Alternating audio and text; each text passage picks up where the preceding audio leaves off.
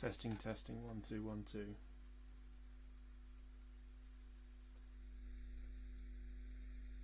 Testing, testing, 1 2 1 2.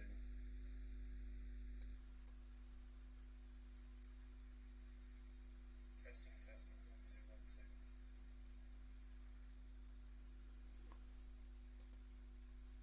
2. Testing, testing.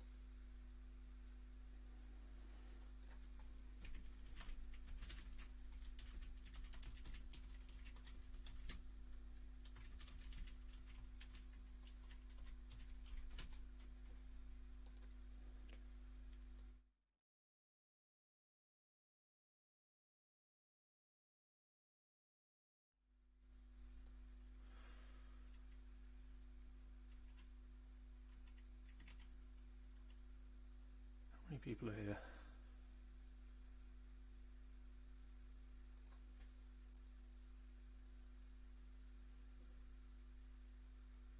Say something in chat if you can hear me.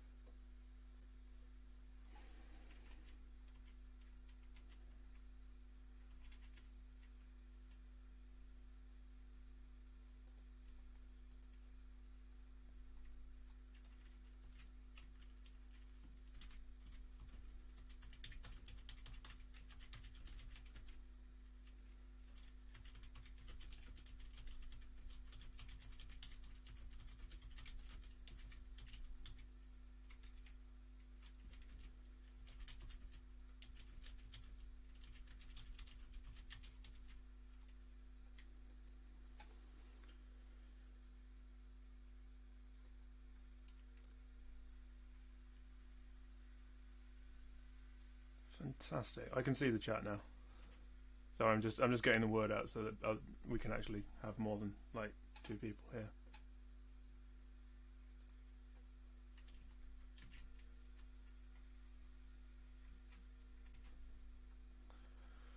Right, time for face. Oosh. Hi everybody.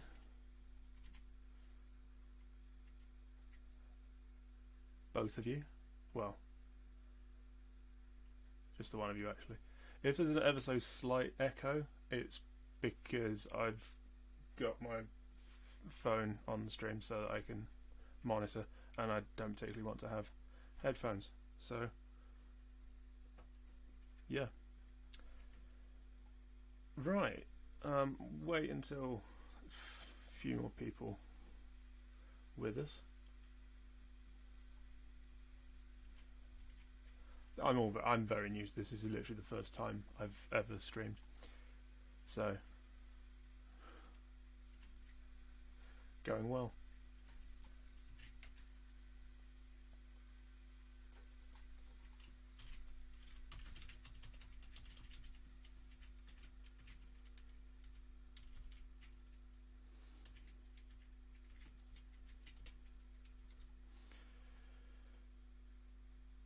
So, how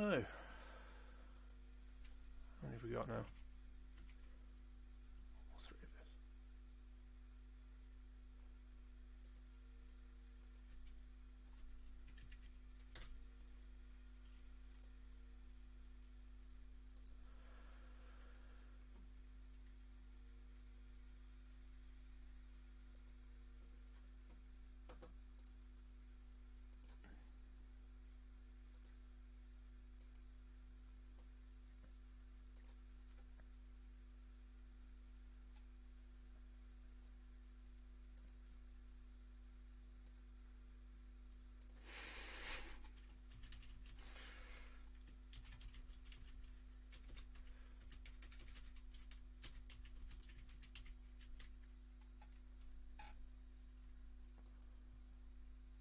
Right, if people can like start spreading the word, etc., that would be massively appreciated. Oh Christ, what horrendous abuse! Right, so I guess this is our merry band of men. As I say, yeah, I'm sticking the word out, so it's difficult to type and navigate the vast quantities of tabs that I have open.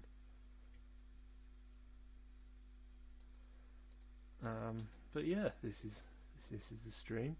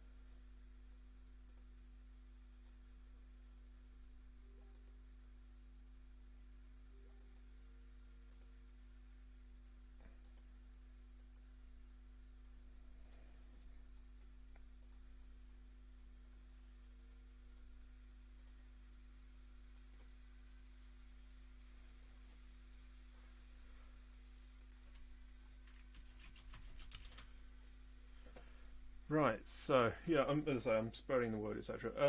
So it's fair to say this is quite an interesting election for all of us. I will be I have been making a few forecasts, so I'll be releasing that in a swift moment, just putting it on the gram.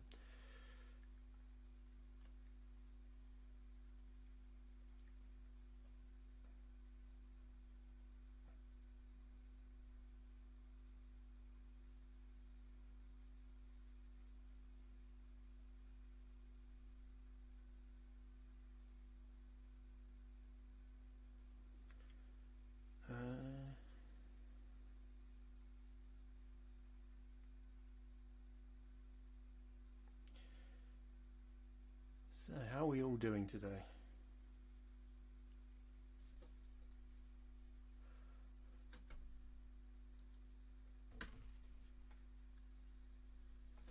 Promise I'm fully professional. Right. So we've got 6 of us in attendance. I'm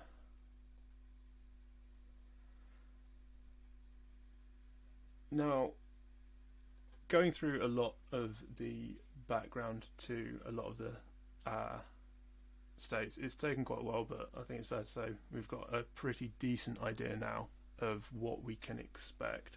Obviously, there's a huge amount to play for. We haven't had any results yet. The first results are due in about 55 minutes, and that's going to be from Georgia. They tend to have a dump of votes quite early on, so we should get that fairly soon. So, without further ado, I'm happy to announce, I suppose, that using all the forecasting I've spent the past few weeks doing, because I am an exceptionally dull individual, that we can predict that not only will Joe Biden become the 46th president of the United States of America, Democrats are also also forecast to take the Senate and retain their hold on the House. I am almost lax to say that the House is even up for grabs, to be honest.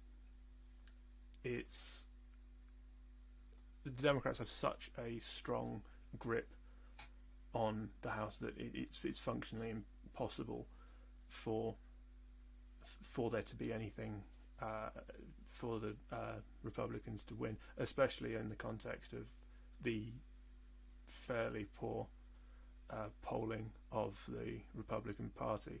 The Republican Party has historically generally done well in spite of the public vote. They've only won in the past 4 US presidents.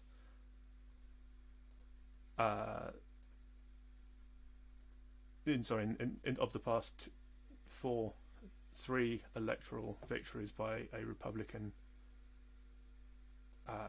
president.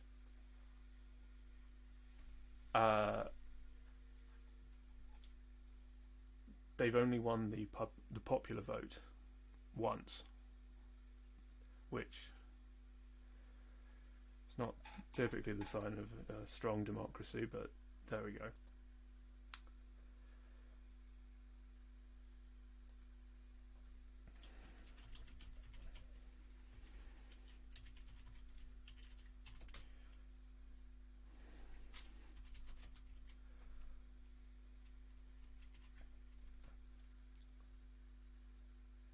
So that's what we're calling at the moment.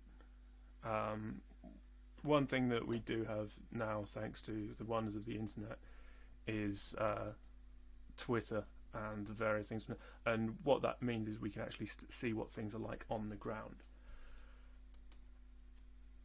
One thing that certainly is being reported, obviously it's impossible to actually get any firm data for a while yet, is that there's certain, like, looking at things that NBC are saying, looking at things that that are being put around, it's not looking like there's been as many Republicans voting today as was expected. There's a number of campaign officials that are quietly upset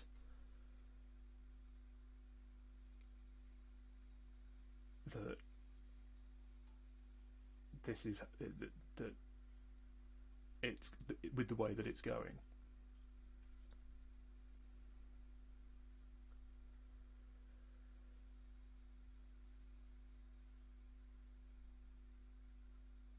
In terms of stories of the evening, in terms of what we can look out for the rest of the evening, it's going to be a challenging evening. There's a reasonable chance that we're not going to have any idea who the president is in the next 12 hours, who the next president is in the next 12 hours. So I'm really hoping that a few things happen just for my own sanity.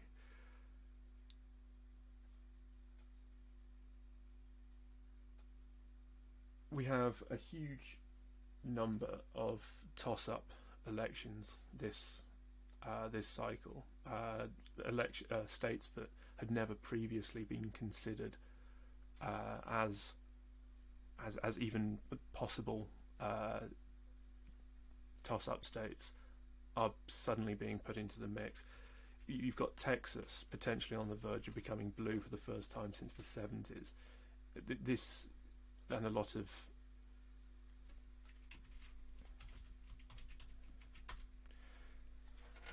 lot of other states. This is relatively untread territory.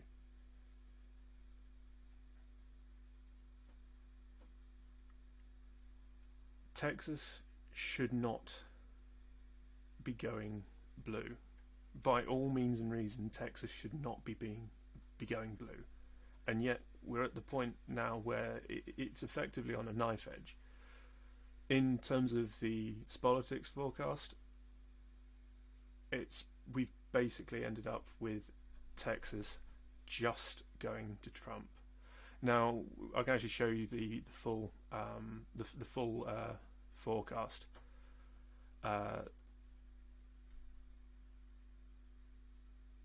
Provided by using the 538 website, for which I do recommend.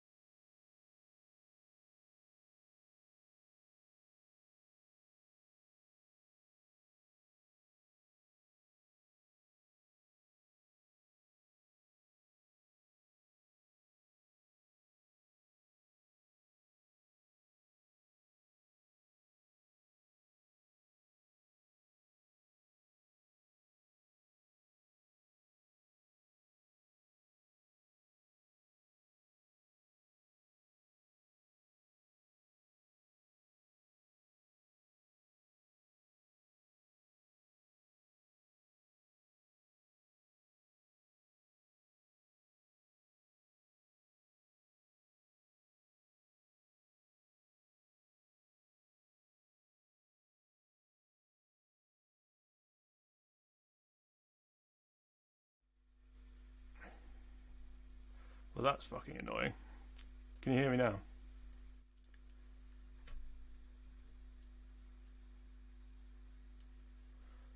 Excellent. Well, sounds bad. Don't know why that went. Anyway, yeah, sound's gone. Don't know how long the sound's been out.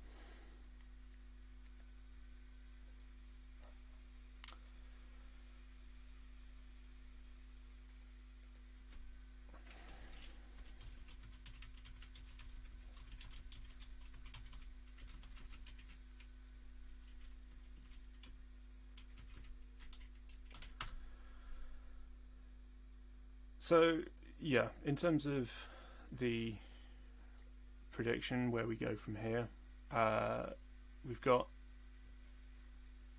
a number of talking points. I mean, obviously, this is just a forecast at present. It's obviously there's been a huge amount of concern and very conservative predictions due to the polling errors that so affected the last election. But in terms of what Donald Trump would have to do in order to achieve a second term, it's simply an unprecedented polling error would be required. There's just simply no real path for a Trump presidency going into a second term at present. Whilst of course we await results, this is, I stress, just a forecast. Donald Trump can still win. This is just the most likely outcome, or at least the most likely direction of outcome. There are a number of potential shocks that we might be seeing today. Most notably is, as I was mentioning to you earlier, the potential for Texas going blue. That is not something that is supposed to happen on a normal time.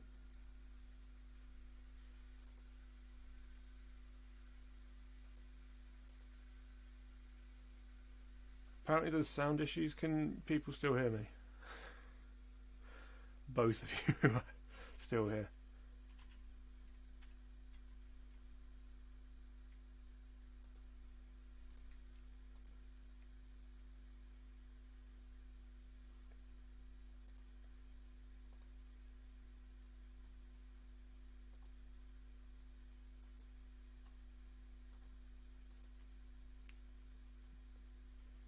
That's fantastic. I think there's a slight delay on what I say to how it goes out. So when I hear that the sound's gone, it's not always going to be instantly picked up.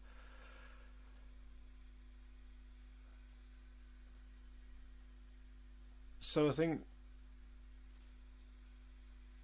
obviously we're quite a while away from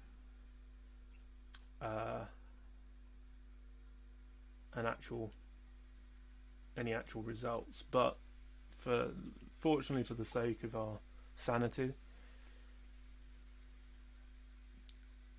4 of the most likely early to declare states are on the great big list of really quite important states, which I've got written on a whiteboard behind me, but I have just realised that you can't actually see that part of the whiteboard. The states that we're going to be mostly looking on are, certainly this evening, are Georgia, Florida, North Carolina, and Arizona. Put simply, Donald Trump needs every single one of those. Now, Pennsylvania is probably the most important state. It's impossible, really, for Trump to win without Pennsylvania. But unfortunately, we probably won't be hearing the results of Pennsylvania until Friday, which is not something that I'm not staying up that long.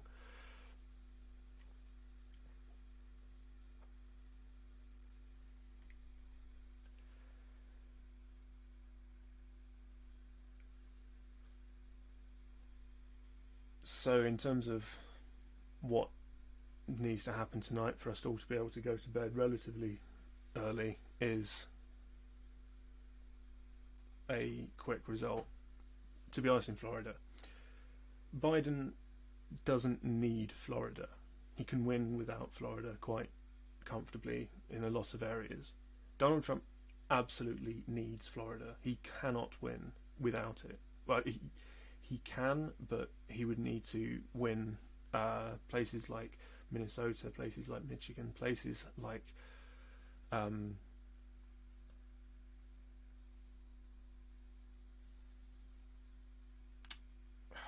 other one. It's going well.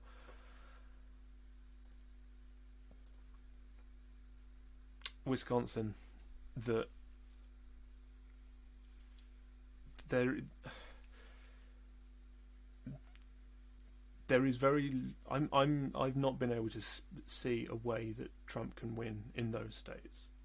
He would need all three of them, and either Florida or Pennsylvania to stand a chance. Ideally both, and also taking home North Carolina, which our forecast has Biden taking relatively closely.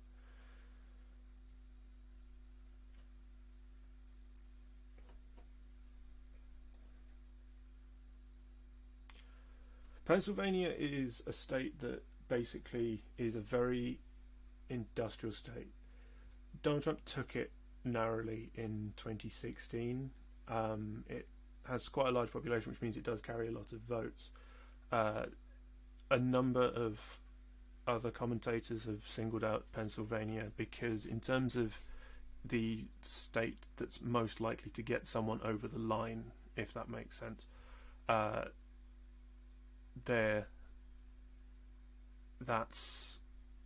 Pennsylvania is a very important state because it comes pretty much in the middle of the 270 electoral college seats votes needed to win the presidency.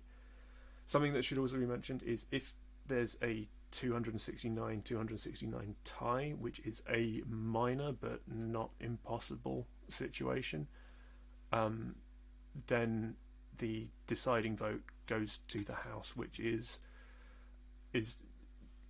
comfortably Democrat. It is currently Democrat, and it looks to be swinging further towards the Democrats, taking well over 220 seats. 240 we've got as our approximate forecast.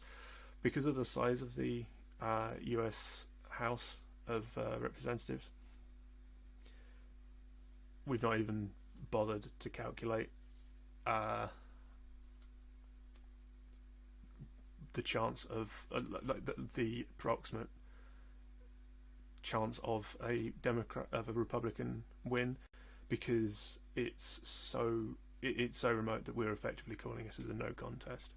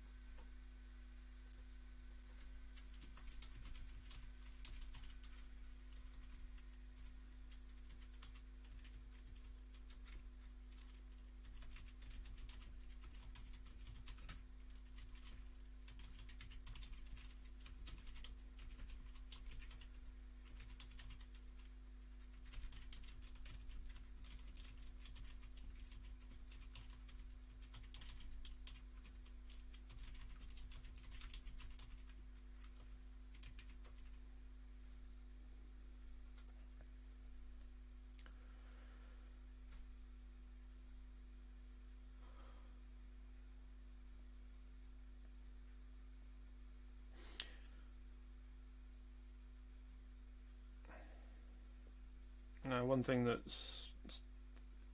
that we do have in terms of data,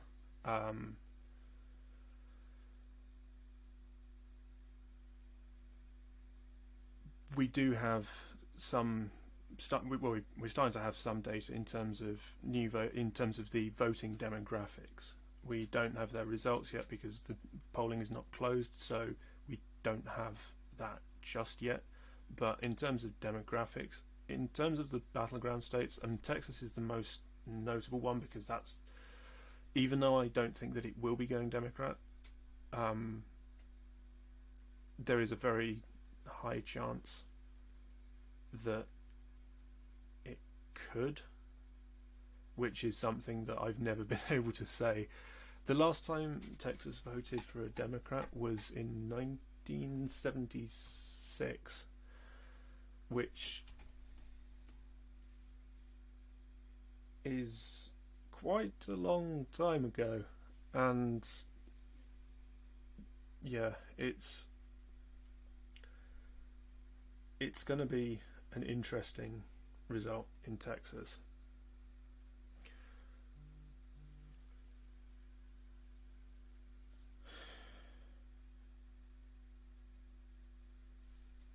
But in terms of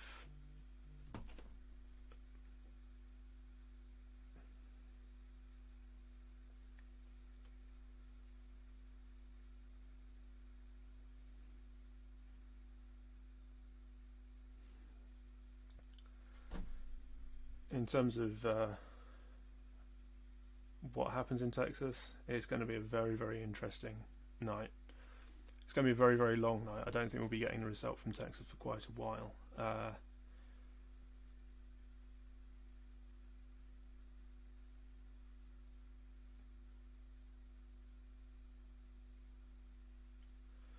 And one thing that we are getting reports of is there's been a number of robocalls, as I say, automated phone calls going out to voters going out to US voters in both Texas and Florida, basically warning voters to stay home and stay safe. This is quite a concerning development. We'll update more as it goes on, but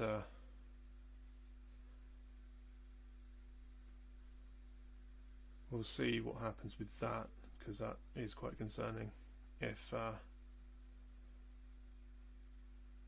that is as potentially true as possible.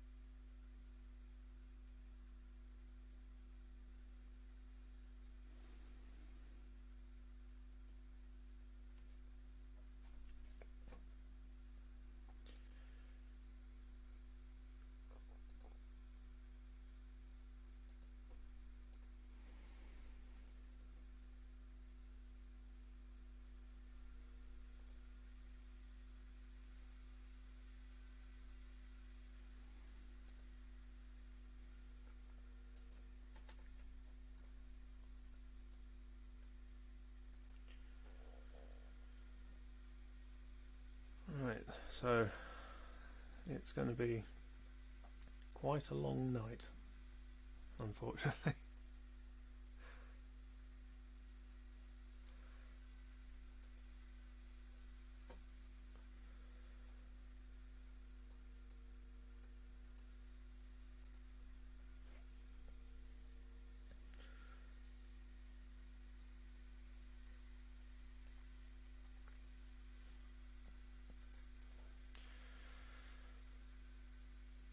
So again, in terms of when we're actually likely to start expecting to get some kind of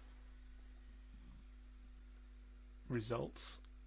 The first state that's likely to declare is going to be Georgia, and as I say, that will be in about half an hour. When I say declare, like the first batch of results, there is potential that that might be sufficient for there to be a declared winner, but at this stage, it's going to be a very interesting one to see what happens.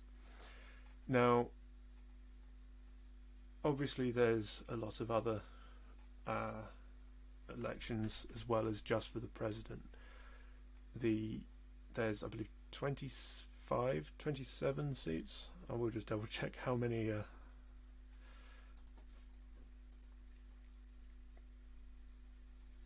There's 25 seats. Sorry, there's 25 seats in the U.S. Senate going up for election today as well. Now, more of those are Republican than Democrat. So the net result of that is that the Republicans have more to lose than Democrats. Now, this typically means that it's more likely to flip, but the interesting thing in this election is where those predicted flips are likely to happen. There's some lack of surprises, such as Maine. The incumbent Republican there while she is among the more liberal of the Republican Party, Susan Collins. Republicans and Donald Trump is very not popular in Maine, I think it's fair to say.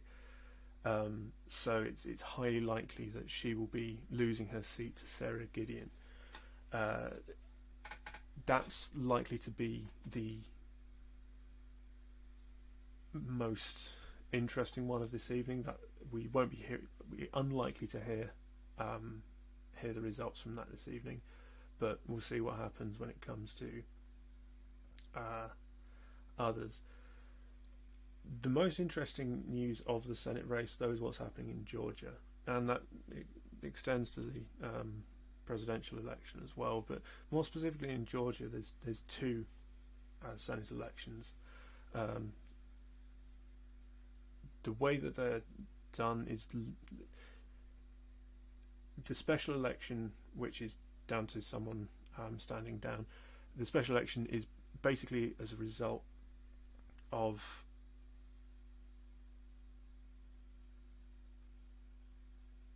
the way that that particular election is done through basically a mixed list. I can't remember the exact term they use in the States to mean this, to establish this, but you have a number of candidates from various parties, well, both parties, and people vote for them all for them in a preferential manner, and then if there's not a clear winner, then there's a runoff.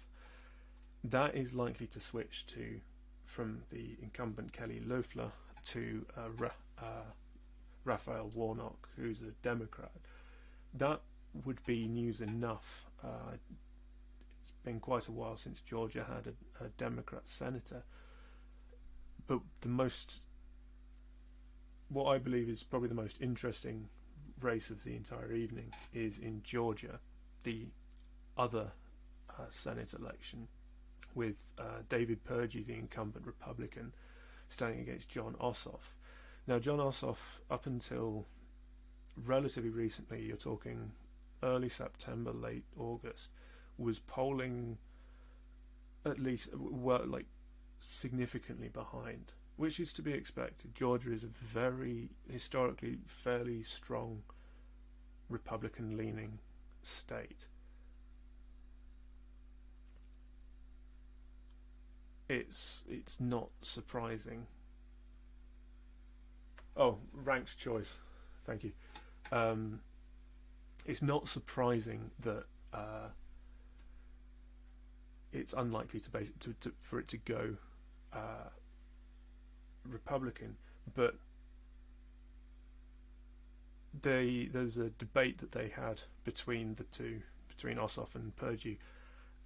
And it's fair to say, I mean, it kind of went viral. I don't believe I can actually show it on stream because it's copyrighted, but it's fair to say that Ossoff absolutely walked through Purdue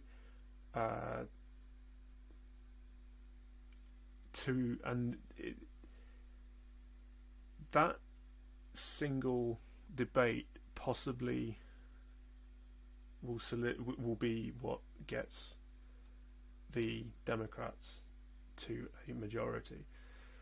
Our modelling predicts a 52-48 majority to Democrats after this election. Obviously, as I again stress, this is a forecast. It could be wrong. It's purely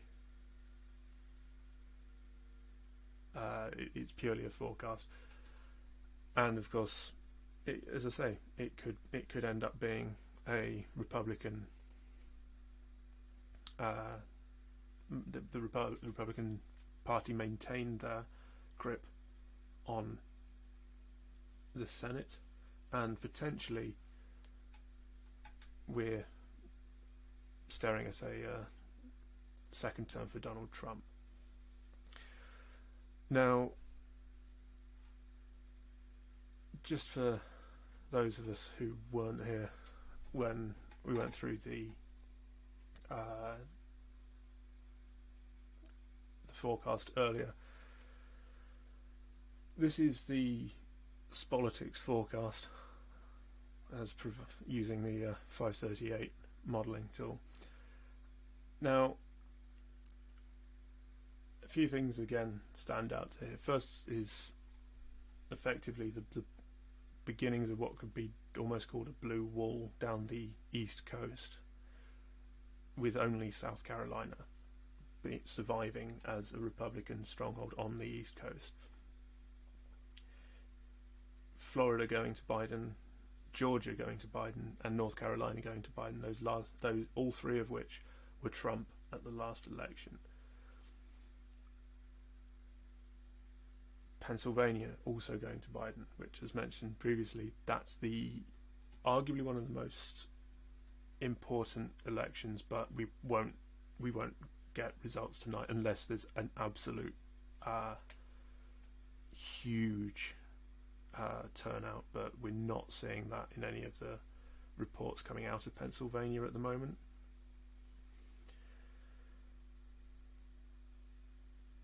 But yeah, we're seeing, as I say, a potential historic result in Texas, which is honestly extraordinary.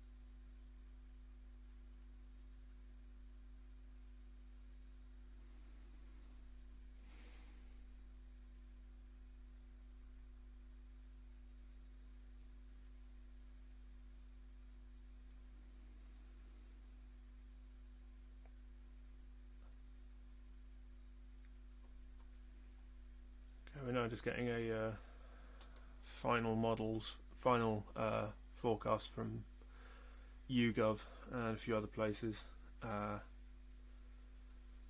They, broadly speaking, agree with the Spolitics forecast of Biden winning North Carolina, Georgia, Florida, with Trump winning Ohio and Iowa.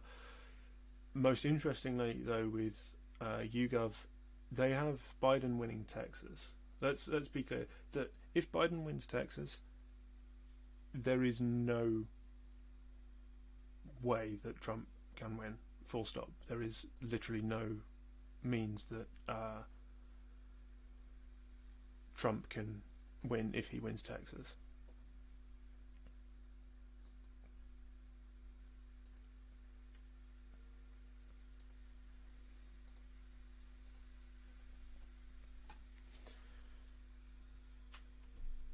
So that is a very interesting potential development if that is the case and that does go as expected.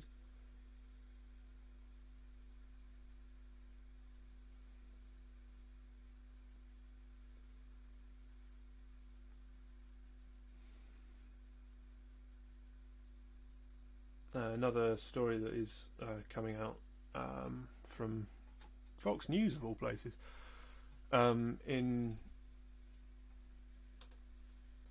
I'm just trying to find what county this is. Spalding County in Georgia, which in 2016 voted for Trump by a margin of 24%. As of what time is it? As of 1:20 local time there, so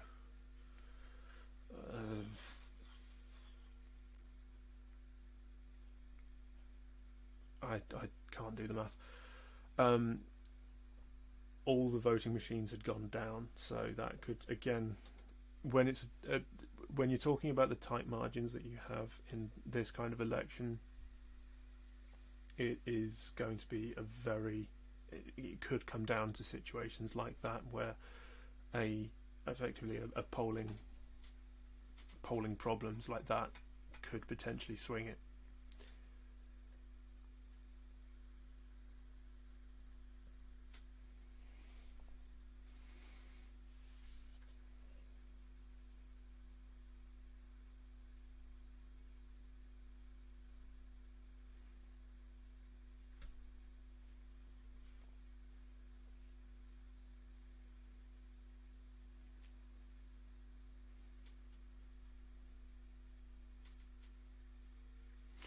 Oh, following on from that story, Spalding County precincts have had their closing times extended to 9 p.m. EST, which would mean that 2 p.m. 2 a.m. GMT. So Georgia might be a little bit slower on results.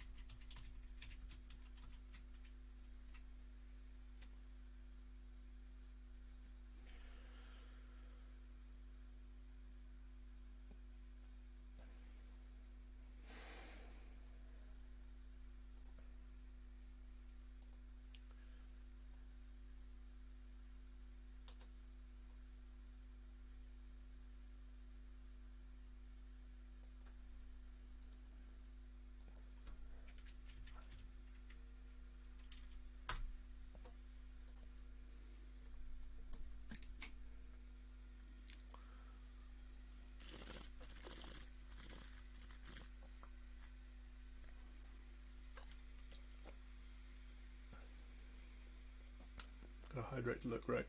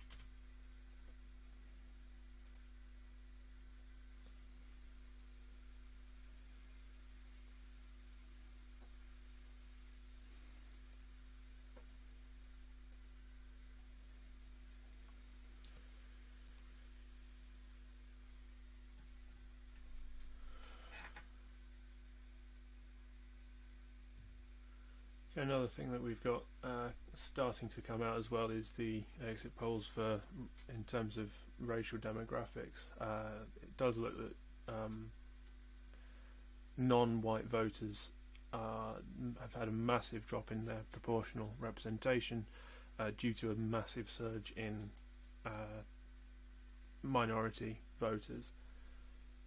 This is again something that was predicted, but at the same time is still unprecedented when it comes to electoral participation in national elections within the United States.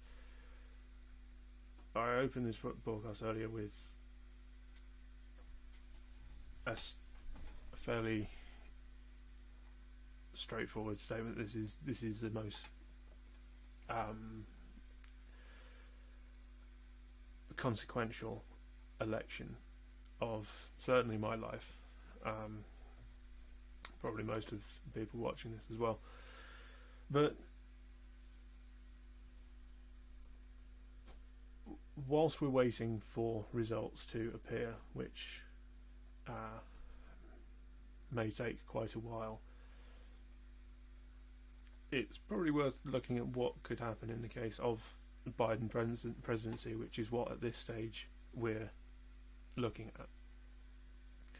In terms of the major things that are likely to happen if both the if the forecast is correct and Joe Biden becomes the 46th president of the United States and the Democrats take the Senate whilst maintaining the House. One of the things that was on the 2020 platform was the idea of making DC a state. Now, this would basically mean that we have a new flag for the United States, but also basically as a result, because we then have 51 states. Now, one of the other elections that is taking place this evening is the election for is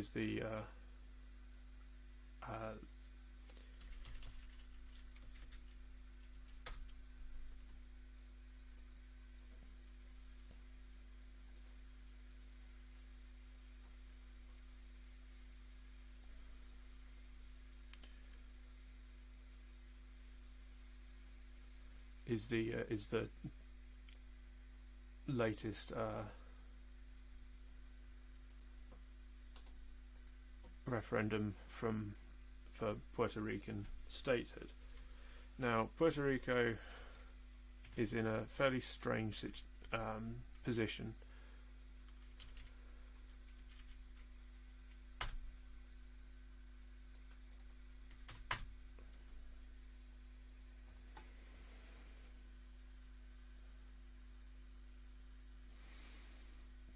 In that it has no senators and has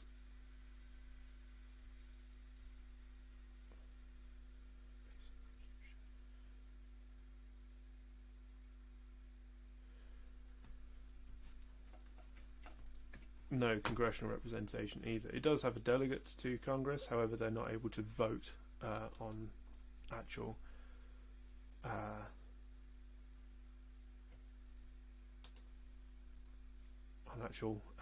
legislation.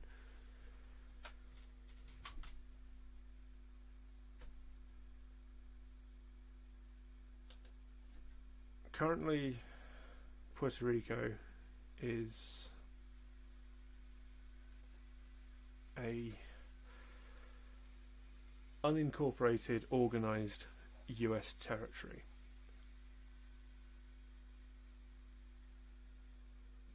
What that means is that whilst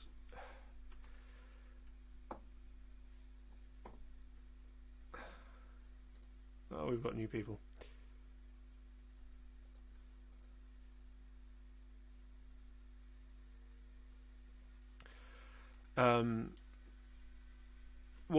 In terms of the likely outcome of the Puerto Rico referendum that's also taking place today, and I completely missed because it wasn't on any of the electoral listings that I've been using in researching for this.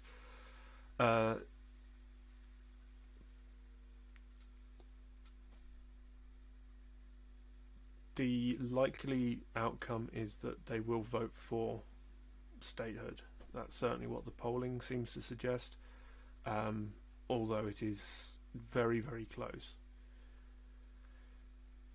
What that would mean is, in combination with DC potentially becoming a state, is that effectively we then have, for the first, we'd then go from having 50 states to having 52 states in a fairly short amount of time. No, they wouldn't lose their US funding. They basically get the same. There may be like some differences. It will be a different source of funding. They'll get congressional funding, but they'll be able to have a say in how that is allocated. Additionally, Puerto Rico would be considered, if it became a state of the Union, you'd have a new flag for the United States. You'd have 52 states, because I mentioned before, DC is also,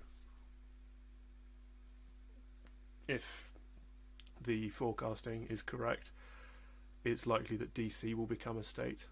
That is part of the official Democratic platform. A Democratic platform is what Americans call manifestos, because they don't really have parties in the same way as literally every other country on the entire planet. Puerto Rico has always been left very much up to the Puerto Ricans. DC is a very interesting case because it has the people of DC vote for the president. They vote in presidential elections, but they don't have senators to represent them. They don't have congressmen to represent them.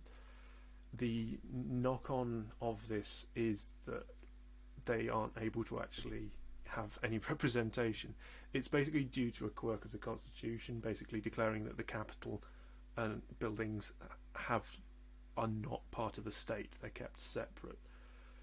What will likely happen is effectively the federal areas of DC, so the Capitol building, Houses of Congress, those bits, the only bits that people ever go and actually see when they go to DC, because other than that it's not the kind of place that you'd necessarily want to go to. They become basically a shrunk version of the federal capital area, whatever you want to call it. That would then the remaining areas, which is a very small territory, would become a new state. Whether it would be called the District of Columbia, there's a lot of suggestions flying around. There's one I saw naming it after Frederick Douglass.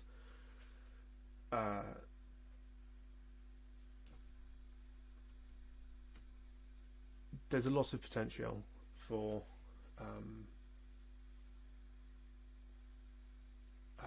where we can go with this, but at the same time it is all postulation at this point. But one thing that can be said is that if the Democrats do get in, DC statehood do get in, and also crucially control the Senate, they need that Senate control in order to get DC to become a state. DC is the current strong, when it comes to presidential elections, is the strongest Democrat voting area in the country that has its own, it has control over its own electoral college votes. The knock-on effect of that being you're likely to then have two Democratic senators, because every state has the same number of senators but different number of representatives in the House of Representatives. They would get two, most likely two seats in the electoral college. But the more interesting one for a lot of people is what happens with Puerto Rico, because that's kind of, for the Brits watching, Puerto Rico is kind of like the Channel Islands is to the UK. It's kind of ours, but it kind of isn't, but it kind of is, but it kind of isn't. Puerto Rico, as I say, they do have congressional representation, but there has been a strong movement to make them become a state. But again, they'd be very, very strongly Democratic leaning, which means that you then have 4 new, most likely Democrat senators, which from our forecast would mean that you'd end up with 56 Democratic senators versus, I think 56. Yeah, 56. I just had to check the forecast. 56 Democratic senators to the Republican 48. I do take notice of these things. Yeah, actually I'll stick it in chat, stick the forecast in chat.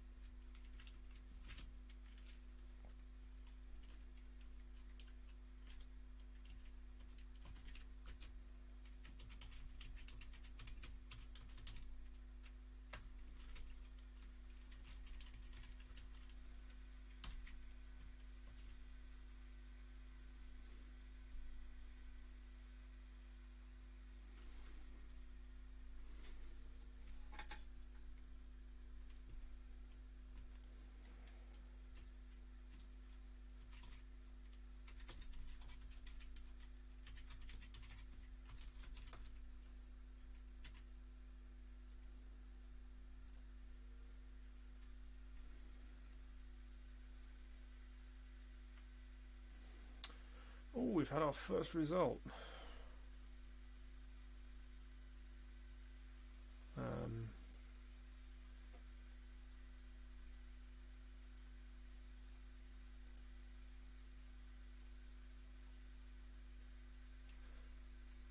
Okay, Trump has taken Indiana.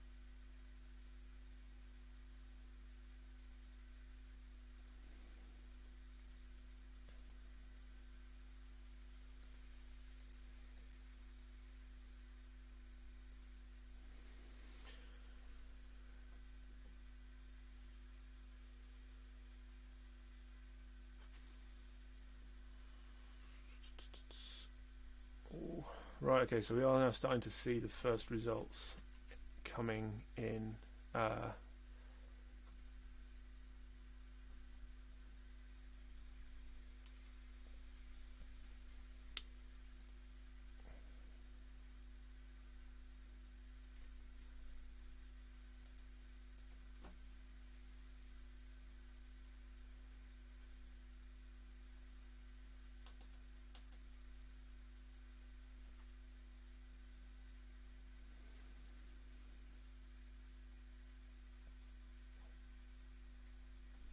Kentucky is also incredibly likely to go to Trump as well.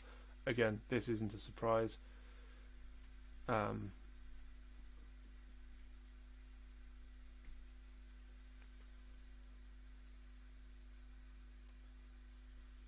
It's a historically exceptionally solidly Republican state. If there was any doubt on that, it would be very much the story of the evening. So yeah, there's no change to the Spolitics forecast.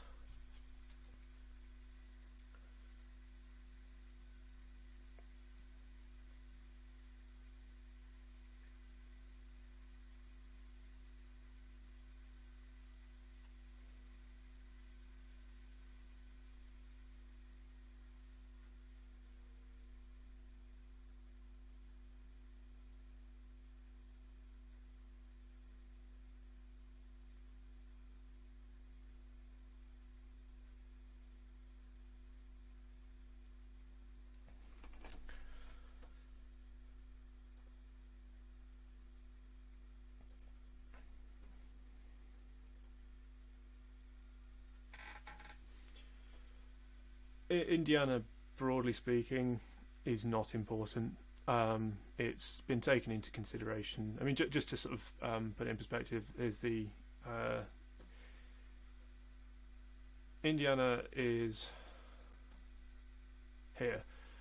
So this is the Spolitics forecast. So Indiana was forecast to go to Trump anyway. Kentucky is where's Kentucky gone? There's Kentucky. And Kentucky's just south of it. Again, none of this is unexpected. In terms of upcoming, you've got Georgia, you've got Florida. Those are the ones that most sort of important to watch.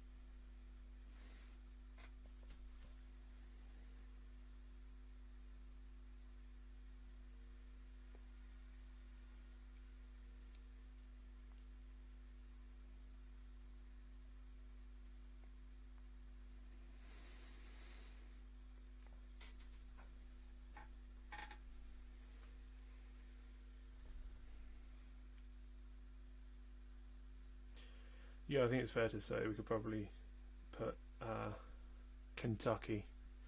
Kentucky is 14% counted at present, but I think we can comfortably say that that's still going to be going. Trump, nothing surprising there.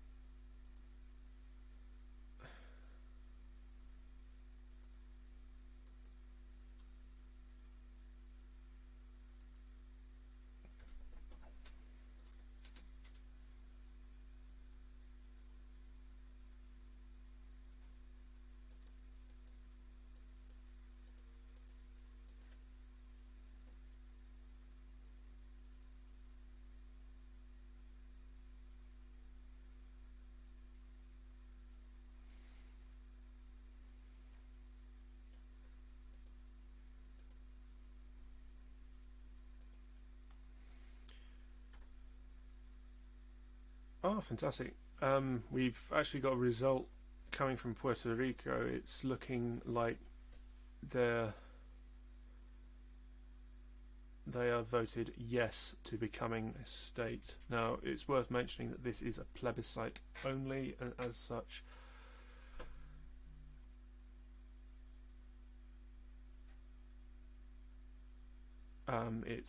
it's not binding, but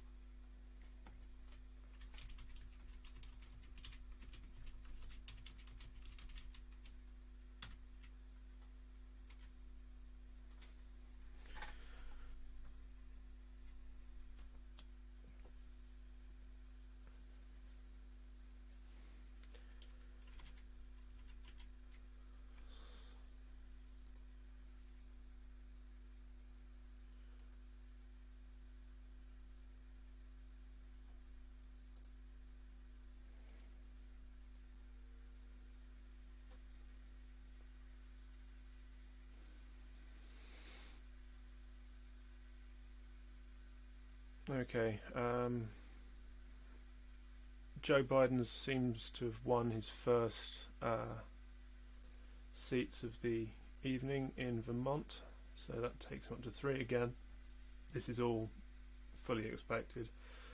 Vermont was extremely strongly, in fact it's the second most strongest Biden leaning electoral constituency.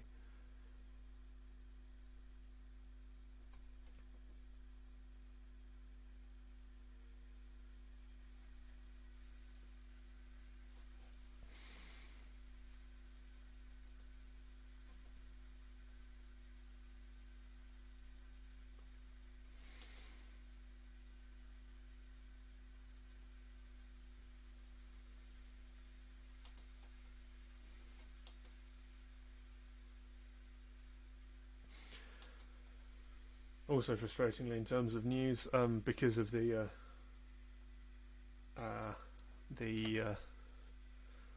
issue at the last election, it's going to be very likely that most of the US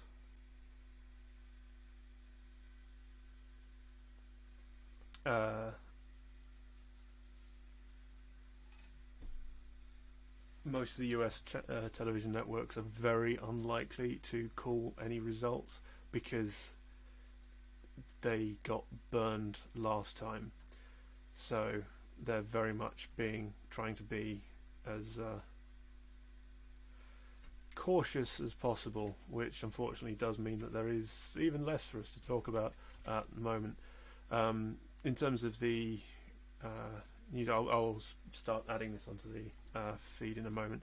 In terms of Puerto Rico getting a fee, it doesn't get to vote on presidential elections. They're effectively having a vote to become a US state. So instead of there being 50 states in the Union, there would be 51. However, if the Democrats are taking the Senate as well, part of the Democratic platform is that DC would become a state. So in actual fact, you'd have DC becoming a state and also Puerto Rico becoming a state as well. So you've got a quite considerable potential change in how everything is in the US constitutional makeup. That is potentially going to be a huge change going forward as well. But as I say, the Puerto Rican election is just a plebiscite, so it isn't absolutely going to happen. It does depend on what happens in the rest of the evening. But yeah, let's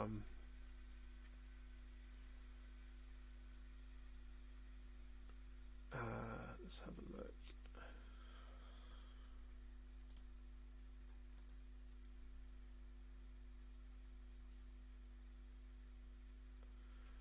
It should be mentioned that the those results I mentioned earlier for Puerto Rico, they are unfinished as of yet. There's still a large number to count.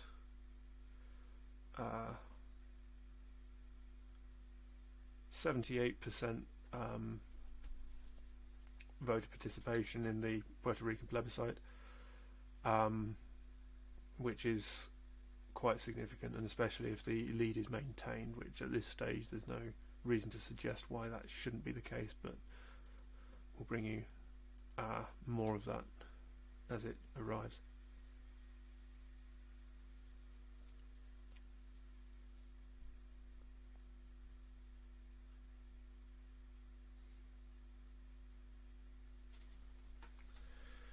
Another interesting thing as well that's come out is Marco Rubio is US Senator, Republican Senator for Florida, is predicting a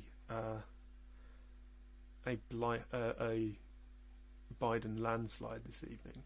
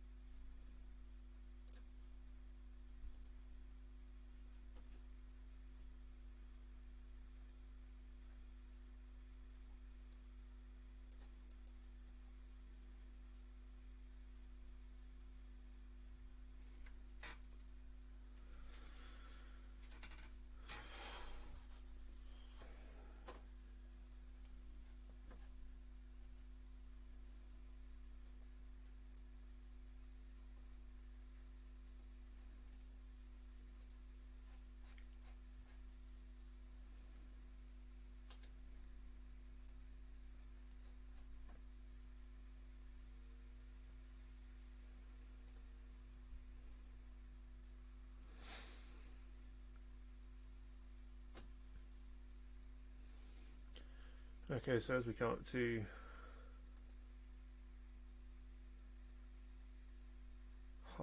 midnight,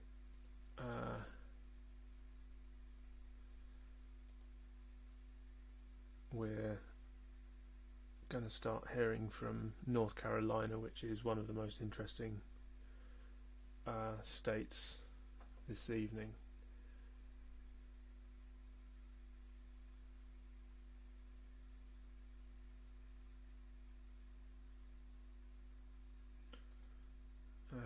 Seeing reports that they're closing already, but I suspect that's just a timing difference.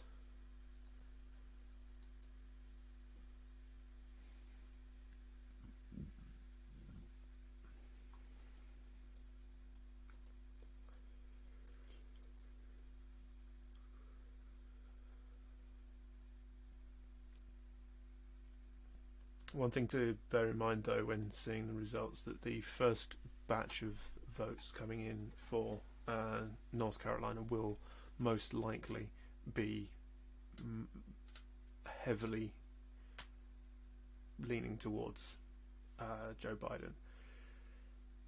This is because there will be almost entirely mail-in ballots and early and absentee ballots. Excuse me. The crucial difference with those is that they're going to be much more likely to be Democrat leaning than Republican. So what's likely to happen is we'll have a large swing to Democrats. Then as the votes on the received today begin to be counted, we'll start to see a swing back towards Trump. The question is whether Trump can swing it back far enough. That's the crucial question. That's basically the key to all of this.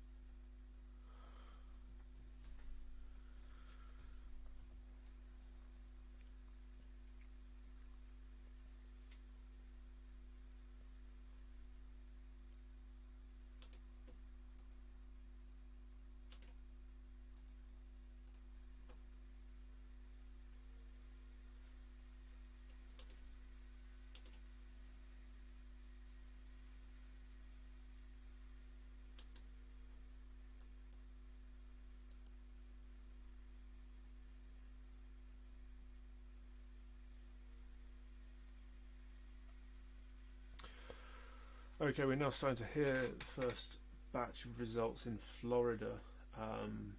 57% have been counted so far. Joe Biden is currently ahead. Just to reiterate, if Biden takes Florida, there is functionally no means for Donald Trump to become president.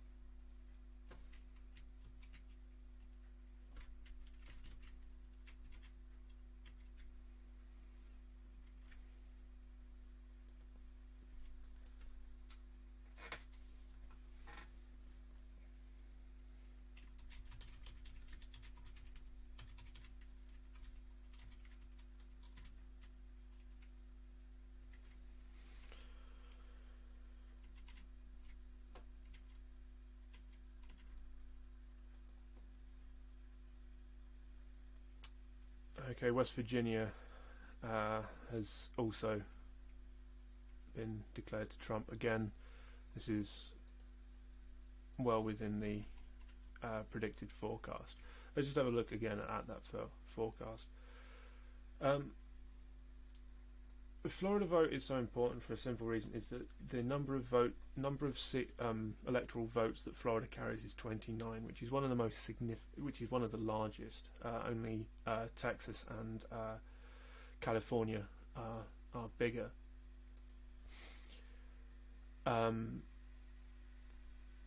Florida is also very much a tipping point state in many ways, because it's so large, but it's also because of the demographics. You've got a combination of very cosmopolitan, typically Democrat voting people in the south of the country. You've got a very large Hispanic population, which traditionally has voted recently has voted mostly Republican. And also in the north of the state, you've got a large rural population as well, which again typically votes Republican. But because it's always been quite a balance, it has been it's typically the state that decides a presidential run. If you can win Florida, typically you're going to win the country. And Biden being ahead in Florida is extremely good news for the Biden campaign. Mostly because of that. In terms of the Senate race, certainly there's no sort of particular competition for the Senate race in Florida. In fact, neither of the two seats within Florida are up for re-election. So again, we're not really looking at most of the Senate seats. We're not really taking particular notice of, because a large number of them are very safe seats. For example, like there's functionally no way that Massachusetts are going to elect a Republican senator, for example. But the interesting ones again are Georgia. Georgia is very much the state of the evening when it comes to what's going on.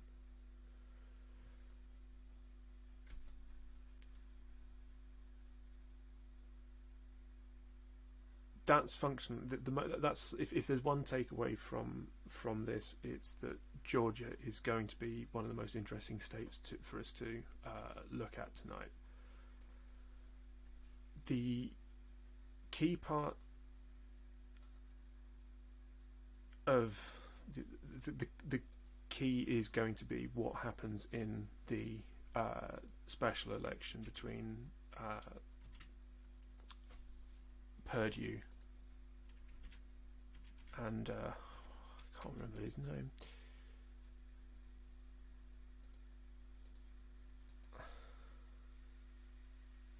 Ossoff.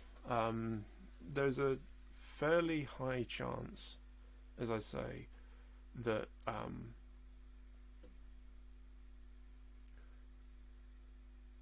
that both Georgia seats will go blue. But both Georgia Senate seats will go blue. That I don't think has happened in many decades now.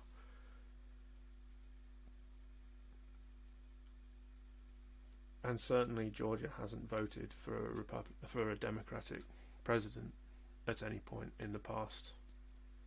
I think the last time was 1992. Before that, the last time before that was 76.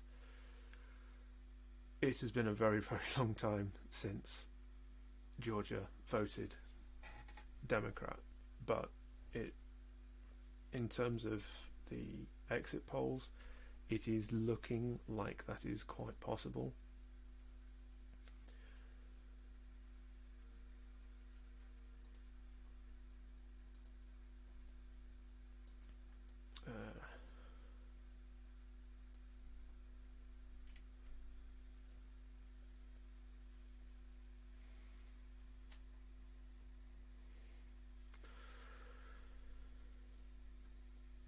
Now, one thing that is very much apparent is the size of the turnout today. The turnout is absolutely unprecedented. This is by far the largest turnout in modern American history. Now, if in terms of how this benefits the various parties,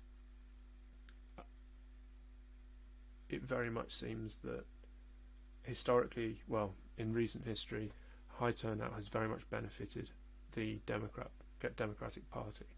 Well, that's one of the reasons why the Republican Party has historically attempted to restrict access to voting, to push it towards it being a privilege as opposed to a right. Because of this, a lot of commentators are seeing the high turnout as being something that's very beneficial for Joe Biden. However, this is not an ordinary election. We cannot stop emphasizing that enough. Things that previously made sense no longer necessarily make sense. Donald Trump is an incredibly divisive candidate, probably the most divisive candidate in modern US political history. As such, whilst he may appeal to a not huge, whilst he won't necessarily appeal to the majority, he will have a very strong core, which means that potentially that may be part of the increase in turnout, especially given the background of COVID. We're in a very, very strange state. The New York Times is giving Trump a 93% chance of winning Florida.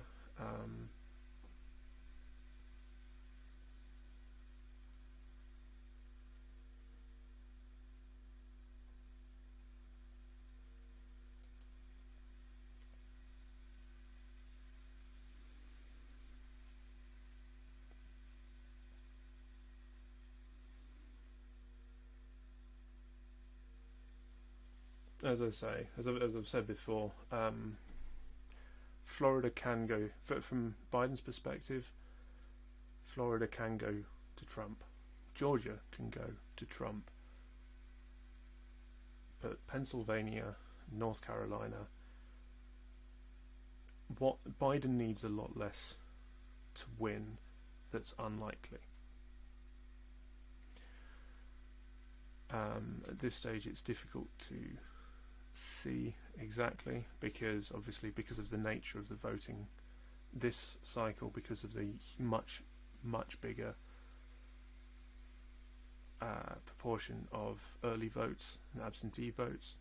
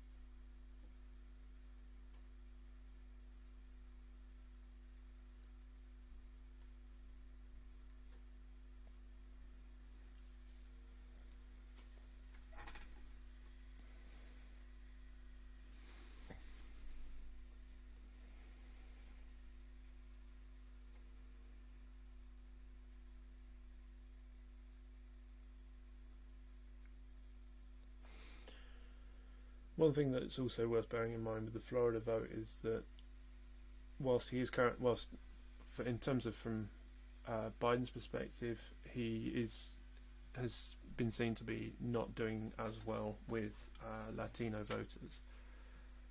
As such, there's a lot of results starting to come out from various counties in Florida that are starting to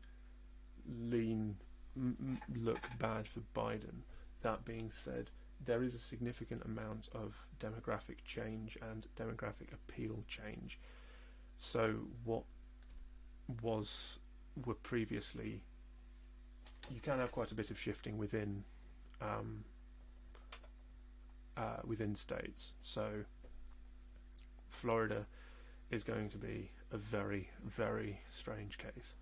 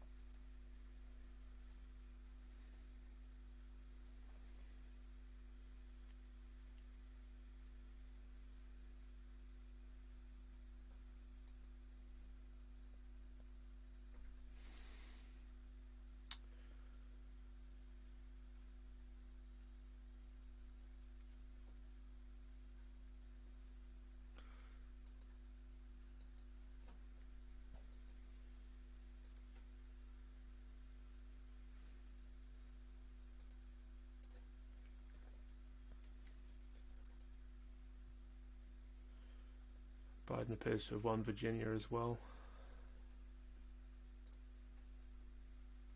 So, technically speaking, Biden is currently ahead 16-13. However, it is still very much too early to call.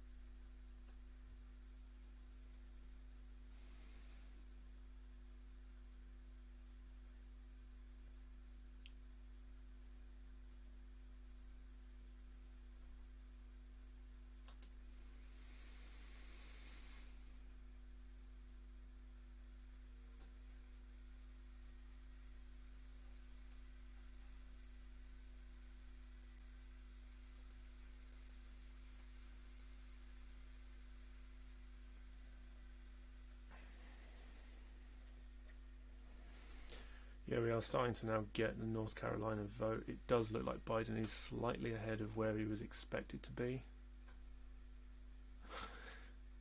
The Puerto Rican election website has crashed again.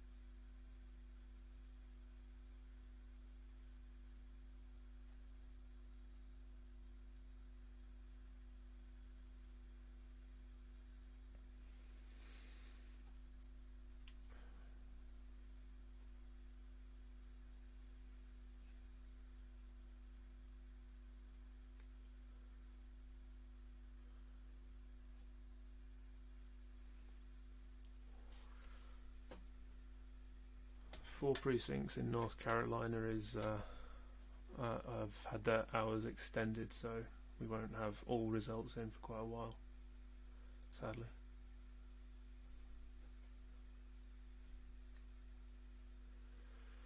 Yeah, I mean, that's in terms of the Florida vote, that's the most likely thing that's going on. Donald Trump has basically been really going for the Latin vote, and particularly the Cuban vote. If Trump does take Florida, which at this stage is looking possible, then there's again needs to be serious questions asked about how the Cuban vote in particular was captured.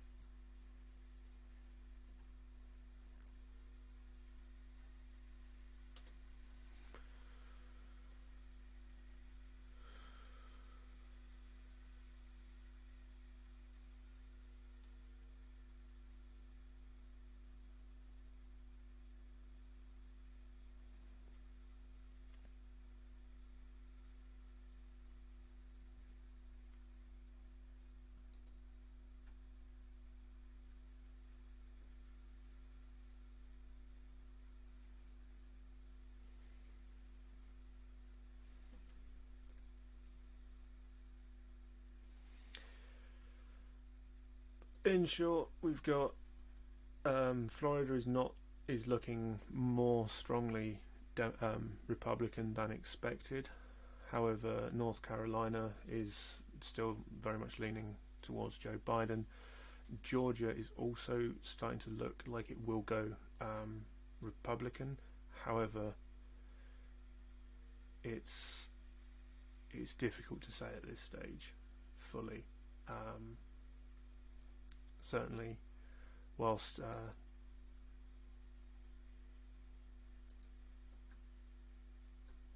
Florida is still just about leading Biden, it is likely to switch to Trump.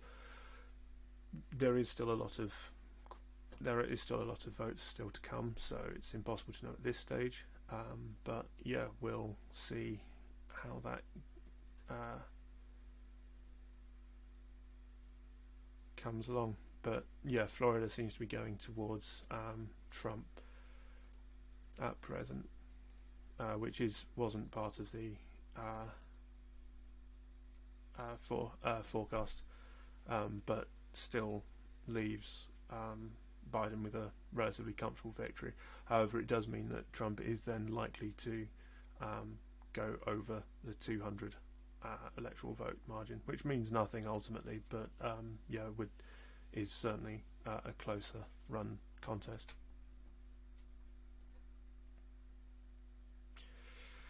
Not necessarily an upset in terms of where we are with what seems to be the likely outcome. It seems to be within margin of error for polling.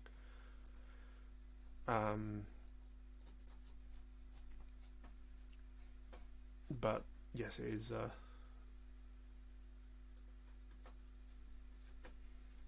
in terms of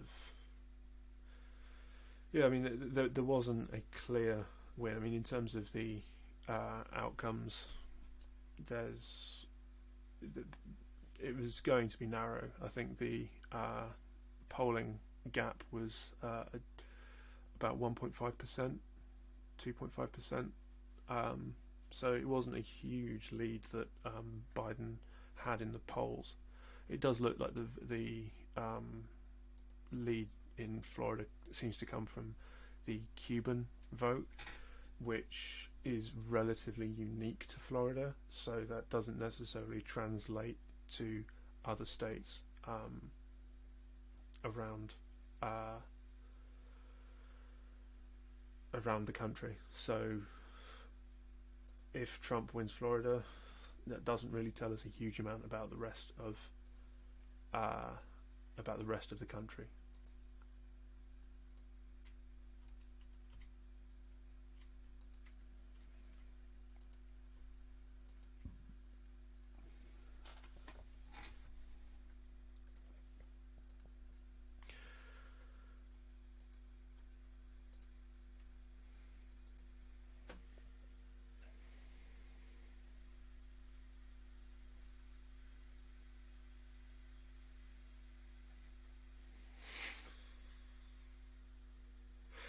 If you want some more amusing news, though,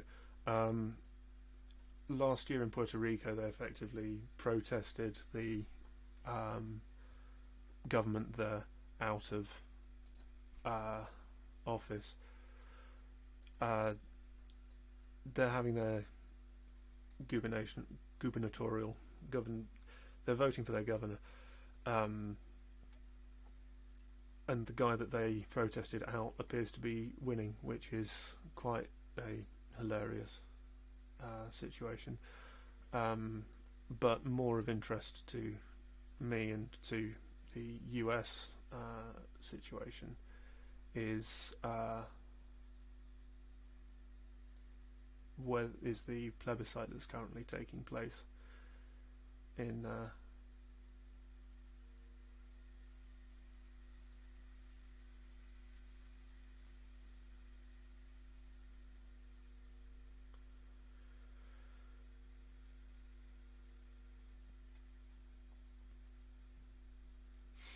in terms of Florida, it's looking like Florida will go to Trump at this stage. but again, the margin of error is approximately 5%, 4%, which, whilst large, is not unheard of. So again,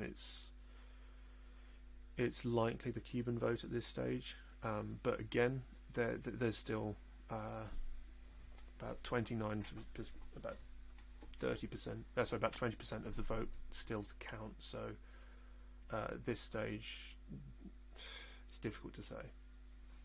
It's going to be tight, whatever happens.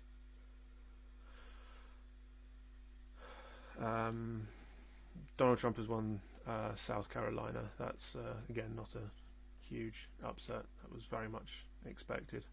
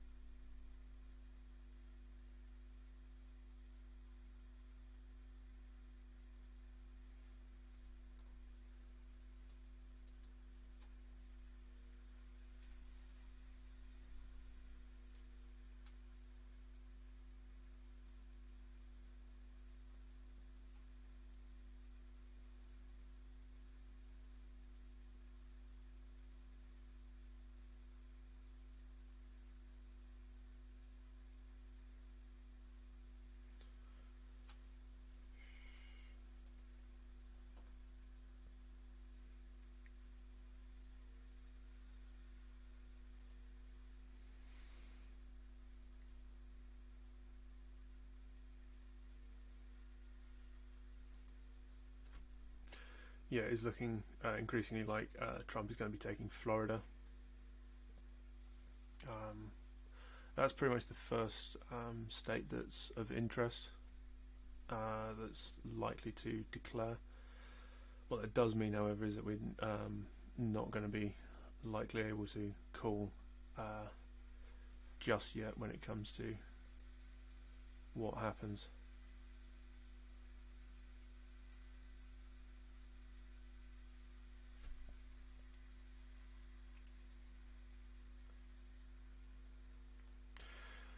It is again worth pressing that Biden can win Florida, can win the presidency without Florida. Donald Trump needs Florida to win.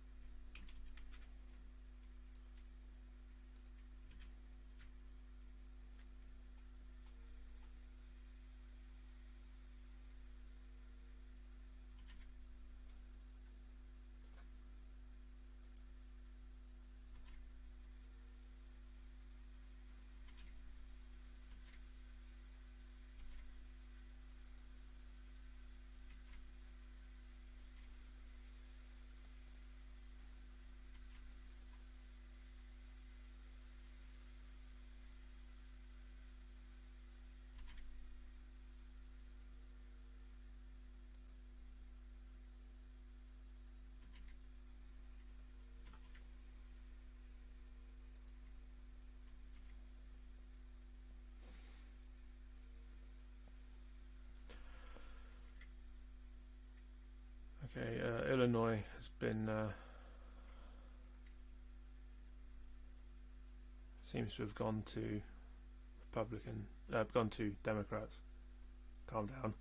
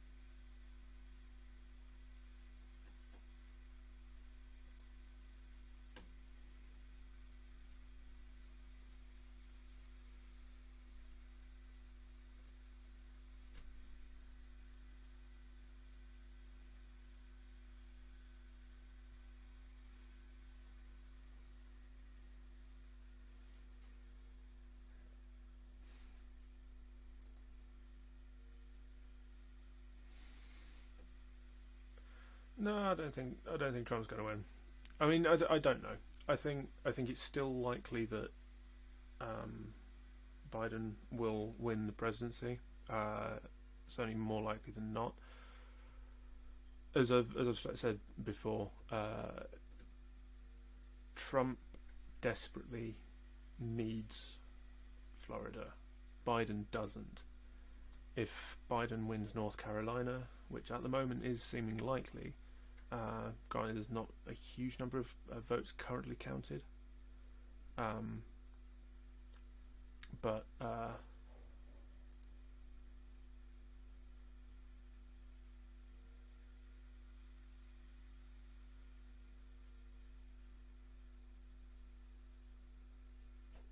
we'll see.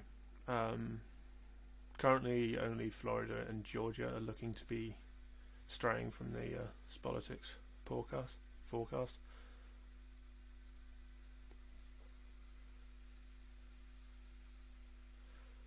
Although one thing that does seem to be slipping a lot of people's attention is Texas. Texas is just coming up again and again and again in mentions of it being one to watch, which is not one that certainly I was considering.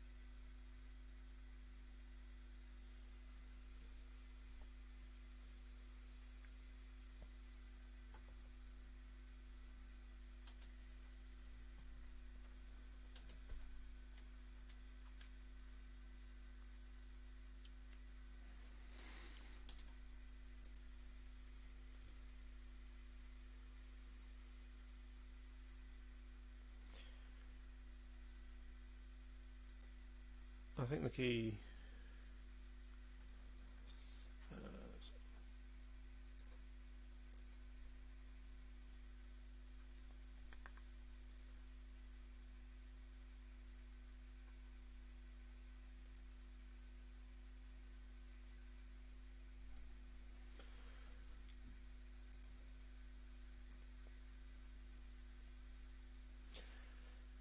Yeah, I think one thing that is worth mentioning is that just because people seem to think that if there's a polling error in one state, that there's going to be a polling error the same way in every other state. That's certainly something that's very important to notice, to understand, is that it's not a national poll.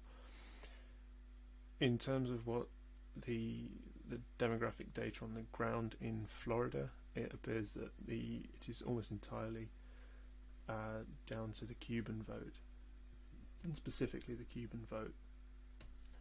When it comes to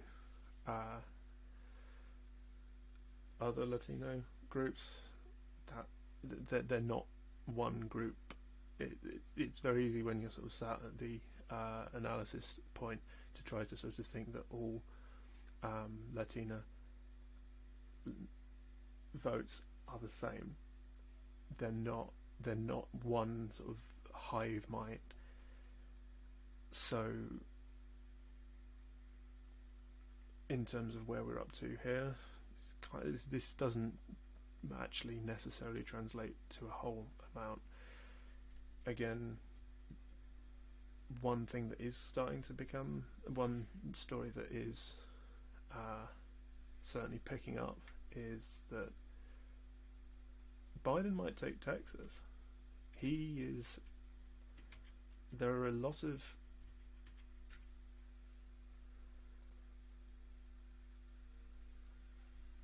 things I'm saying that suggest that Biden is doing a lot better in Texas than anyone gave him credit for, rather.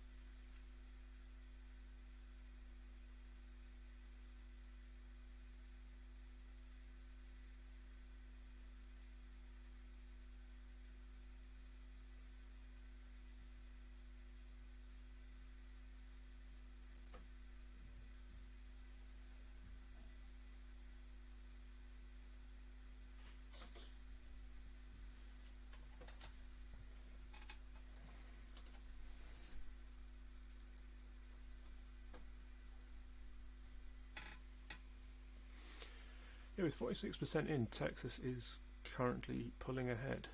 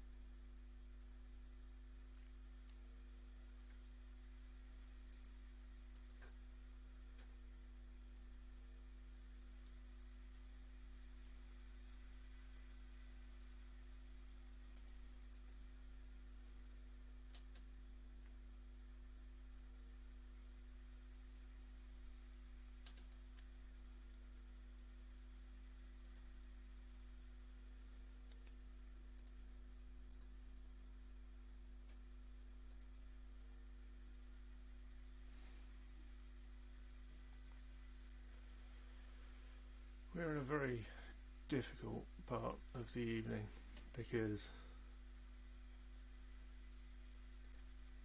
not a lot is going to be announced for a couple of hours.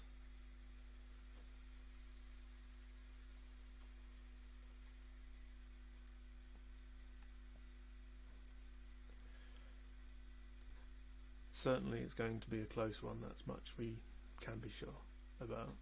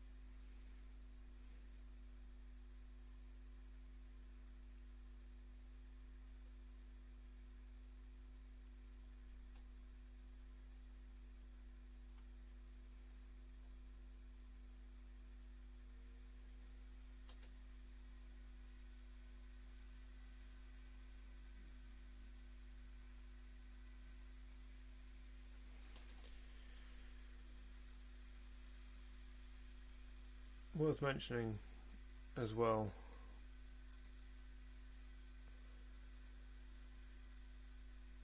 Fox News currently has Biden winning in North Carolina, Ohio, Georgia and Pennsylvania. He takes, to be honest, any one of those and he's likely winning. So far there's not been any dramatic surprises in terms of votes, in terms of states that were expected to go, heavily expected to go one way and have gone the other. Florida, obviously, in terms of the initial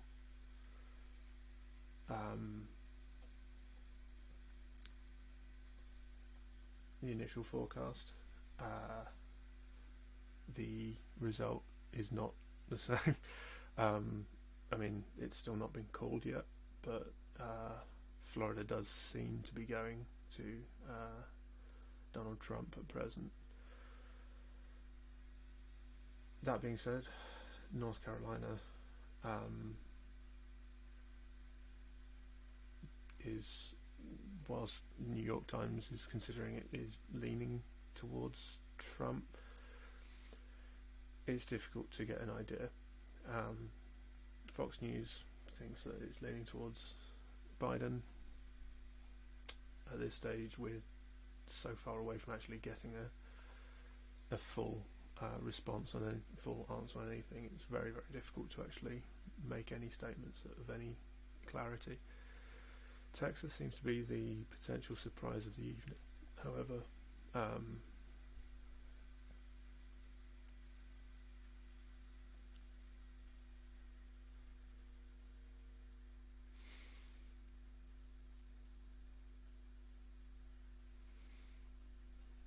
BBC is, as always, more conservative than you can possibly imagine. I don't think they've scooped anyone on anything ever.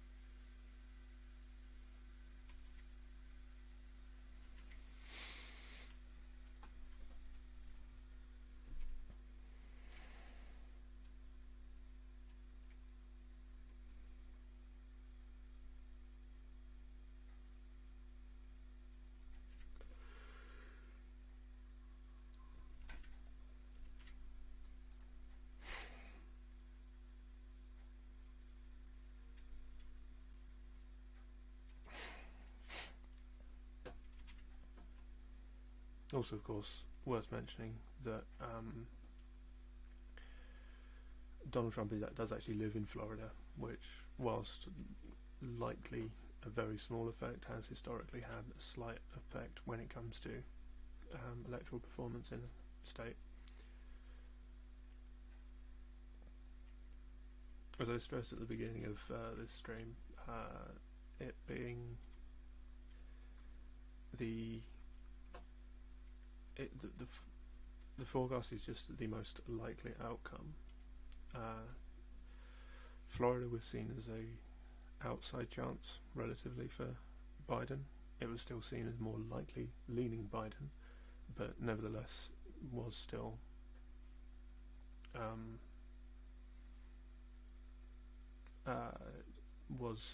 one of the outstanding ones. Biden should be more concerned if, for example, Minnesota, Wisconsin and Michigan, if they start looking like they're going to be going red, but we're not going to hear from them for quite some time yet. Michigan is had 15% of the votes in, but it's too early to tell there. Ohio is leaning Biden at present, although it's very difficult to tell at this stage.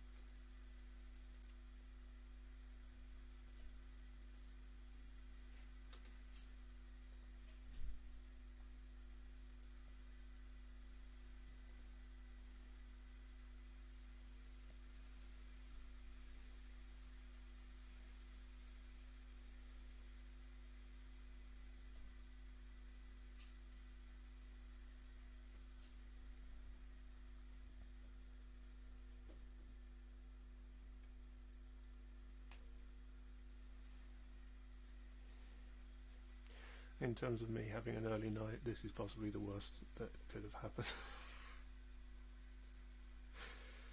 uh,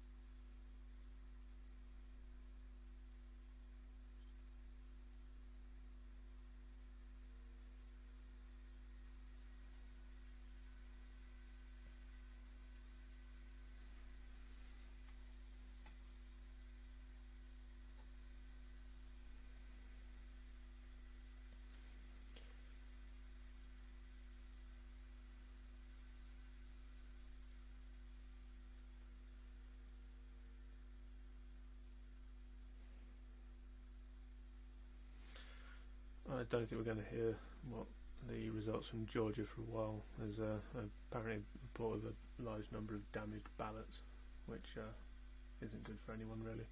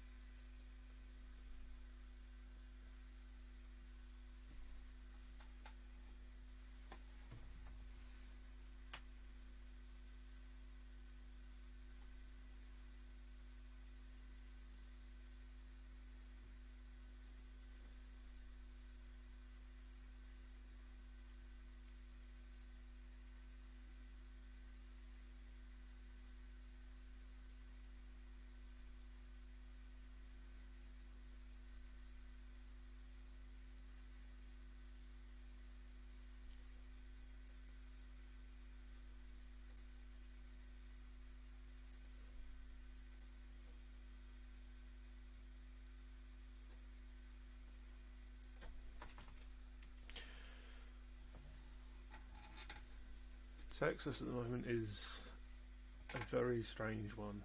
It's because of the way that they announce their results. They don't just do it in bits; they do it in big chunks. So you get sort of it tightening and then expanding and then tightening and then expanding, and basically just designed to give anyone who's watching the election horrendous stress.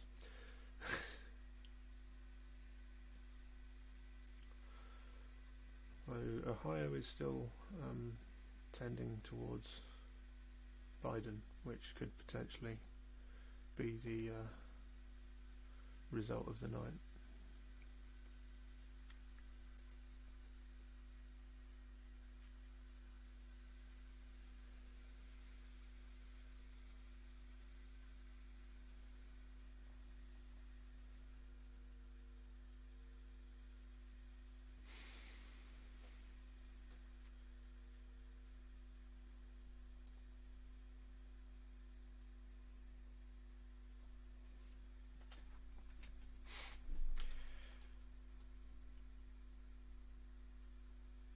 The New York Times is also calling North Carolina as tending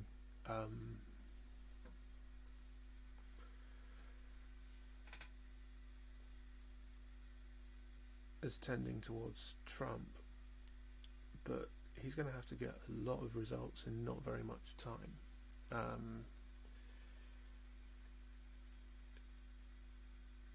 Whilst obviously the on the day voting is more Trump than Biden,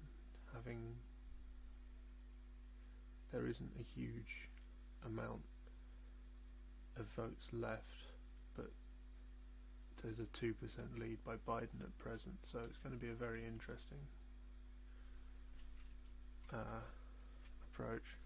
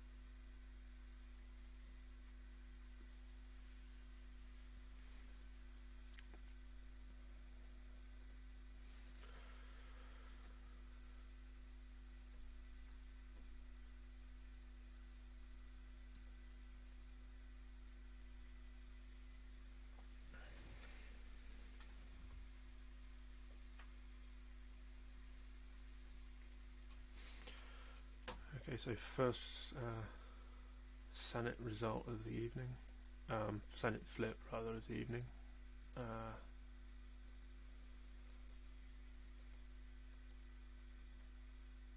The amazingly named Hickenlooper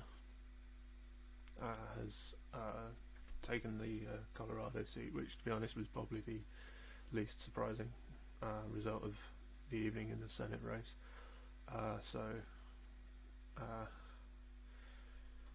Nothing else changing. It's now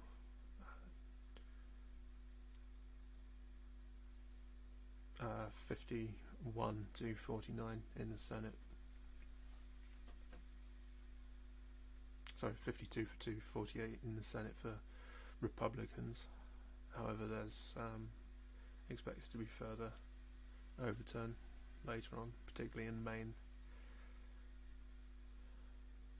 and Georgia as well.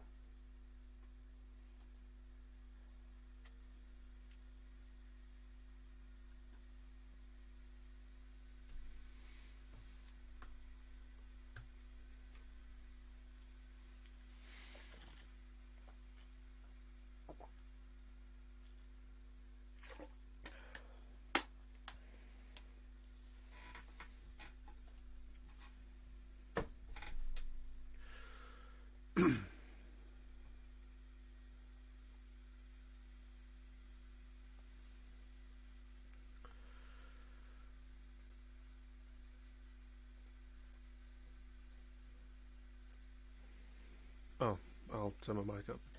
The reason why I'm speaking quite quietly is because my housemates have gone to sleep, so I'm being quite quiet. So I'll turn the mic up, as 'twere. That should be a bit better now. Well, actually, I'll turn the gain down so it's less clippy. There we go, that should be a bit better now. Hopefully that's a bit better. If you stick it, is this better? No, I've had complaints about quietness.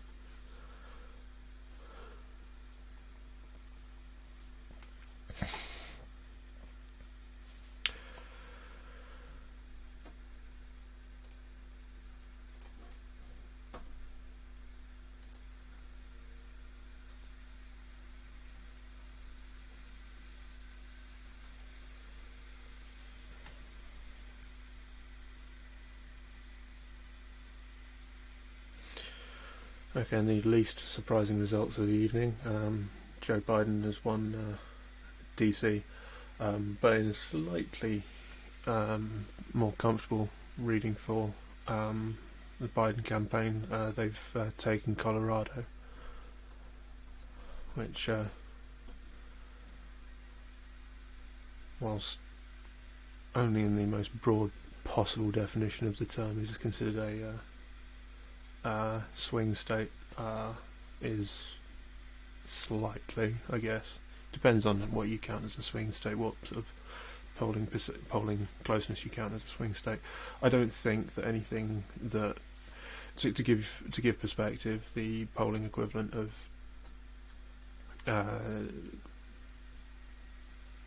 Colorado for Trump is somewhere around Mississippi, Utah, Kansas, that kind of thing. If Kansas went Biden, nothing makes sense anymore, and it's all broken.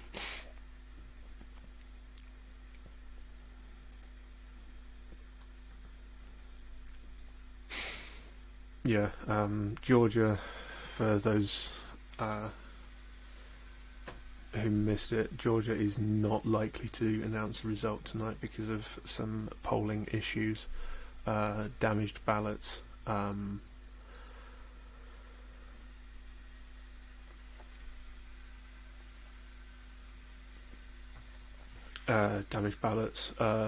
lost ballots, broken machines. This is why you don't use electronic voting. It is honestly the worst system for everybody. It is incredibly unsafe. It's just not democratic, and the best case scenario, you have the most expensive pencil in the world. There's a lot of things wrong with British democracy, but the way that voting takes place in the UK, I think the longest queue I've ever had to vote was possibly about 90 seconds. The longest walk I've ever had to make to go to vote is probably about the same amount of time, to be honest.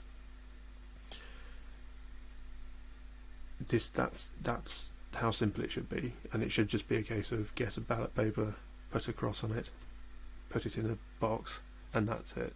The lack of anonymity ascribed to votes in the US is personally for me quite concerning. But yeah, I'm trying to keep opinion away from this, but because otherwise it would just turn into a 12-hour long rant. Oh, we're over the 4-hour. Oh, we're just coming up to the 4-hour mark now, so happy days.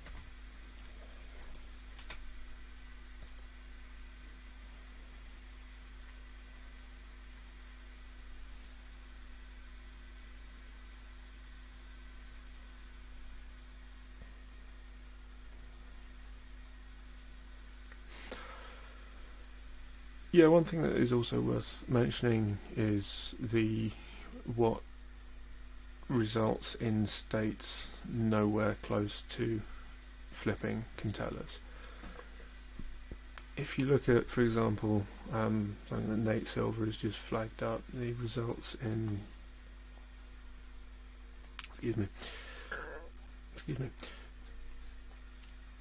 in Johnson County, Kansas. Now, Kansas, that is definitively not going to be going to Biden. Kansas is not far off. Kansas is to Trump as Illinois is to Biden, but nevertheless, Kansas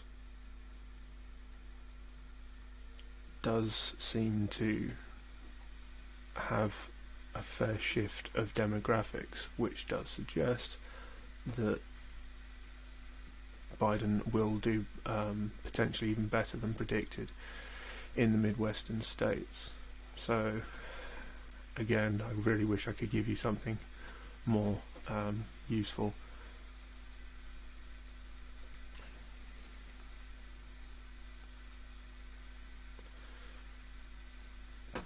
The problem with Ohio is it's rapidly approaching quite a close race. The problem with Ohio is it's going to basically slide probably towards Trump, potentially properly Trump leaning, before the final vote dump, which will be in about two weeks, which will be the absentee ballots, which means that, and they're much more likely to be democratic. So yeah, it's a weird one. The whole thing is very strange. This is honestly The 2016 election was strange because the polling had just missed so many demographics. This one's strange because the polling is not even close to how things normally happen, because normally the number of absentee and early ballots is relatively low, and they're counted relatively quickly as a result. This year, not so much.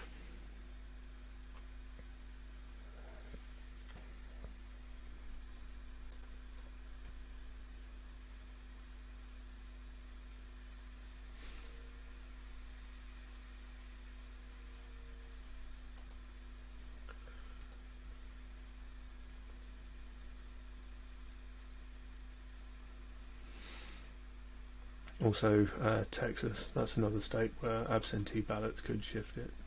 But the fact that we're talking about Texas going to Democrats is just evidence that this is 2020.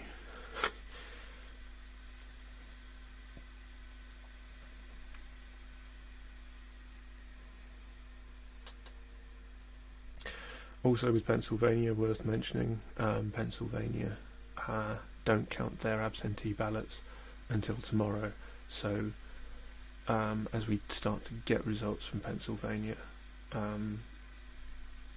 they're mostly going to be election day results, which will be certainly very interesting because the absentee ballots are more likely to be Democratic leaning anyway. I don't think we've got any new updates. Kansas has finally swung back to Trump as God intended.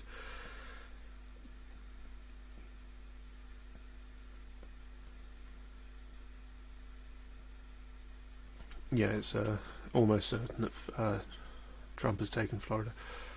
Georgia, it's impossible to call.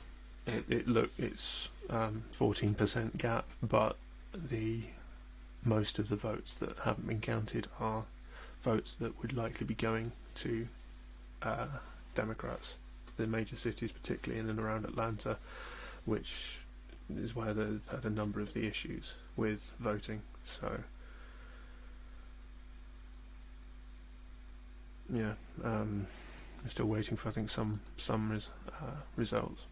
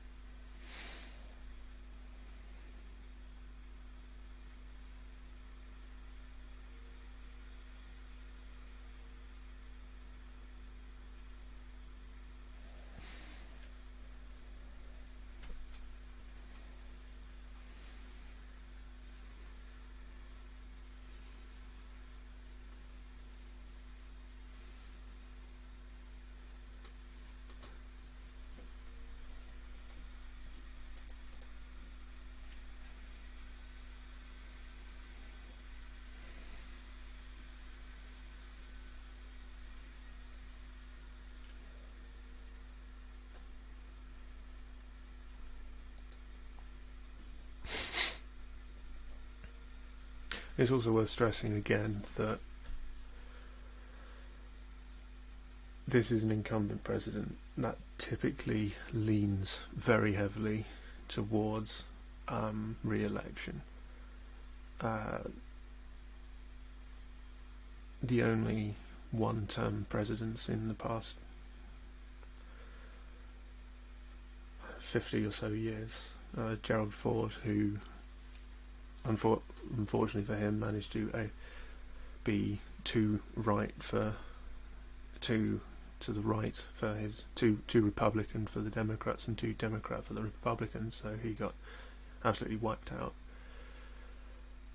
Other than that, George H.W. Bush, who basically had everything that could have gone wrong for a president go wrong for him in the lead up to the election. So Trump is, as always, a unique case, and as he's giving us a unique election.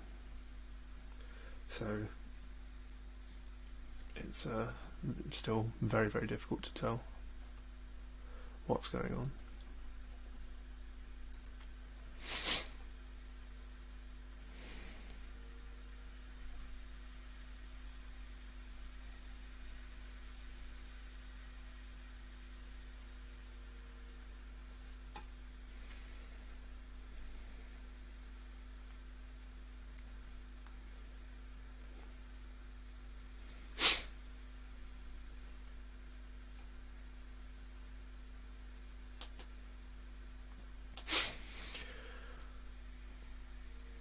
Some people are mentioning Arizona. Arizona, as far as I'm aware, hasn't started counting yet. Certainly hasn't released the first results.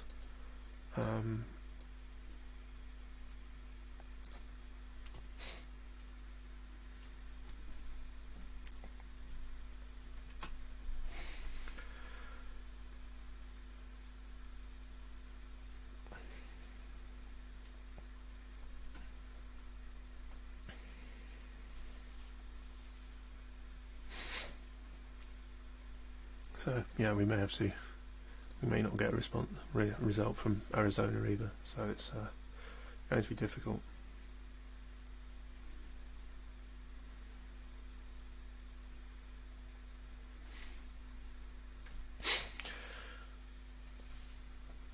Looking at the national exit poll, in terms of ethnicity breakdown, Trump doesn't actually lead in the only demographic he leads in is white people, or those who identify as white. Every other, so he's behind in white and those aged 65 or over. Every other demographic, both by age, by education level, by ethnicity and by gender, have Biden ahead. Which, again, it's for places such as Florida, it's hardly surprising, I think. However, when it comes to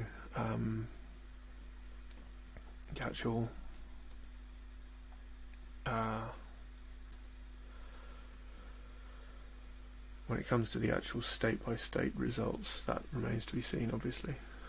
Each state is unique and each state has its own particular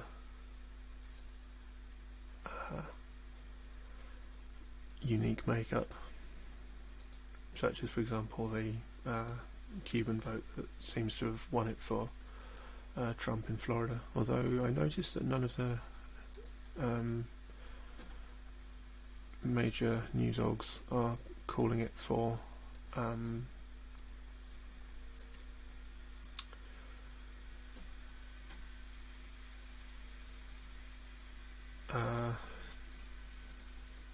Donald Trump as of yet,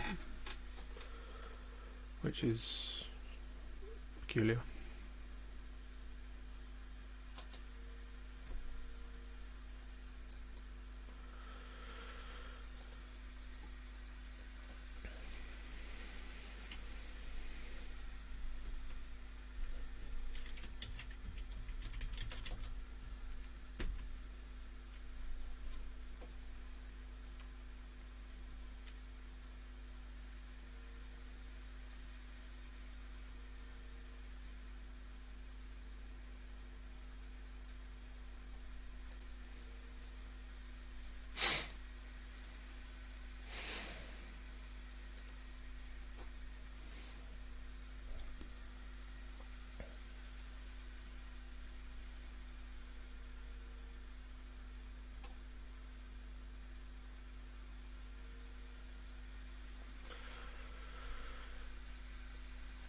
And the fact that Fox News haven't actually called Florida for Trump is, I feel, significant.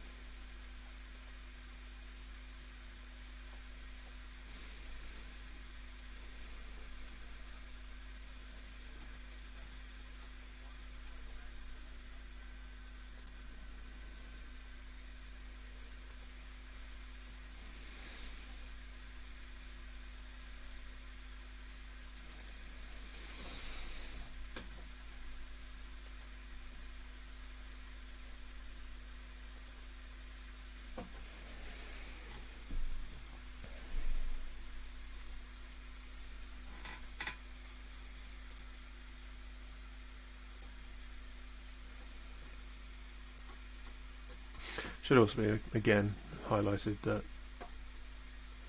no seats have actually flipped as of yet. So we are still basically where we were. That being said,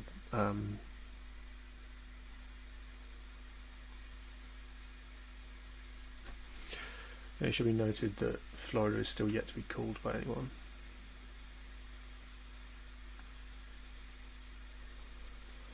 Which is, again, I'm struggling to understand the reason why it's not been called yet.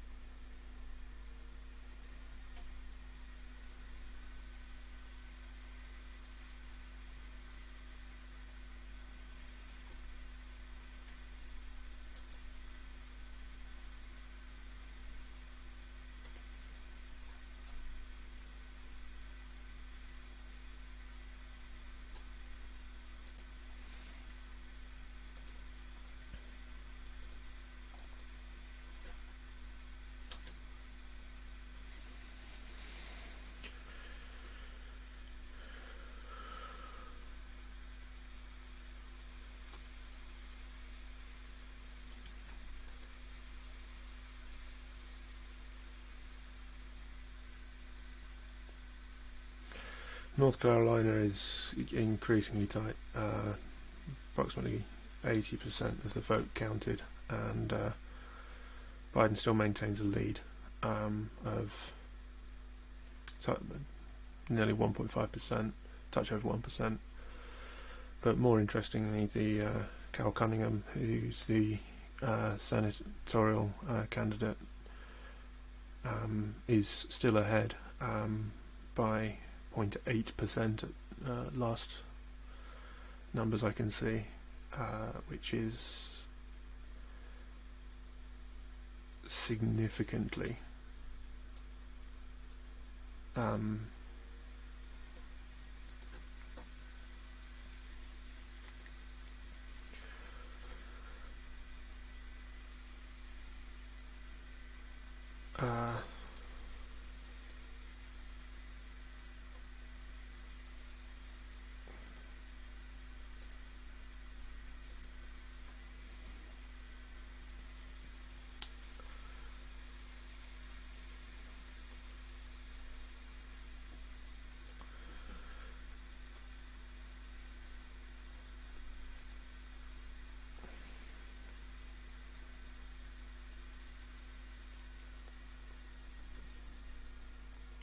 completely lost track of what I was just saying. Yeah, the senatorial seat in North Carolina is extremely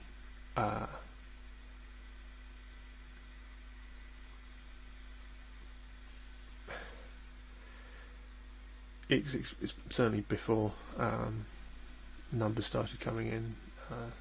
It seems extremely likely to go Democrat, which is one of the ones that would potentially, I think that would, in terms of flips, would draw the Democrats level in the House.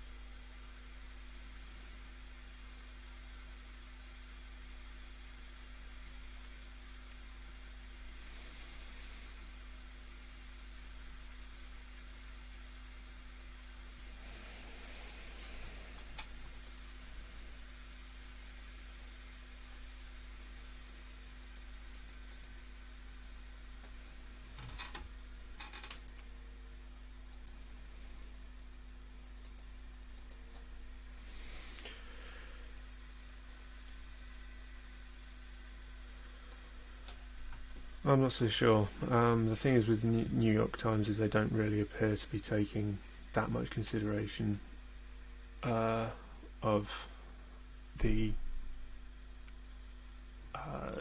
absentee ballots which will be arriving afterwards. They're basically applying the same logic that has been applied to previous races, and that's not really relevant here because of the absolutely enormous amount of absentee and absentee and mail-in ballots. That's why I'm fairly, when it comes to Florida as well, that's why I feel that it's not being called. Incidentally, Kansas has just been called by New York Times. I'm comfortable taking calls from New York Times, but I'm not. I mean, North Carolina is already on the New York Times website swinging back towards Trump. It was at plus 4% at one point earlier. It's now at plus 1.7. So again, Georgia is also swinging closer towards Biden as well.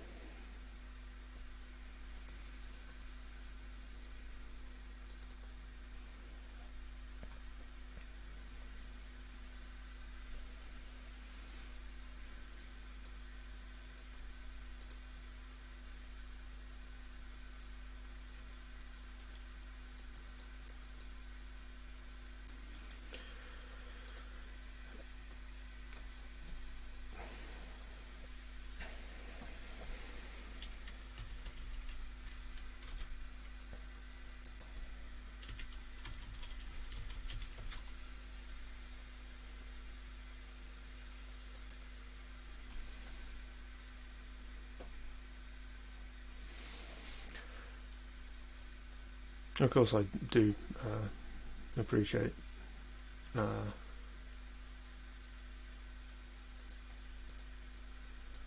your comments, but I'm not comfortable calling North Carolina just yet. There's a number of counties that have gone a lot stronger Biden than you would expect. And obviously there have been counties that have gone stronger Trump at the moment. That's the thing, is that again it all comes down to the absentee and mail-in ballots, which is, it's just incredibly difficult to take into consideration. We have, as far as I can tell, one call for Florida, and that's Decision Desk, which is but I mean, AP, Reuters, CNN, Fox News, even none of them are calling for Florida.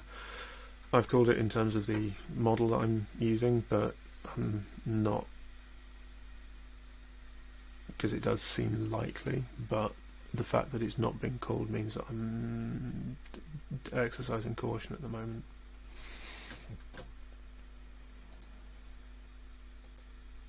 But yeah, thank you for watching.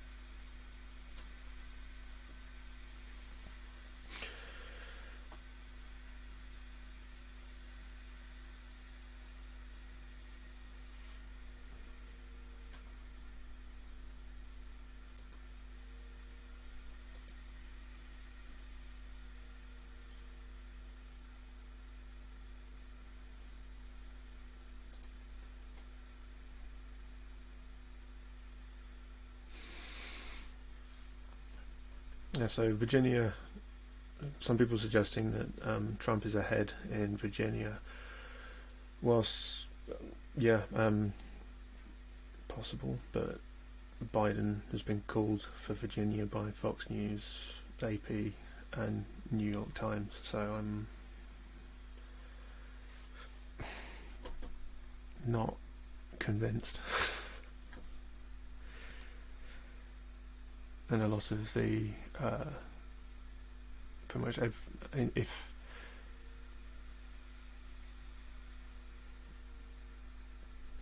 Trump wins, let's say he wins Texas and Ohio, like,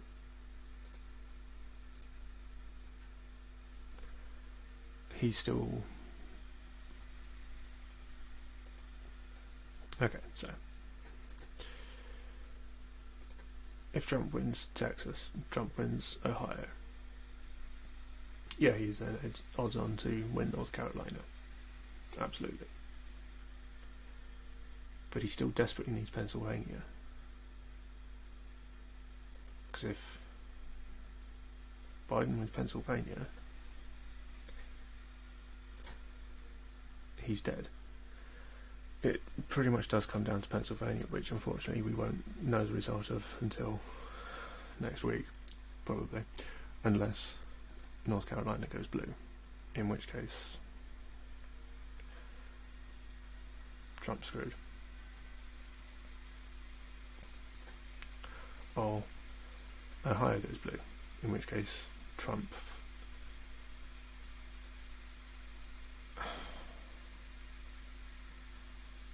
well, let's wait and see.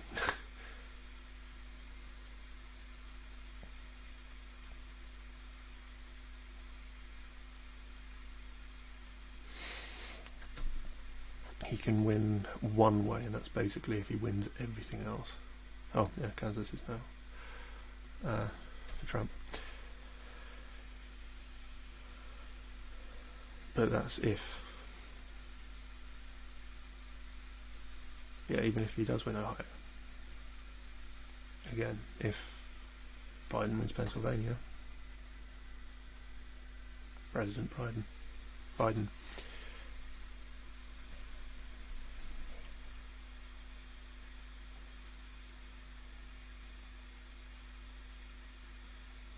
It's a tight race, sure, but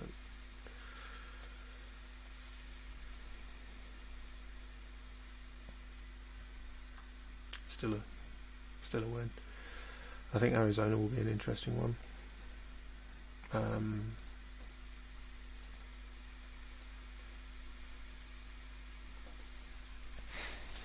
Yeah, so far we've had no dramatic upsets. Let's be absolutely clear here. We've still, strictly speaking, not had Florida declare, but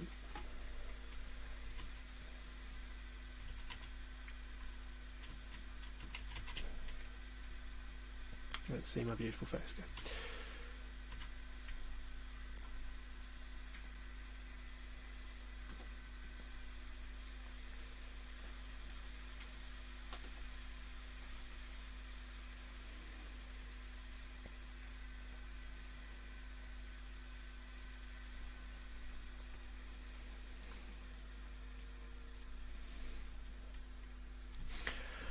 Arizona, ooh. Okay, so Biden seems to be ahead in Arizona by quite a considerable margin. In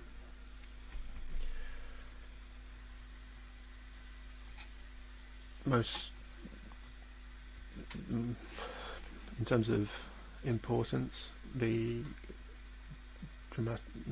dramatically important is Maricopa County, which is one of the most populous counties of the state.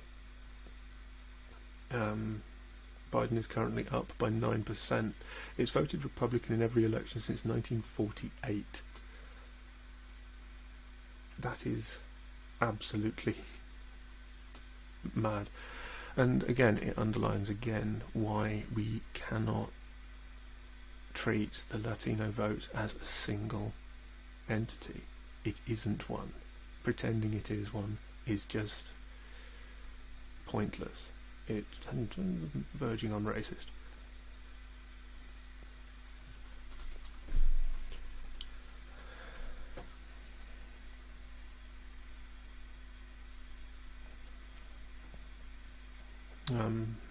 Democrats started making gains on the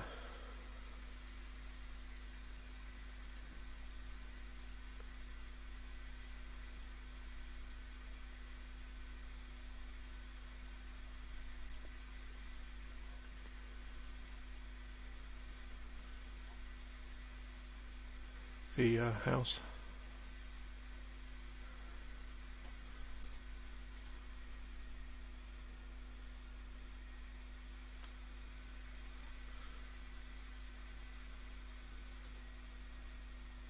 Yeah, exactly. Yeah, I mean that's one thing that I think has been shown. Certainly came out of, if the 2016 vote taught us that education is an important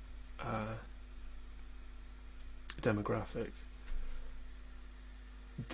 If 2020 so far has taught us anything, is that Latino vote is not one vote. African Americans tend to vote Democratic, and they do nationwide. Latinos don't, and I think it's this. I think it's almost an ingrained. I don't think it's racist per se, but I think it's because it works with one group, so apply it to another one. Likewise, treating Asian Americans as one group, when they're not.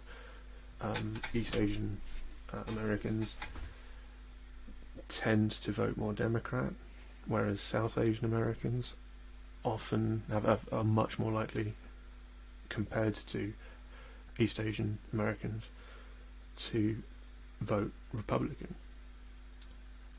But when it comes to demographics, it's simply counted as Asian, and it's the same with Latino. It's completely meaningless, and you're completely correct, Jack. It's absolutely meaningless in the US.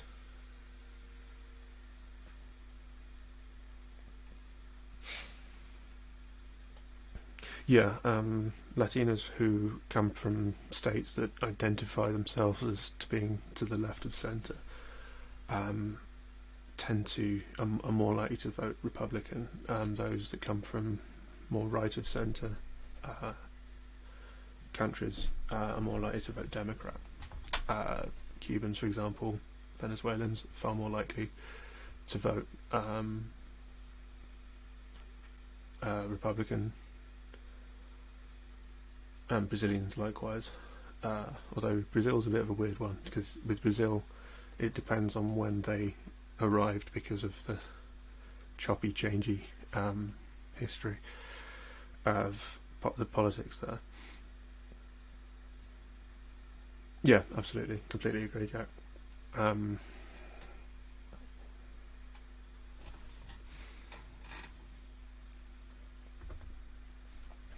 Yeah, but then again, obviously you've got refugees from North Korea as well.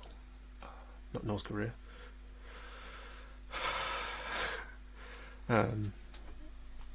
North Vietnam, who came over because they could. Then more likely to vote. It comes to the same thing.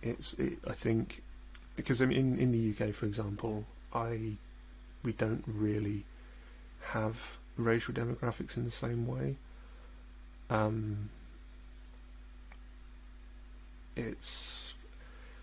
Typically, because for a variety of historic reasons, black and minority ethnic people in the UK tend to live in cities, not exclusively, but tend to, and as a result, they tend to vote similarly to other people that live in cities, which for the most part is Labour. Obviously, it depends on what city, but so historically they have been Labour voters, but I don't think people would sort of say that was necessarily because of their skin colour. And I think in America you've got this much sort of more well, you literally had segregated you literally had segregation. So, and I think that mindset has bled into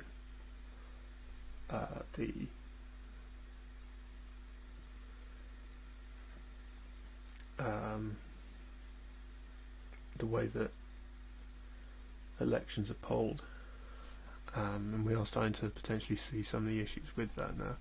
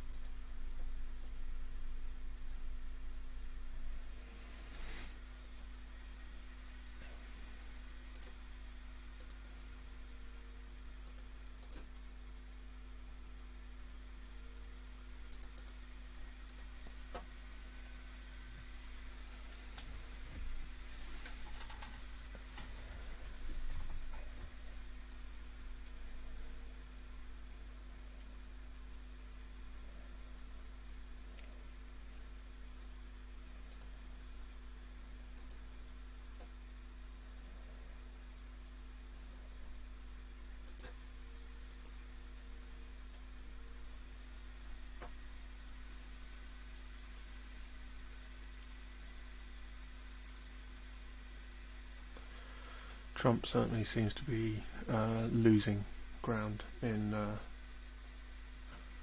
Ohio, although how much by in the actual states that matter is difficult to say.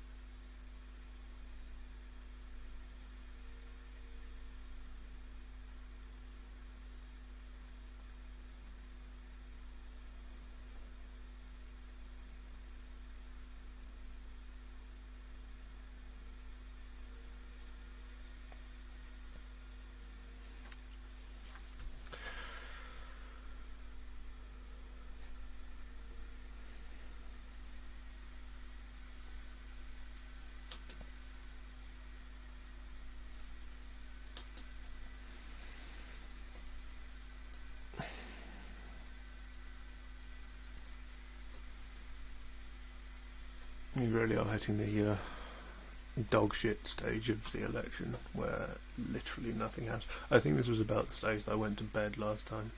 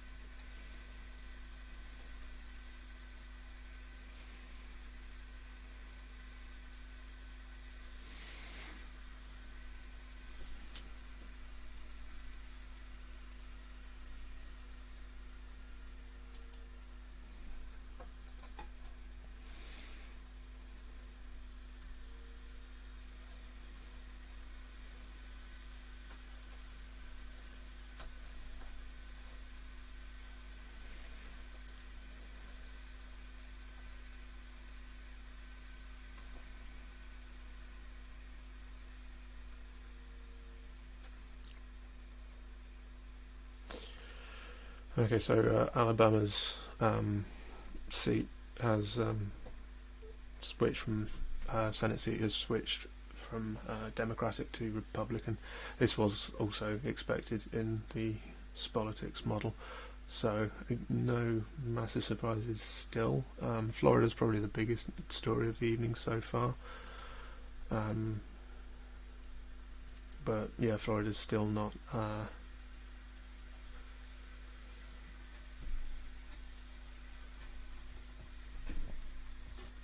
strong.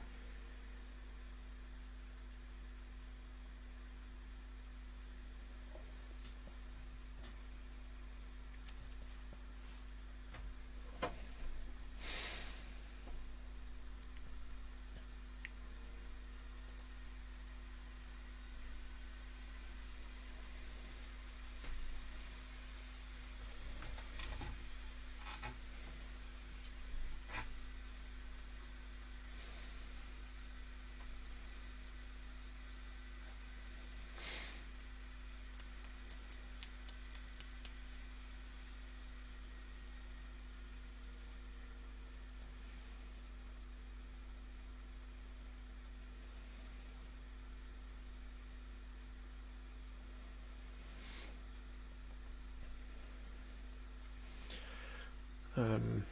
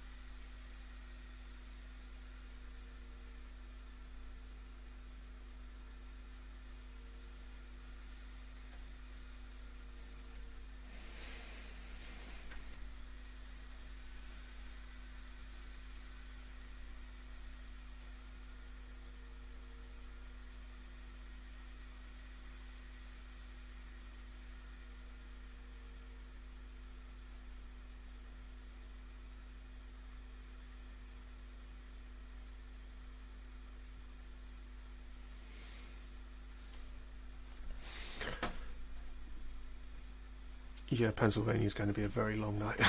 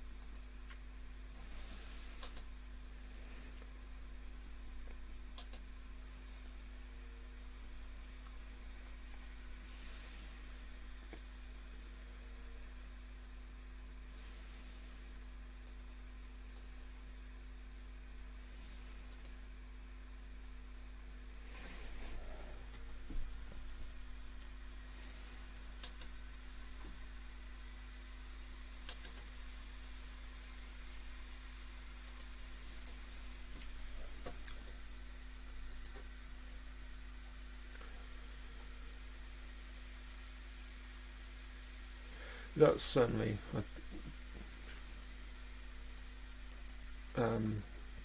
yeah, that's certainly something. I've just seen the chat. Sorry, I need to keep a better eye on it. That's certainly something that definitely is likely to happen. Whether it will be enough to flip back, it's hard to say. In states such as Pennsylvania, quite possibly, because the they accept that they're not counting. They start counting and processing the mail-in ballots today, so they've got a lot to do. And I think they've actually in Pittsburgh they've actually just packed up and gone home for the night. Fucking pussies.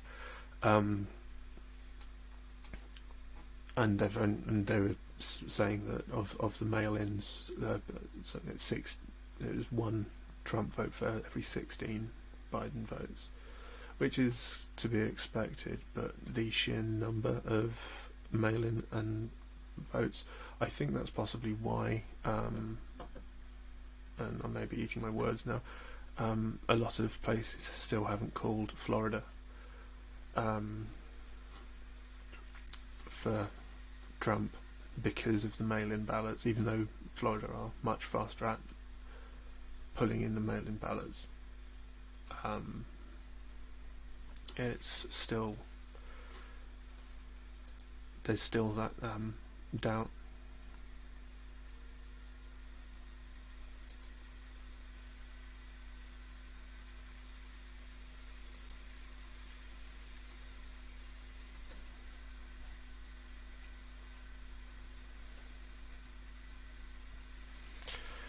Because in terms of the places, like with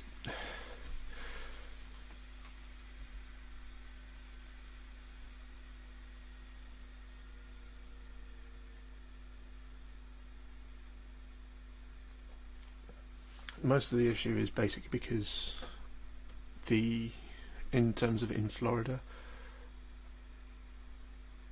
Biden massively underperformed in Miami-Dade, I don't know how that's pronounced, but we're still waiting on a number of votes from those big sort of cosmopolitan city areas. So Tallahassee, for example, we're still waiting 14% of the votes, and in Leon County, which is where Tallahassee is, we've only had 85% of the votes counted, and Biden is ahead by 30% there. So whilst it does look insurmountable, it isn't technically.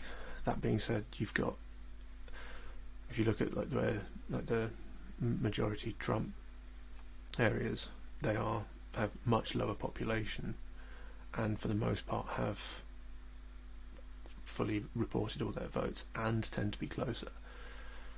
So it's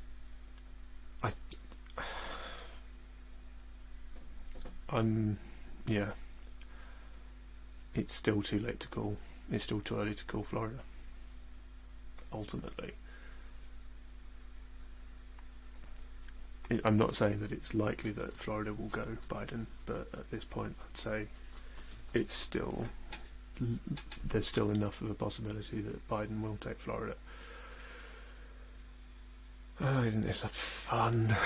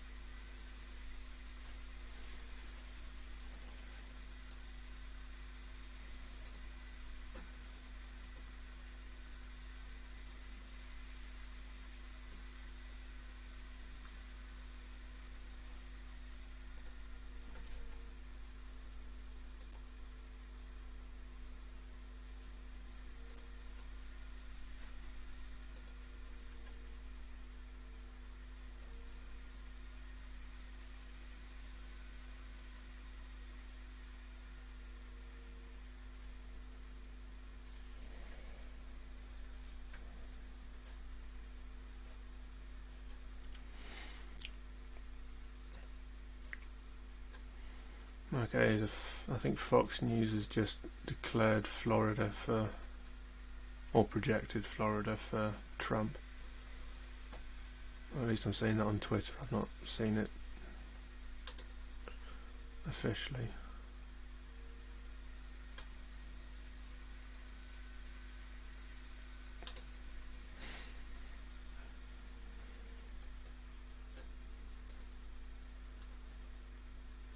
Yeah. Well, California, Washington, and Oregon have all been declared, all closed and been declared for Biden, and Idaho's been declared for Trump. None of that's particularly surprising. The only current potential surprise so far is Florida.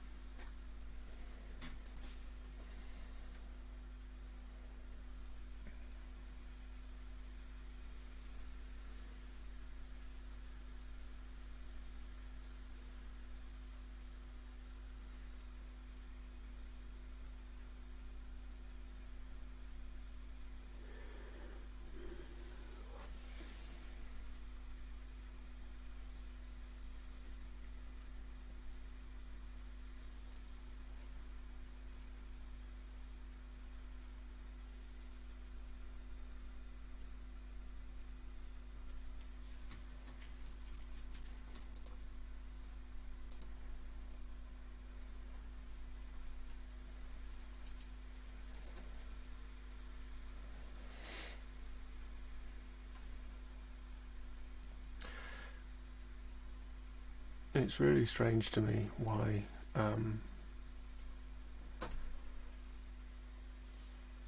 we have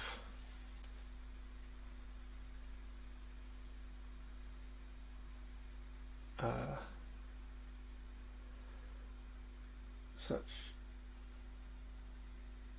wide decision desk, which is one of the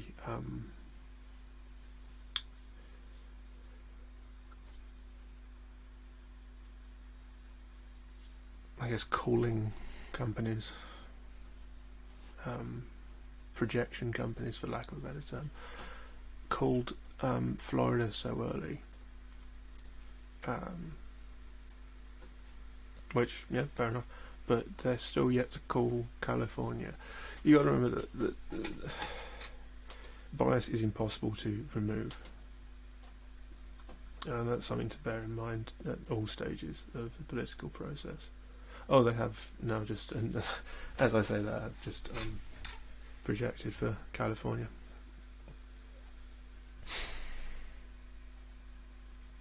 Again, Fox News still the only one to call Florida, although I imagine a fair amount of that is just straight up fear.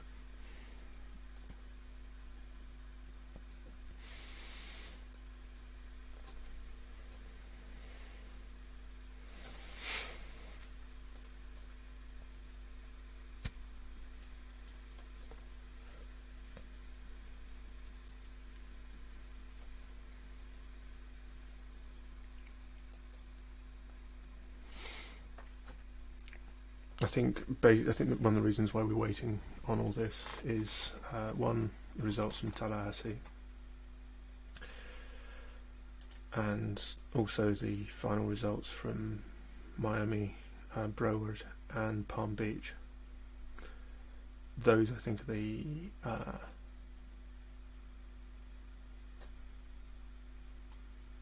the major ones that we should be sort of waiting for. And I suspect that's why it's not been called by more, is because there is just enough potential there. It's unlikely, certainly, but also I suspect that a lot of news places are just literally not calling it until it's final, because they know that Florida will likely actually declare tonight.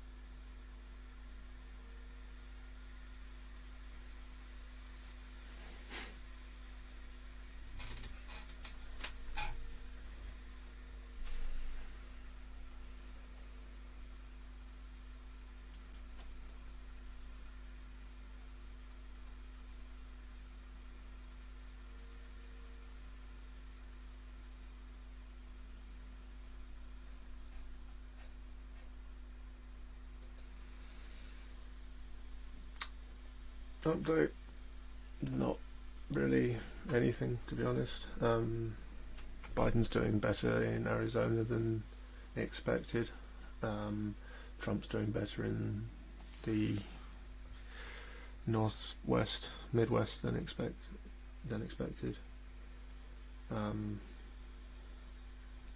Overall, no real news, to be honest. I mean, other than like the headline news of, okay, we're not going to get a result out of Georgia. We're not going to get a result out of Pennsylvania. Whoever wins needs at least one of those.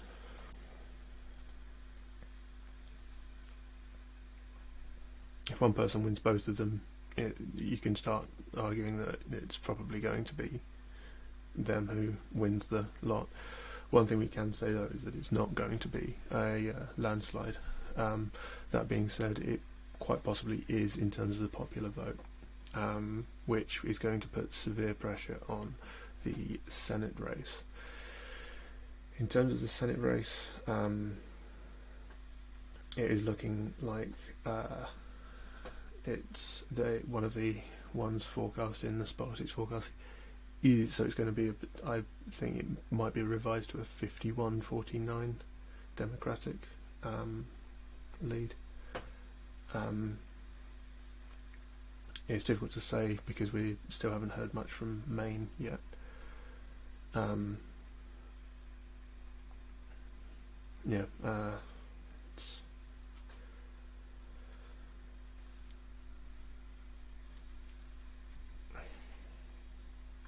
That being said, Mark Kelly might pull off a surprise in Arizona, so it might actually end up being 52-48, just not the 52-48 that I thought it was going to be. What other close ones do we have?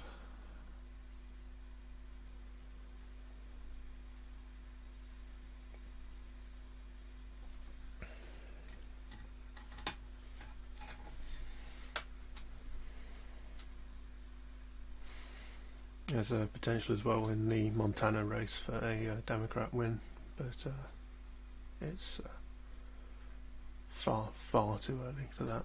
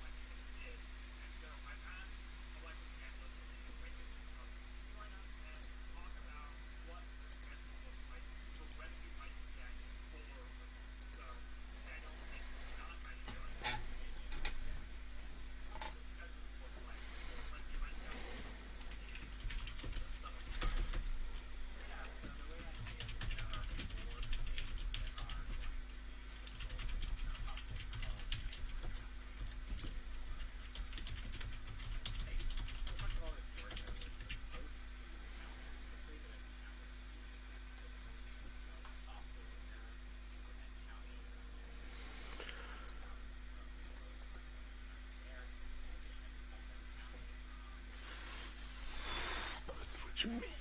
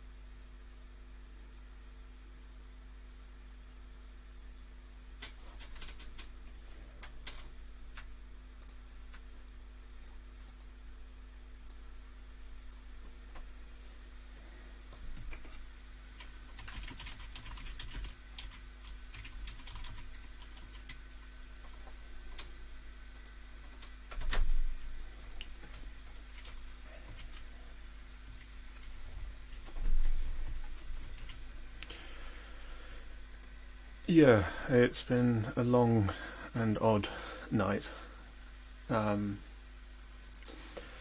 Arizona looks to be going Democrat, which will be only the second time that's happened since 1948.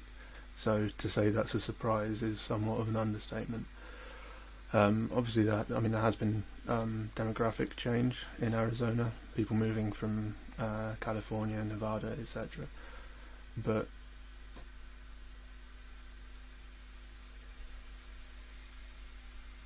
Arizona potentially going Democrat is probably the story of the night. Although in normal times that would be Georgia potentially going Democrat, which New York Times currently gives I think 0.3% preference to, 0.4% swing to. So Georgia is going to be exceptionally close. But in terms of what Biden would need to win, it is still mostly in Biden's favor.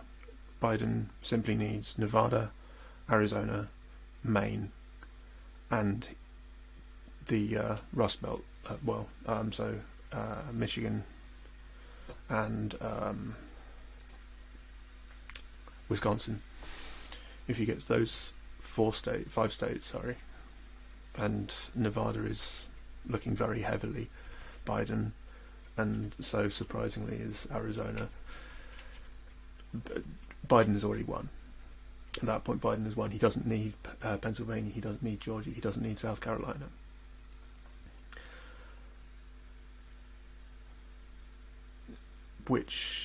But Trump needs all 3 of those in order to win.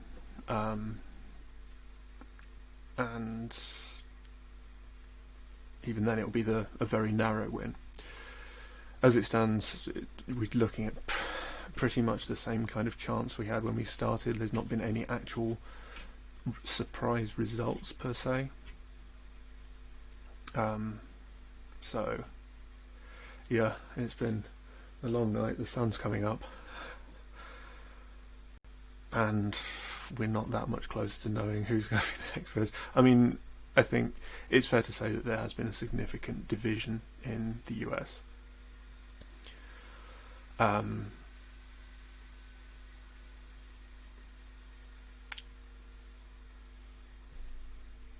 It's very, very tight, but it's also very, very polarized.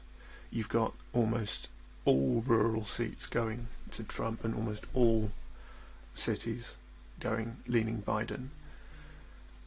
This is problematic because it's just further reinforcing the polarized politics, which is not what Biden was aiming to do by running. That's one of the reasons why he stayed relatively conservative, was so that he would appeal to traditional Republican voters in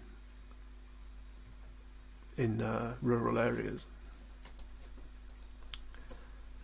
That's ultimately been the difficult part, is the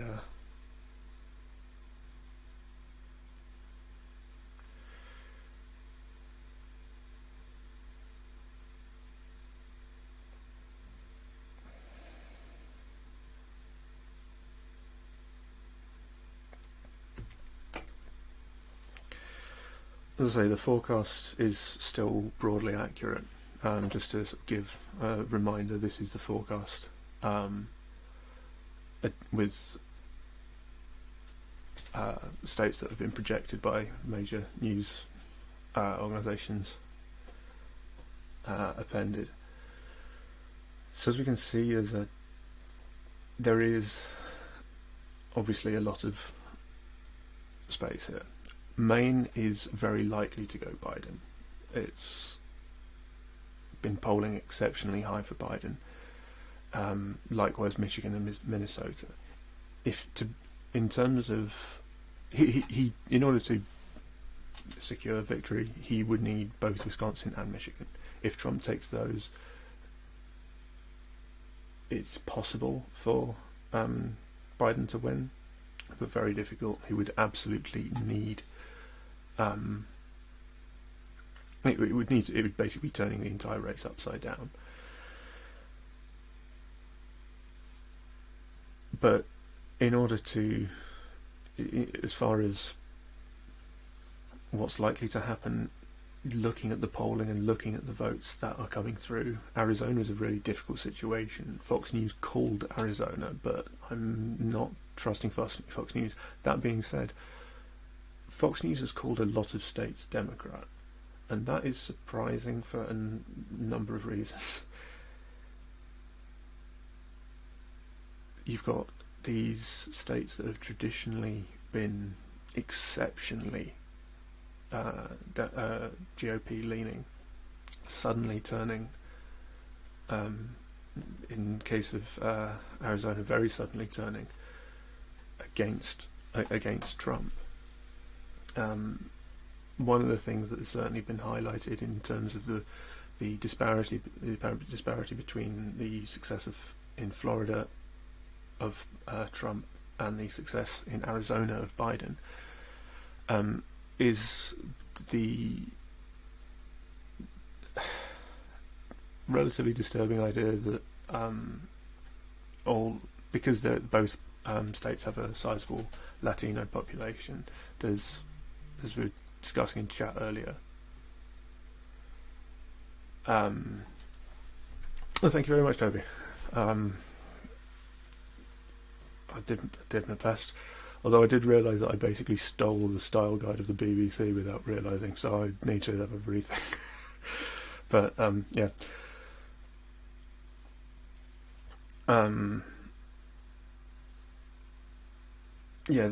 In terms of the in terms of the nationwide picture, basically Trump is kind of in the driving seat at the moment. He needs Nevada. He's likely to get Nevada. He needs Maine. He's likely to get Maine. He needs Wisconsin. He's likely to get Wisconsin. He needs Michigan. He's likely to get Michigan. Those last two by potentially quite considerable margins. Not that that means anything. This is the Electoral College. It doesn't mean by how much you win, just as long as you win in a particular state. Pennsylvania is likely at this point to go to tend to Biden, but that doesn't mean that it's going to. But at this stage, Biden, because of Arizona's potential switching, Biden doesn't need. Biden doesn't need Pennsylvania. I think in terms of margin, it's easier for Biden to win by a lot than it is for Trump. For Trump to win by a large margin, that's almost impossible at this stage. Trump is also very unlikely to win the popular vote, which would incidentally mean that since 1988 there has only been one, the Republicans have only won the popular vote once. So the Democrats will likely be pushing very hard for electoral reform, which at this stage is not surprising, considering that should Trump win the presidency at this point, Trump will be it'll be the third Republican presidency without popular vote, and he'll also be the first president in history never to have had more than one term and never to have won the popular vote. So that's the general picture. Now, the eagle-eyed among you may have noticed the forecast for the Senate has changed from 52 to 48 to 51-49. This was due to an underperformance in the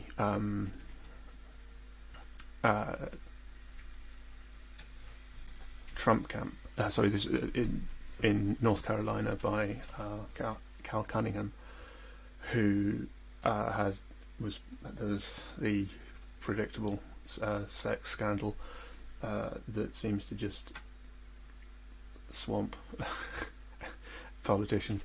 But yeah, there was a sexting scandal. He was found to be sending inappropriate messages to a staffer or something. And yeah, but he was still polling very heavily, so it was expected by even relatively right-leaning polling companies that he would emerge victorious from that particular race. But it turns out that he wasn't, because North Carolina is a lot closer than anticipated. It is still possible for Biden to win in North Carolina. Oh, sorry, 51. The Democrats still. I still predict that the Democrats will have a majority, but instead of it being 52-48, it will be 51-49. That being said, because if Trump wins, if Biden wins the presidency, then if there's a 50-50 split in the Senate, any vote that is split 50-50 in the Senate, the deciding vote goes to the vice president.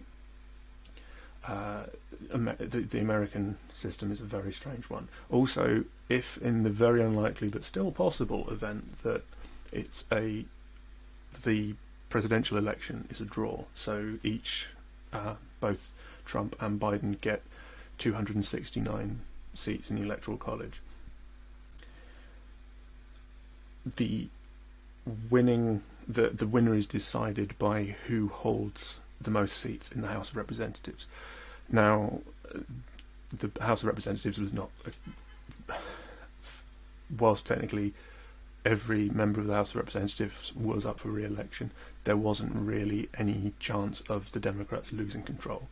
And I've not been keeping particular tabs on the House because there's not really much point. Democrats are currently at 204 and Republicans at 189. So they're going to maintain control. So basically a tie at this stage means a Trump, so it means a Biden victory, most likely. A tie. You can effectively think of the House, who controls the House, as providing 0.5 of a seat in the Electoral College. Now, one thing I was mentioning earlier, which definitely deserves mention, is what's happening in Puerto Rico and also in DC. Puerto Rico last night had a election for a referendum as to basically to become a state of the union.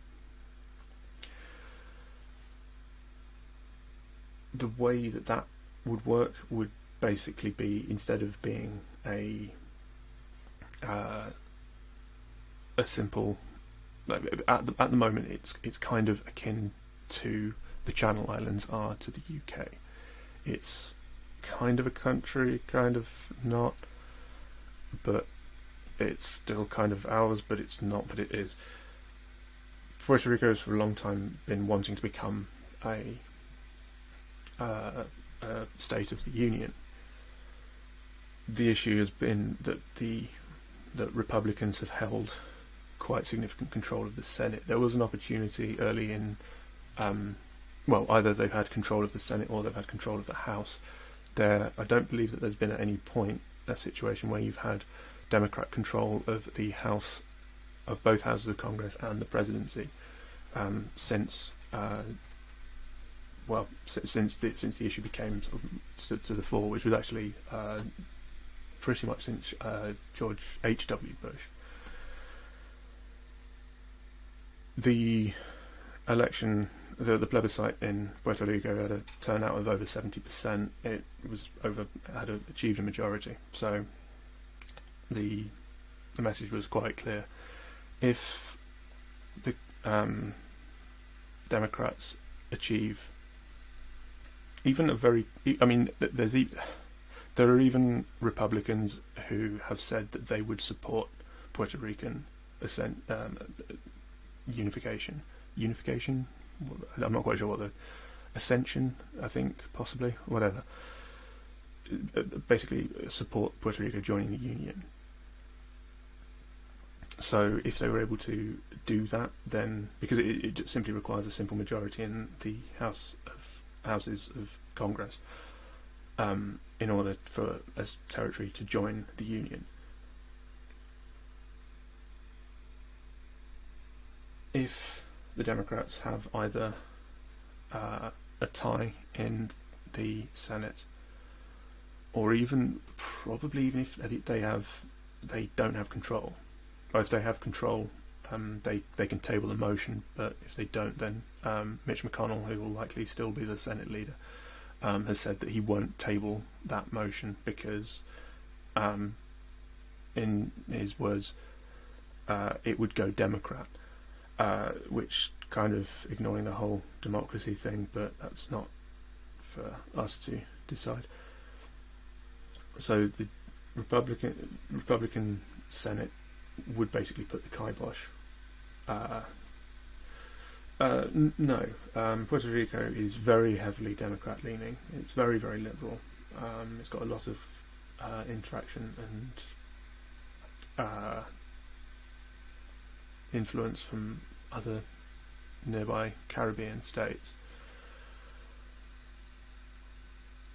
and would be a fairly heavy Democrat leaning constituency. The same goes for DC. DC statehood is actually part of the Democratic platform, which I guess translates to manifesto.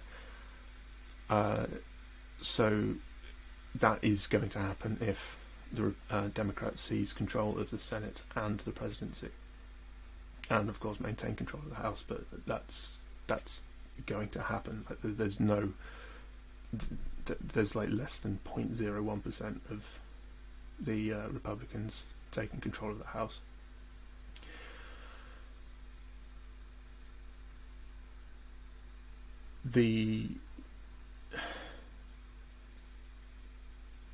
So effectively, if they're able to get things moving, then not only will there be, because DC is also the most solidly voting Democratic constituency in the country, because DC residents do get to vote in presidential elections, they just don't have senators or congressmen. Well, they don't have congressmen, senators, or a type of whatever.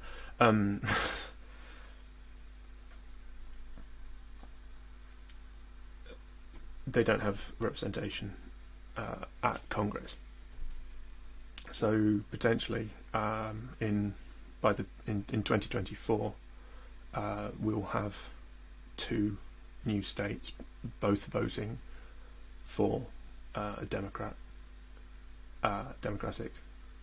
most likely voting Democratic, which would mean a balance, would likely provide a bit more balance to the Electoral College, which currently hugely favours Republicans, because it does bear repeating that Donald Trump wasn't backed by the most Americans. Hillary Clinton was the most chosen candidate at the last election. He wasn't. Trump won because of the Electoral College system, which directly and intentionally favours states because of their historic slave ownership. That's not opinion. That's historic fact. Because it meant that they would then have more control even though black people, even though slaves wouldn't be able to vote at the time that the electoral college was set up, their population would count at a rate of 3/5, which is where you may have come across the 3/5 rule. Slaves would count as 3/5 of a head for the purposes of working out the population in order to calculate how many seats in the electoral college a particular state has, even though they would never be able to vote. So that's why the electoral college is there. It's because slave-owning states wanted to have sufficient power that slavery wouldn't be able to be abolished. This has led to the kind of strange situation that we're in now, where you've got huge swathes of America that it looks incredibly red, but if you actually break down the number of people who've actually voted for a particular candidate, it can be very, very off.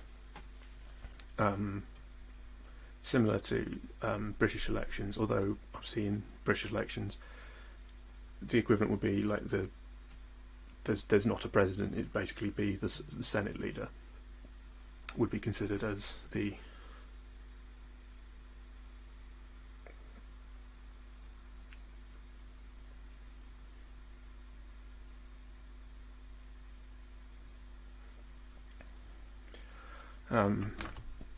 as it then Senate leader would become the head of the government. But America's kind of strange in that the president serves as both head of government and head of state, although increasingly the role of head of government is to a degree shared between the leader of the House and leader of the Senate, which is kind of unique, which can be said about a lot of constitutional aspects of the United States.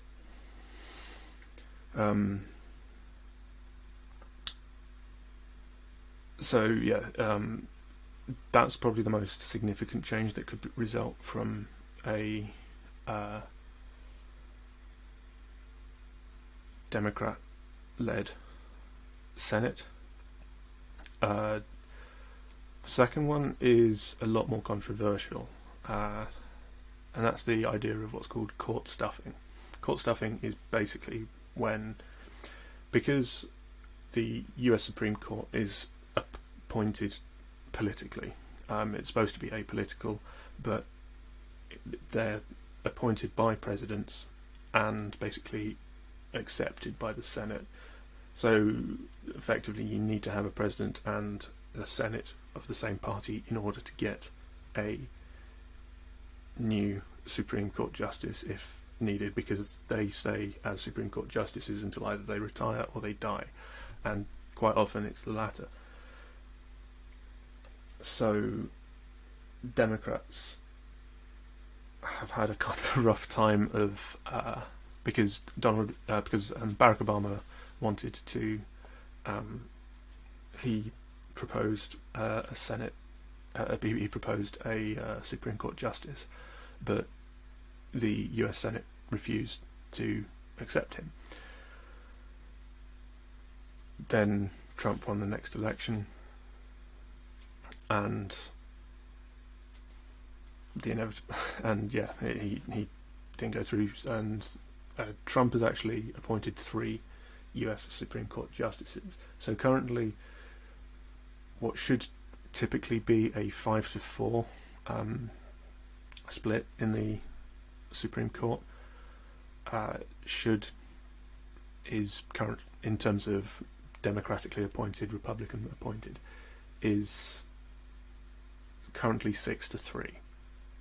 However, there's no actual rules on the number of seats on the Supreme Court, and that number has changed throughout the years. It's been 9. It's settled on 9 for the past 100 or so years, but there's simply no there's no reason why you couldn't just appoint more justices. The problem is that would then set a precedent that there'd just be the US Supreme Court would just grow to infinity, because each time administration comes in and they don't have a majority on the Supreme Court, they just appoint new justices to make a majority, which is concerning, but at the same time, by having more people, it waters down the issue to a degree, but at the same time it does risk basically becoming a third chamber of government, which is basically a really weird, twisted version of the House of Lords. Anyway, I just need to dash, so I shall leave you with the just update the latest forecast to see if there's been any progress on any of the races so far, but I don't think there has. Ooh, someone's declared. Arizona's been declared for Biden. Well, this changes a lot of things.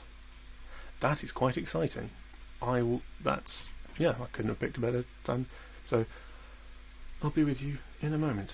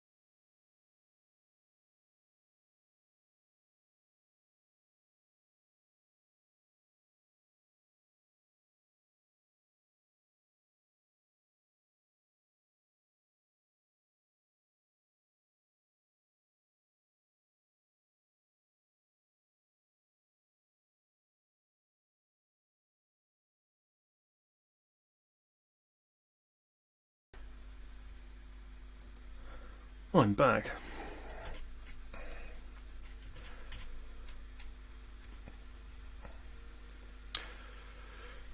Right, so yeah, so Arizona has gone Democrat. That is absolutely.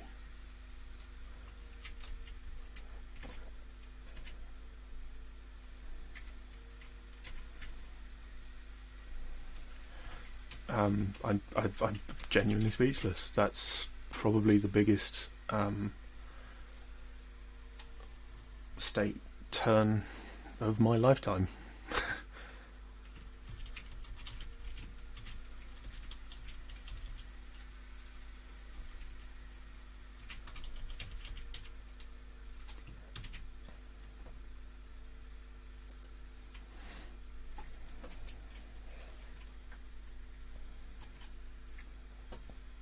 That is, I'm actually speechless. That's it's difficult to actually put quite into words how much of a call that is. That's, I'm out of words.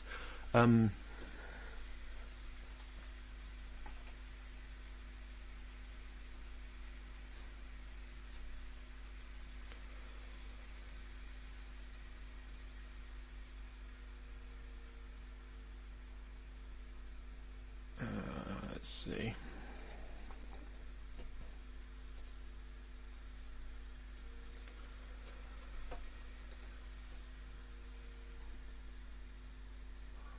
I mean, I stress that it's been declared for Arizona. He, in terms of the actual final vote tally, we won't know that for a couple of weeks yet. I think the 18th of November is the day that basically it needs to be decided, or it is, like, I guess, I can't remember the exact terminology, but it's effectively, if it's not clear by that point, it's officially undecided, and then other procedures go forward. The closest we ever came to those procedures was in 2000 in Florida, which I barely remember, but yeah, we're unlikely to have a full result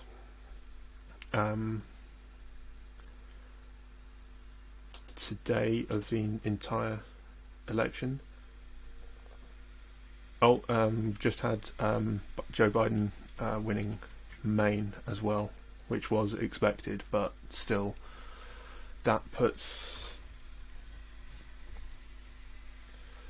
Okay, just to give a sort of clear idea of where that puts Joe Biden.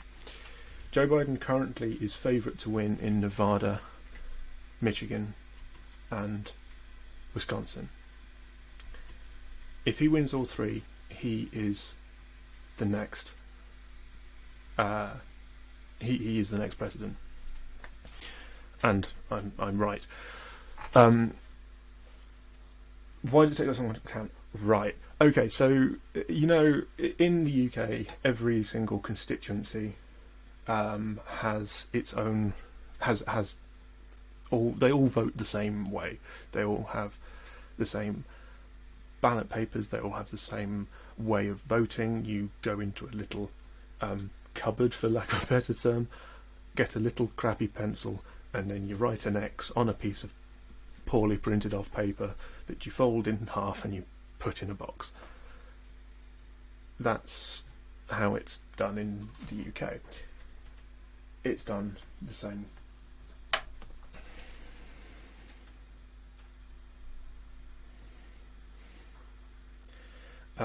In the US, every single state has its own way of doing it. Every single state has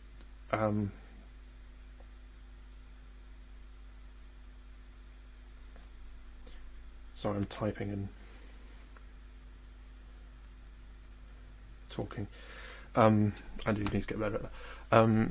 the states that are taking a long time. Okay, Georgia is probably the most frustrating one because that's the one that we were actually hoping for a early result.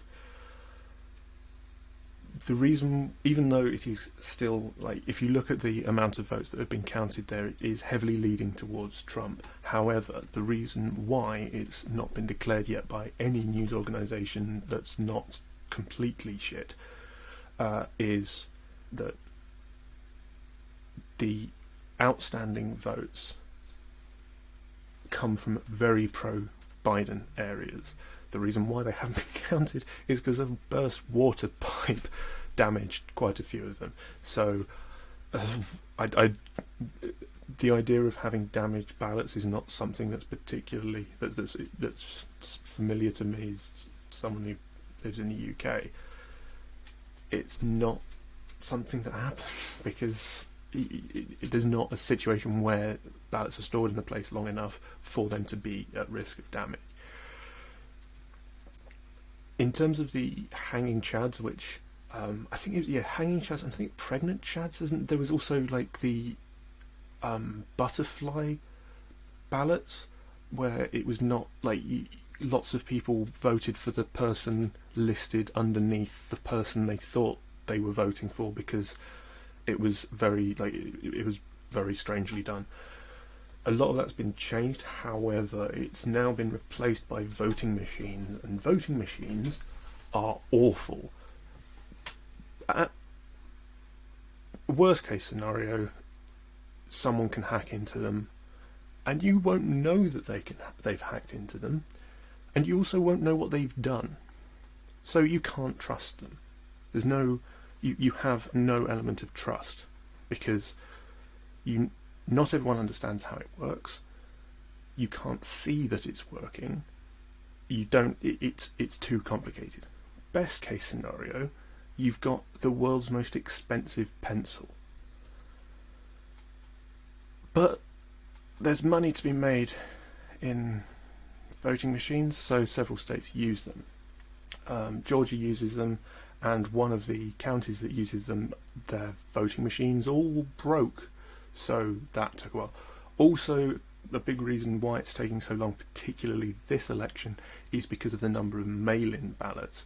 Now, how every state treats postal ballots, mail-in ballots, absentee ballots, similar things, is different. For example, Pennsylvania can't even begin processing them until polls have closed.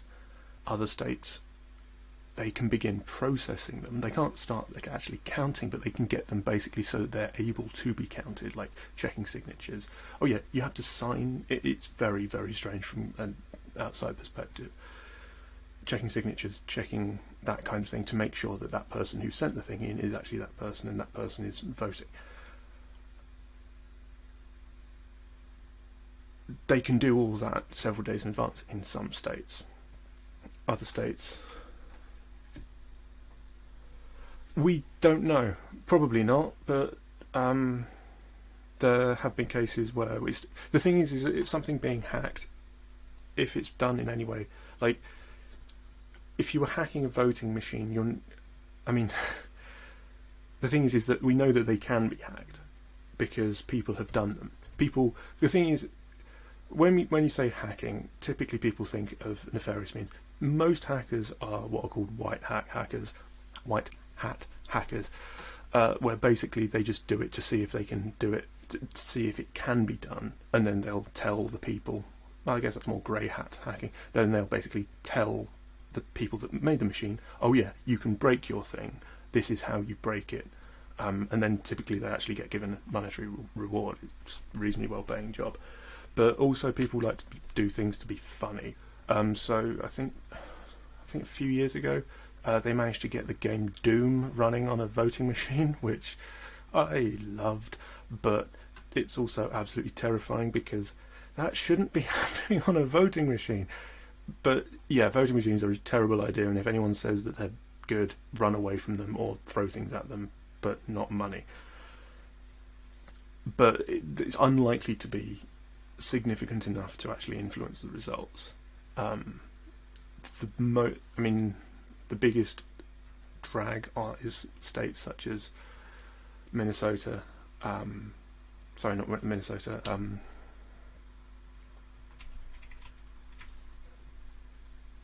Wisconsin. I keep forgetting the name of Wisconsin. States like Wisconsin, which will be very slow. They've even said that they basically won't start counting most ballots until today. So we won't be hearing that for some time.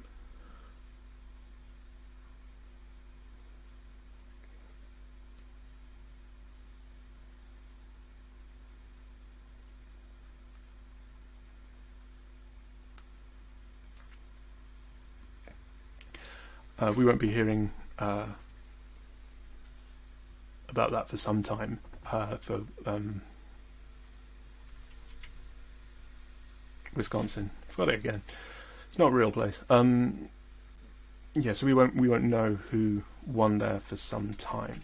Now, crucial thing with Wisconsin is, again, that's a state that Biden is extremely likely to win, and if he wins Wisconsin, Michigan, Nevada, he is the 46th president of the United States. Like he's crossed the required boundary. He doesn't need any of the other states. He can. There's still 3 states on the board. I mean, technically Alaska's also on the board, but there was a brief period where there was some quite weirdly optimistic polling in Alaska for Biden, which I don't think Alaska has ever voted Democrat. I could be mistaken there. I will check that, but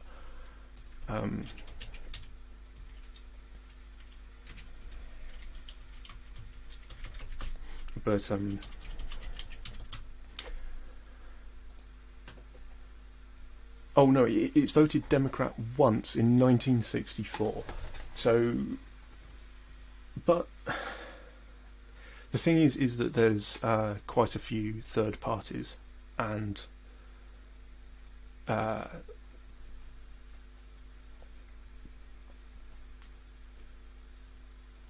so, for example, in 2016, the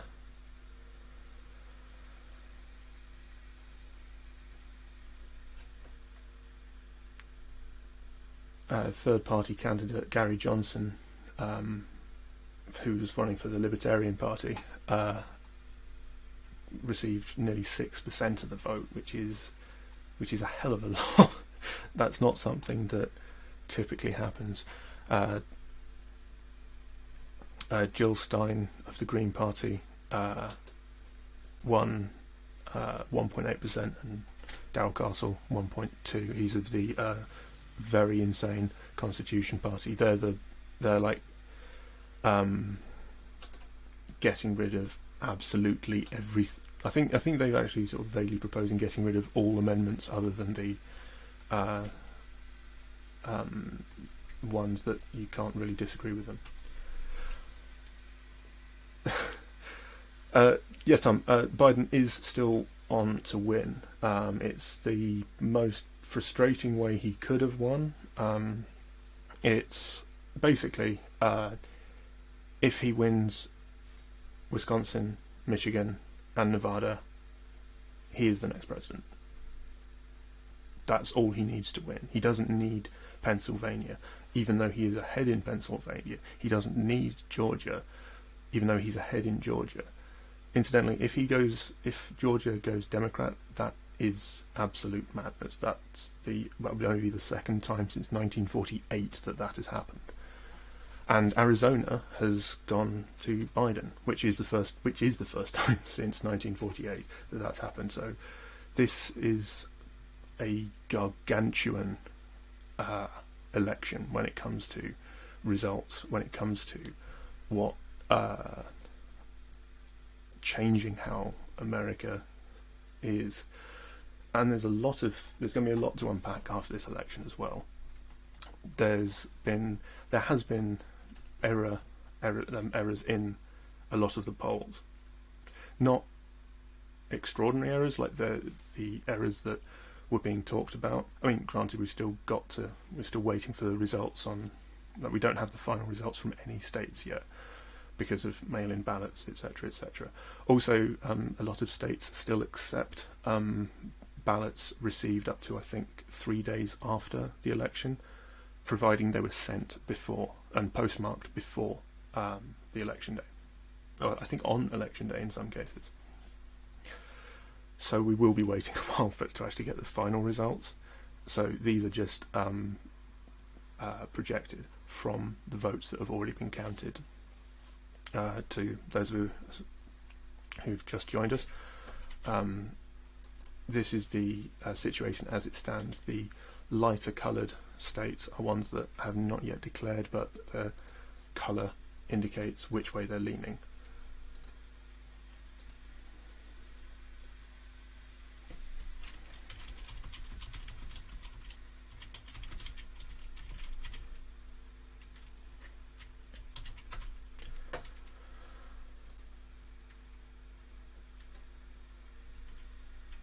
So from this, as we can see, like, just to clarify again, Biden needs just 3 more states that he is acres ahead in the polls. We are still waiting on Nevada. Nevada does seem to be going towards Biden. However, it's difficult to tell. We're not anticipating it to be declared, but it could still be. If he gets Nevada, if he gets Michigan, if he gets Wisconsin, he as I say, I can't impress this enough, he will be the next president. So Trump needs to win. Like, Trump can still win Georgia, he can still win North Carolina, he can still win Pennsylvania, and still not become president. It'll be incredibly close. And when I say incredibly close, like, I mean,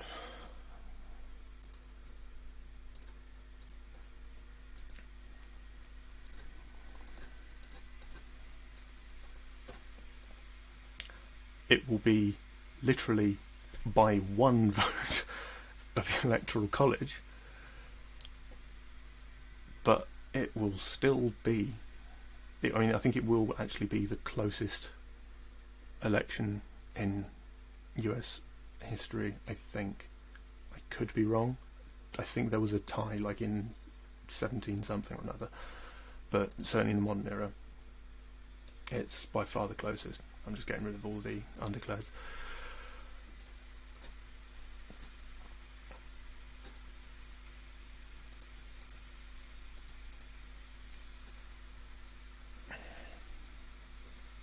So yeah, so all we need is, Biden needs is Nevada, Wisconsin, and Michigan.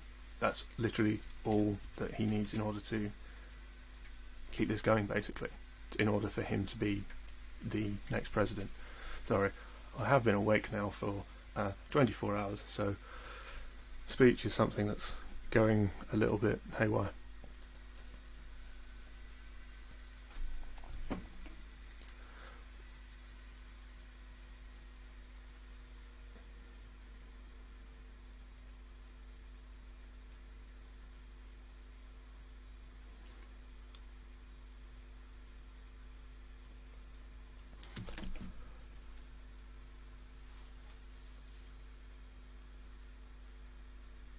So, where does this leave us? Basically, we need to look at the Senate race. And unfortunately, I don't have a fancy graphic for Senate race, so you're just going to have to look at my face instead. This is going to be a lot closer. Those of you who joined me early on will know that the initial forecast was a Democrat lead of 52 to 48 in the US Senate. This has been revised now after the result in North Carolina to 51-49 to the Democrats. It should also be mentioned that, technically speaking, the Democrats would have 49 seats, and there's 2 independents that sit with the Democrats and broadly vote in line with the Democrats. So one of them being Bernie Sanders. I can't remember off the top of my head who the other one is, but yeah, there's effectively it will be a Democrat-controlled Senate. However, that is dependent on a couple of things. Bring up the Senate race thing. Where's it gone?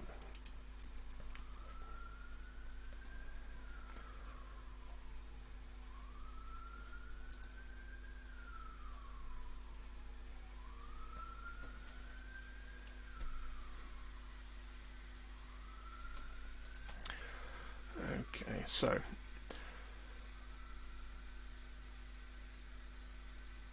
right now,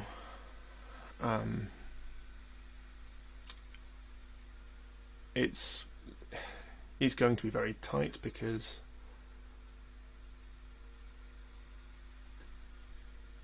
effectively that the forecast is for both Georgia senator seats to go Democrat. At present, polling suggests that certainly I'm looking at the wrong state.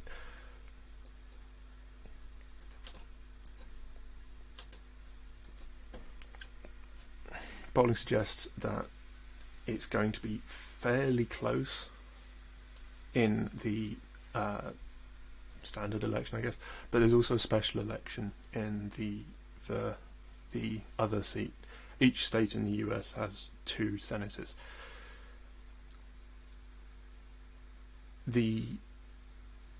It's going to be exceptionally close, but at the moment, and bearing in mind we still don't have all of the ballots, and we particularly don't have a lot of the ballots for Democrat-leaning areas, I think that we could have, and the forecast is that both Georgian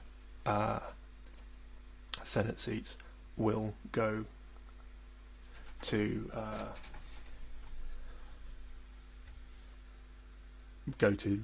the Democrats, which would take them over to the, assuming that there's no other massive upsets. That would be quite an achievement.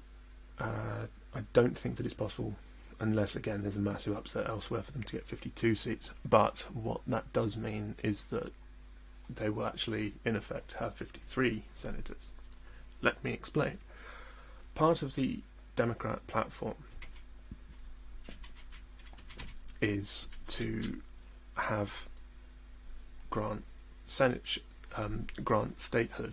to DC.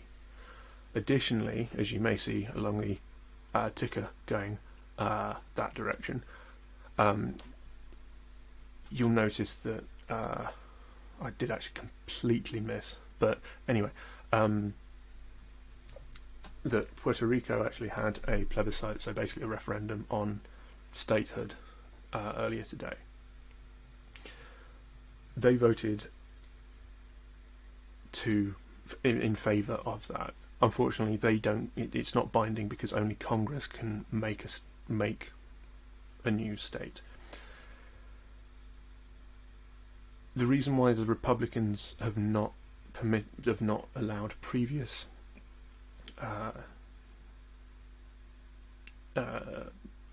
attempts for Puerto Rico to achieve statehood to pass is because they're fully aware that Puerto Rico is going to be very heavily Democrat-leaning, to the extent that both senators are almost guaranteed to be to be Democrat, and they'd also have a number of congressmen and a number of representatives, and they would also, as well, have seats in the Electoral College. Puerto Rico is likely to happen, but providing there is even if it's a tie, a 50-50 tie in the Senate, there is almost certainly going to be a new state in the United States of basically where DC currently is. Whether it's called DC or whether they call it something else, it remains to be seen. But effectively, you will have potentially 2 new states arriving in the United States, both of which will be very, very heavily Democrat-leaning, which effectively means that if both of them become states, well, if one of them becomes states, then the other one is almost certain to become a state, for the simple reason that they're very, like, you need senators in order to get states as states.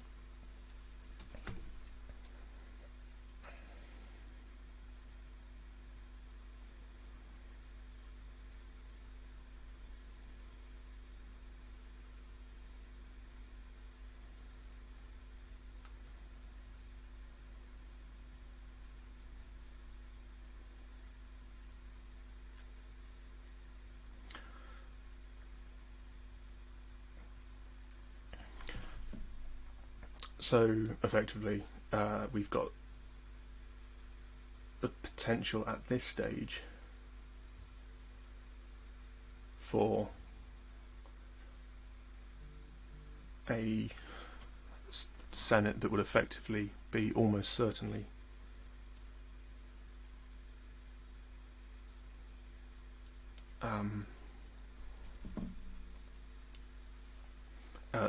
at minimum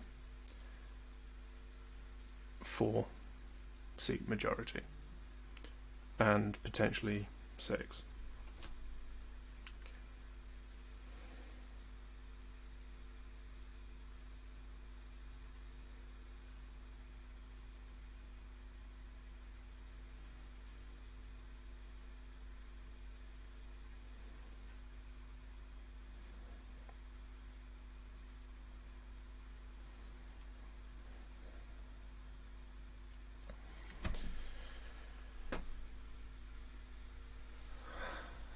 So, yeah, we're not getting a lot of new results at this stage. There's not been a huge number of announcements in the past couple of hours. Most Americans are asleep, but we still go on.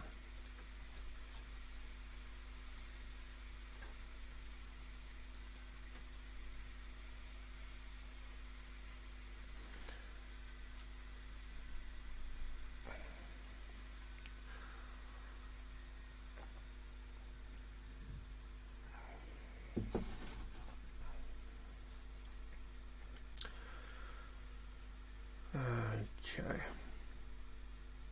So, as I say, the big news of the evening so far is that Arizona has been declared for. Yes, I have been up all night. I've been speaking pretty much constantly for the past 12 hours. Big stories of the evening. Biden has taken Arizona, or at least is predicted to, based on current polling. It seems almost impossible for Trump to recover, and 3 different news organisations reputable news organisations have actually called it. The first, incidentally, to call it for Biden was Fox News, which is very interesting. Trump is not happy with that.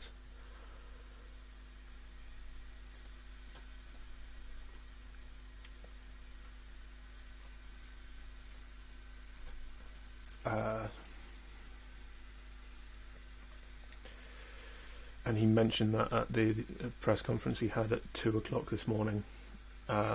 So it's been a long evening, and we still don't actually know for sure who's going to win. But crucial things to take away at the moment. In order for Trump to win, he needs to win. Basically, this is what. Well, let me show you the current model we're working with. This is the current model as it stands. Ones in dark basically represent ones that have been called. Ones that are lighter are ones that are still yet to be called. As it stands, Biden needs 3 states to win, all of which he is polling extremely well in, and still leaves him space to spare. Those are Nevada, which highly likely to go Democrat, particularly looking at early results. Wisconsin, it's almost certain to go Democrat and Michigan as well. That's not to when I say almost certain, there's still a chance that Trump can take them. As it stands, Trump is actually polling ahead in those, but the crucial thing is that Democrat-leaning areas are still yet to be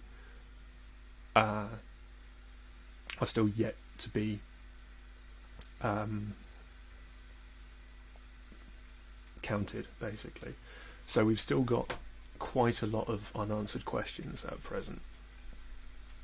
As I say, Nevada, Biden's road to victory at the moment is just Nevada, Wisconsin, Michigan. If he gets those three, he's already won. If he gets Wisconsin, Michigan, and Pennsylvania, he's won. He needs 26 seats. Sorry, totally. He needs 32 seats. So just getting Michigan and Pennsylvania will be enough. But Pennsylvania, we likely won't be hearing a full result for that until the end of the week. We might start getting, it might be called before then, but that will be once because poll votes are still accepted in Pennsylvania up to 3 days after polls closed if they're sent by post, but they're postmarked from prior to the election.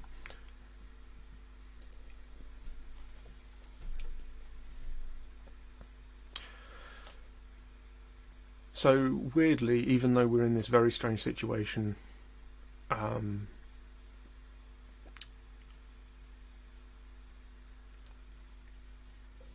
there's not actually been that many shocks in terms of unexpected seats, because even though this is the first time that Arizona has gone to Biden since 1948, I think, yes, I will just double check that again, but I'm pretty certain it's 1948 that was the last time it went.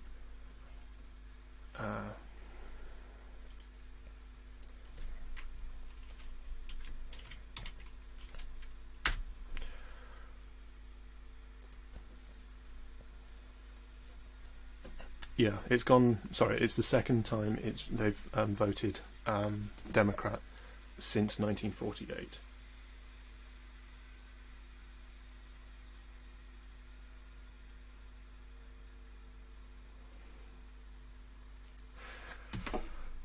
I'm being bullied by text.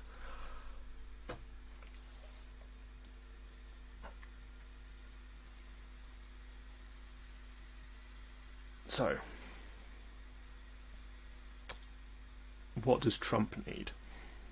Broadly speaking, Trump needs a lot that is going to be very difficult.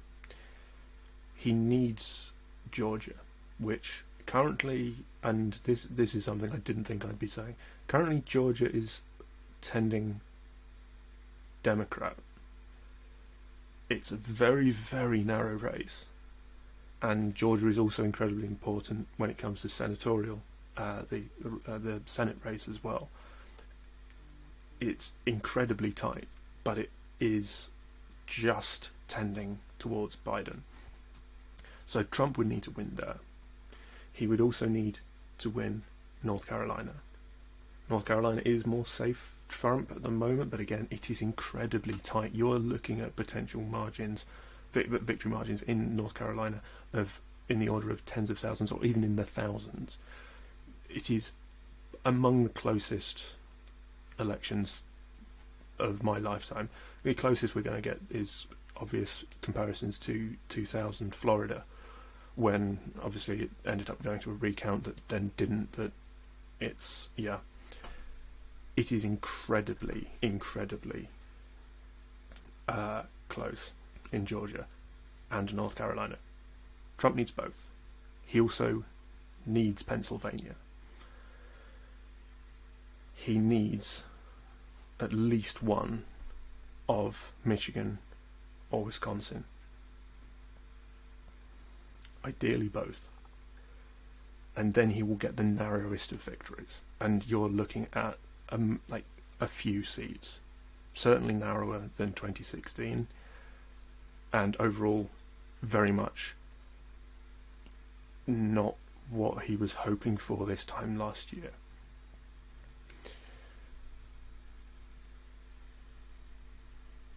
So he needs a lot. Trump needs more than Biden. Trump needs victory in 5 states. Georgia, North Carolina, Pennsylvania, and he needs victory in 4.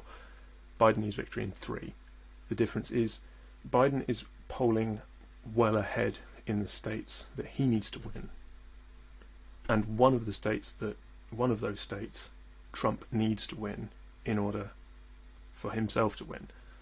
For Trump, he is polling behind in 3 of the 4 states that he needs to win. So currently, it is tending to Biden. The forecast, Spolitics forecast for 2020 has always been Biden to win. It was initially by a larger margin. We were anticipating Georgia to go. We were anticipating North Carolina to go. We were anticipating Florida to go. We were anticipating a closer race in Texas. But those are still well within. Those are all well within margin of error for our calculations.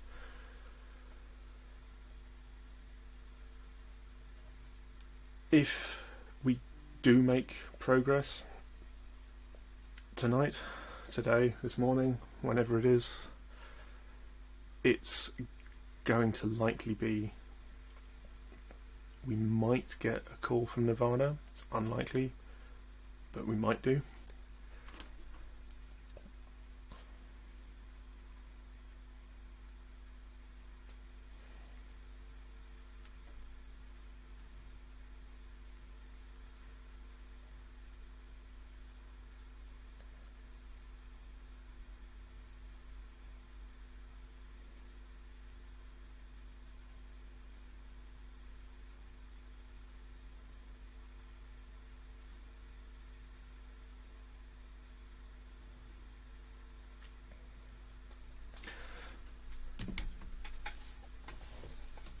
So,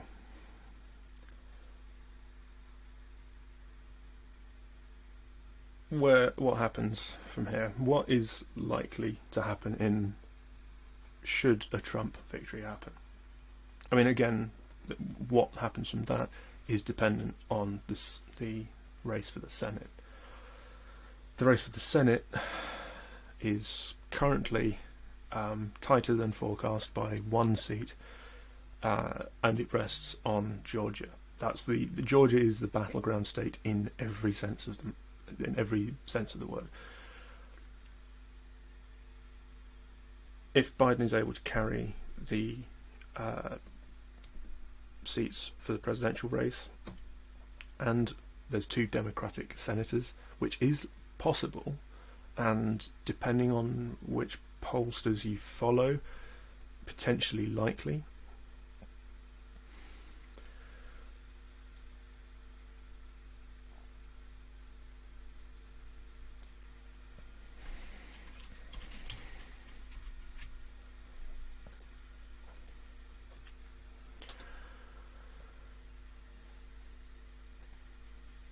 Depending on which of those you follow, it could even be likely that he wins both Senate seats, which would basically guarantee that there is a Democratic majority in the Senate, which would mean then that, because if Biden gets the results in the Senate in Georgia, he's almost certain to get sufficient seats elsewhere to win the presidency. The House is already spoken for effectively. It is almost impossible for the Republicans to take the House. The result of that would be that Democrats control the presidency and both houses of Congress. The things that would enable are quite significant, but crucially, even if it's down to a 50-50 in the Senate, if Biden wins the presidency any votes that are basically dead heats in the Senate, in a Senate that's 50-50, the deciding vote goes to the Vice President. If the Vice President is Kamala Harris, you effectively have an extra 0.5 of a senator. Although the question is how the in that case also the I believe that the leader of the leader of the Senate, so the person who basically sets what debates happen, will be I believe it would be Chuck Schumer, who is the head of the Democratic Senate leader.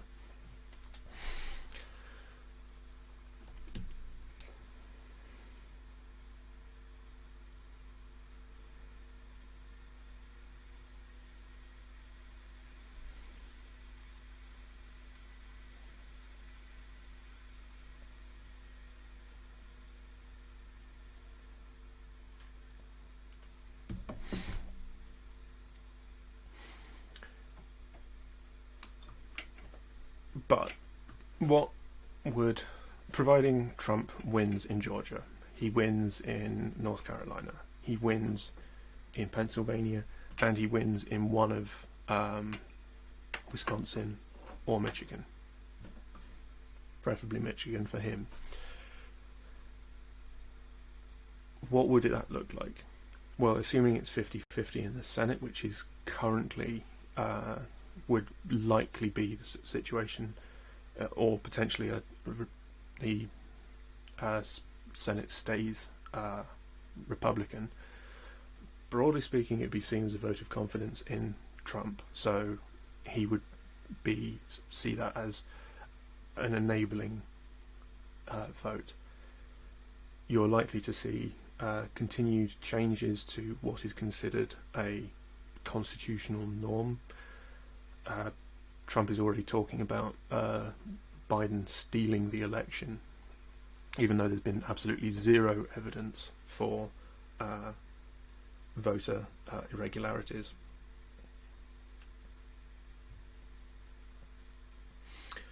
And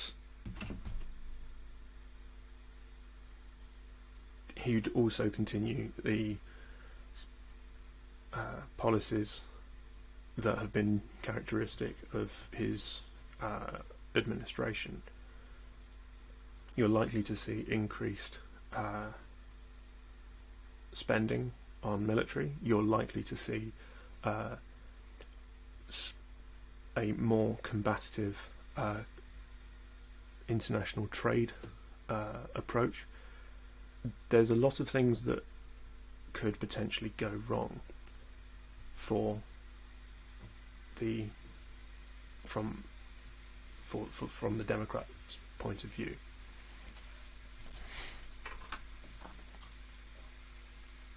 Also, crucially, there's a Republican majority on the US Supreme Court.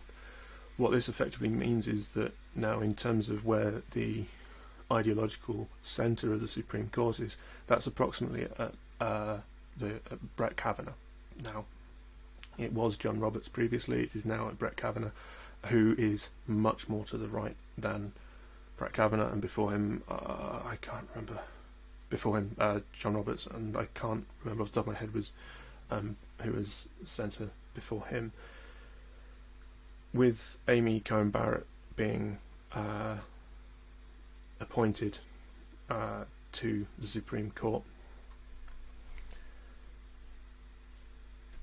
you have now a very strongly Republican and very conservative Supreme Court for the first time in recent memory. It's always been seen as effectively fair, for lack of a better term, that that presidents would aim to keep a political balance on the Supreme Court, but as with so many things at the moment, that's now been thrown out the window. Oh, we've just had another declaration.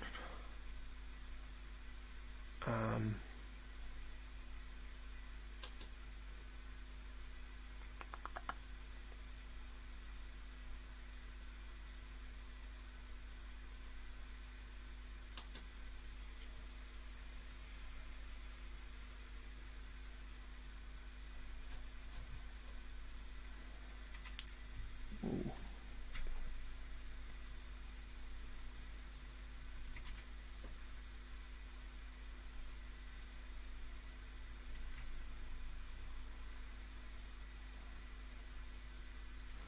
No, we haven't.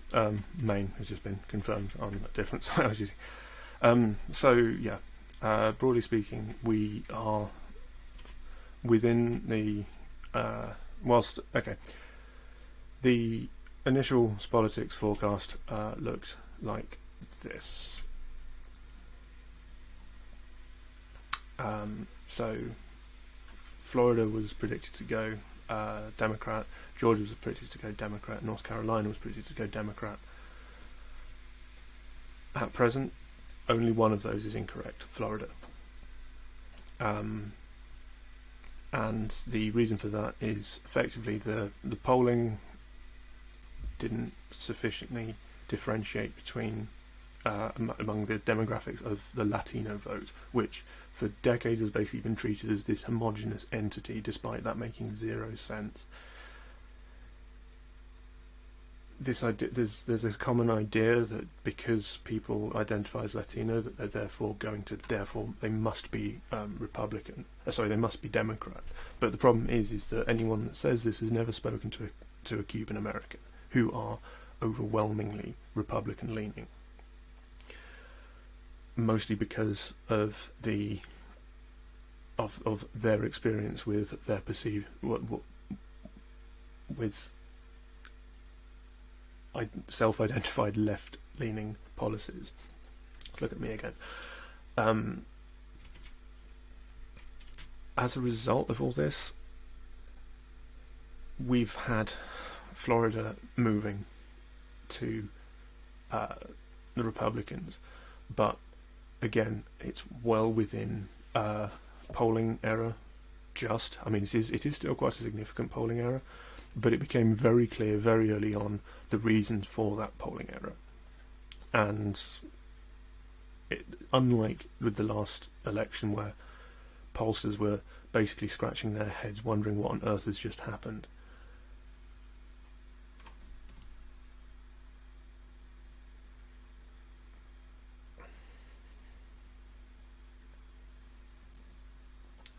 it became very clear very early on that the issue with the main issue with Florida, where there's only that's been the main surprise state, has been basically lumping together of all self-identified Latino as one grouping. Floridan Puerto Ricans voted overwhelmingly for Biden, and yet when it comes to the demographic polling, these are in the states considered as effectively one group, which I have to admit that I wasn't even aware of that. I didn't think of that when doing my forecasting.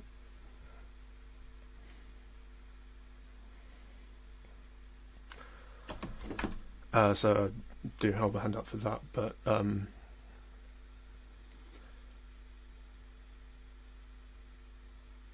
Florida aside, and obviously that is a significant aside, it is still extremely close in Georgia, in North Carolina. Both states that Trump won at the last election, and both states that have honestly no real business being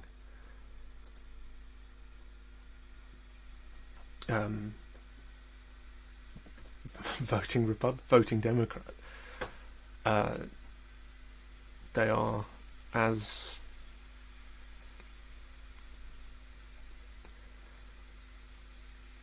other than in 2008,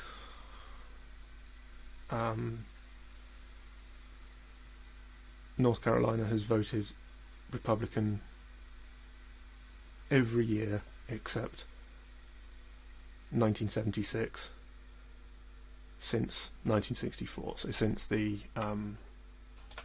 Southern Strategy. Southern Strategy was basically when the political alignment of the Democrat and Republican parties effectively swapped. You'll often hear alt-right mouthpieces talking about the Democrats being the party of the Ku Klux Klan, and that's correct. In the when the Ku Klux Klan was set up in the late 19th century, it was very much in allegiance with the Democratic Party. But the Democratic Party effectively has switched since around the 40s to 60s, around the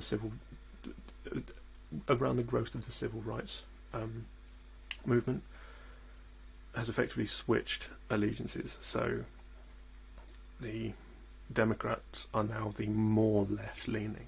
It is very important to stress, however, that what is considered left in the United States is very, very strongly on the right in every other developed Western nation. And by Western nation, I'm also including Australia and New Zealand, because culturally they are Western. Whatever Western means, but if, in terms of where Joe Biden sits, he's approximately where David Cameron's or Michael Howard's Conservative Party were on the political spectrum. That should give you an idea of how far to the right the Republican Party is. Now, I'm not saying this as an opinion, I'm saying this as in terms of policy, in terms of approach to certain international situations. They are very, very to the right. The Overton window, as it's called, which is the sort of what the average person considers as left and right, is hugely over to the right in the United States. But the thing is because of the cultural, basically the Cold War, anything that is seen as being vaguely left-leaning is seen as indistinguishable from communism, from totalitarian socialism. But there is quite a big distance between, say, Nick Clegg, who would be considered a completely radical socialist, and, say, Chairman Mao. But because those are so both massively outside of the Overton window in the United States, they're seen as functionally identical. And so that's important to note as well from an outsider's looking in, an outsider's perspective looking in, rather. Yes, I mean, where are we with regards results? Not much further along, to be honest.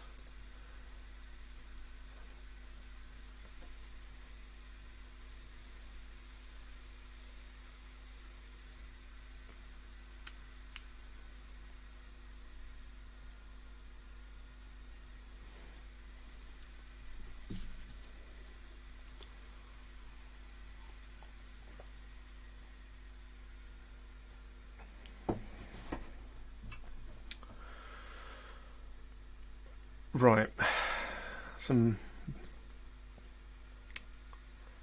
bad news. The Georgia special election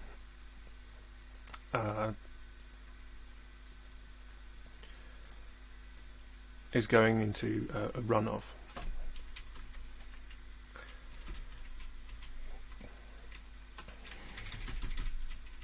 What that basically means is that we won't actually know who at least one of the senators are for Georgia until the 5th of January. So we'll meet again.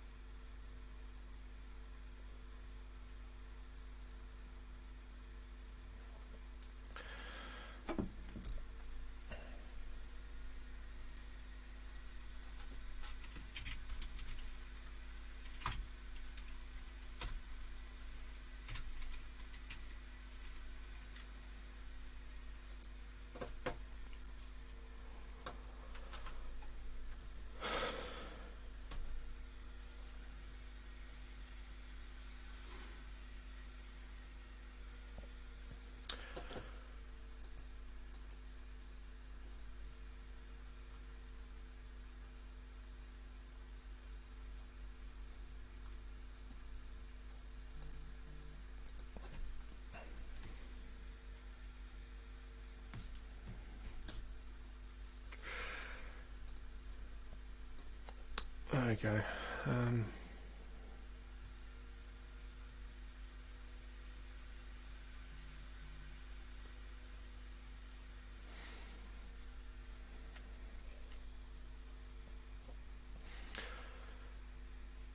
It should be mentioned that currently, when it comes to the Senate race, both the Democrats and the Republicans both have a scalp apiece. The Democrats have taken Alabama. Sorry, the Democrats have taken Colorado, and the Republicans have taken Alabama. Neither of these were particularly surprising, both of which were expected. Both fed into the forecast. So the BBC is incredibly slow when it comes to US elections. They are by far the slowest of all the major US polling major projection companies, news organisations, when it comes to projecting a particular state to win a vote. The Associated Press has declared for let's have a look.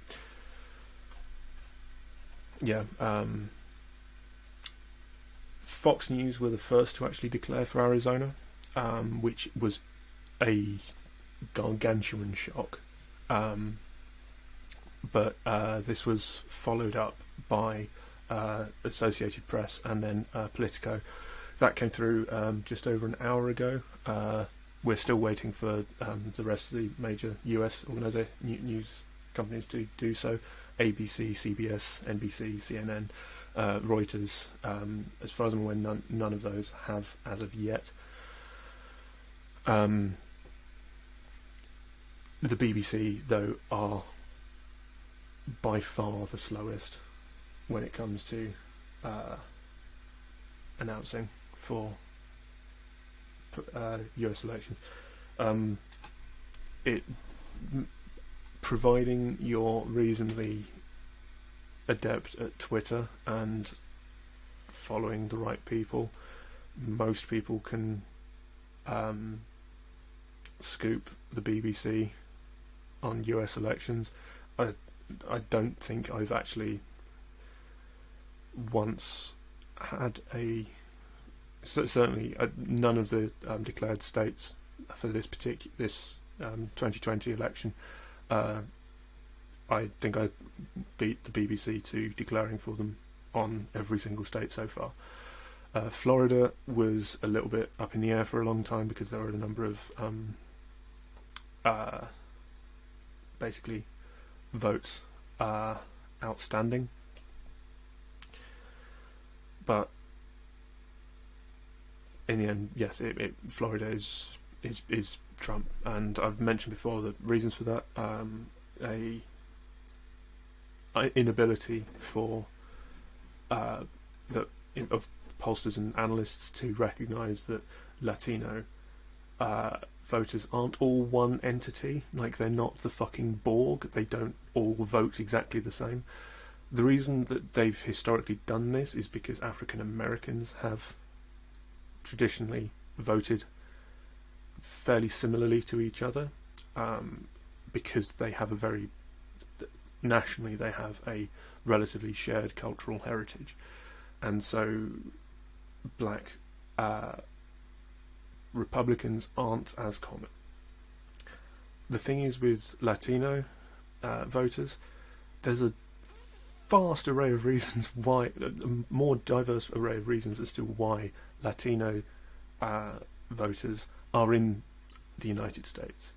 They may have, if, for example, Cuban Americans have been very strongly Republican for a long time. Venezuelan Americans, I mean, they've had a shorter period of the situation, but they have historically been a fairly dependable Republican base. Conversely, Chilean Americans, Peruvian Americans, Bolivian Americans, and Argentine Americans typically are a much more dependable democratic base. Likewise, when you look at the Asian vote, saying Asian American is so utterly meaningless, and yet polling organisations insist on using. And I confess that I missed the reasons for the Latino vote. I completely missed that. I didn't do my homework sufficiently. In my defence, every other polling organisation also missed it, but I should have done better. But I did certainly notice when it came to the Asian vote, and saying like the difference between South Asian Americans and East Asian Americans, and even within East Asian Americans, Chinese Americans vote differently to Japanese Americans, vote differently to Korean Americans, vote differently to Vietnamese Americans. These all vote. These aren't one entity, and that is basically why Florida went wacky. Basically. I've been talking for like 12 hours now, so I'm not stopping now.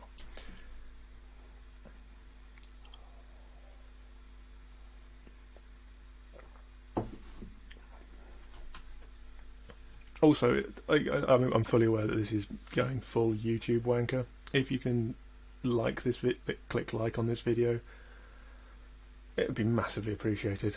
Yeah. And subscribe, why not? That way I don't have to pester you all to come watch me. Because I'll be doing similar things to this for other elections going forward. So next, like major,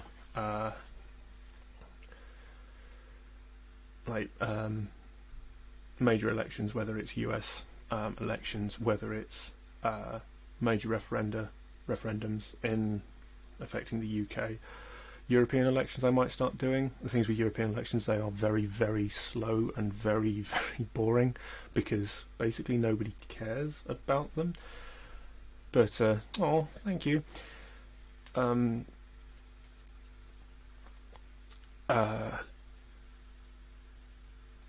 Because nobody cares about them, I might not do them. But I'll certainly be doing live streams, like politics live streams.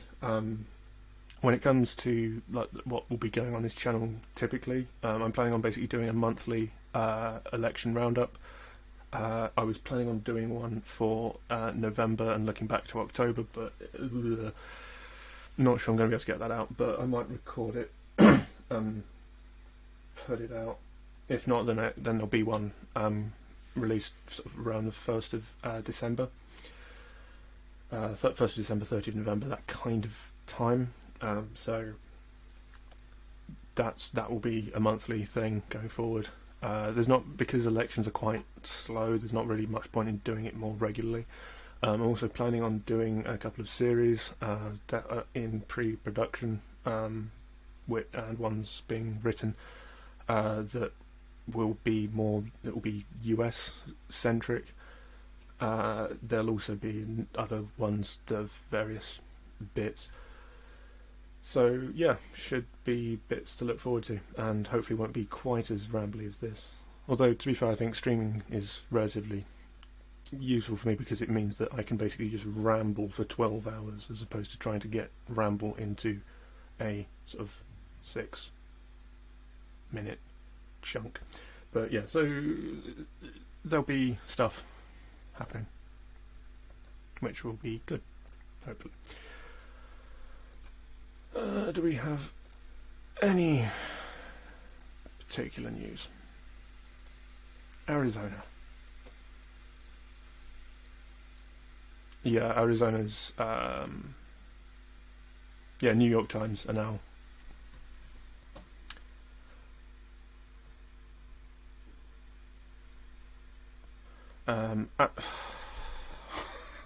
okay, Arizona is not only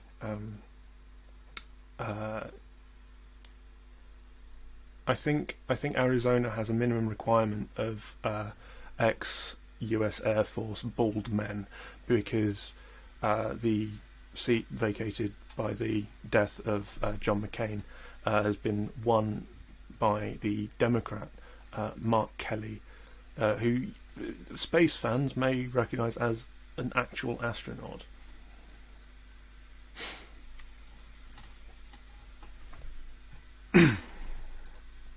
So that's going to be somehow Arizona is now a strong Democrat state. This is not supposed to be happening. Like, Arizona hasn't gone. Has gone. Arizona has voted Democrat once since 1948. This is not how any of this is supposed to be happening, and yet it is. 2020, you continue to amaze us all.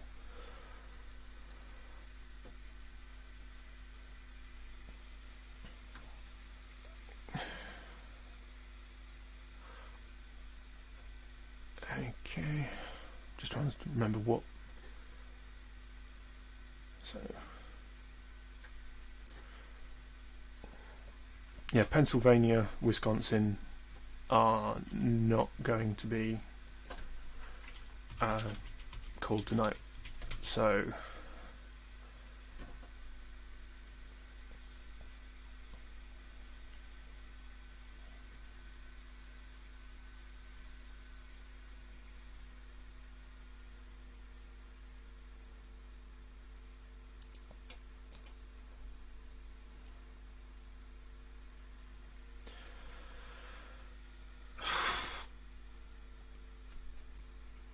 yeah, currently honestly, I don't think there's going to be a huge amount of news.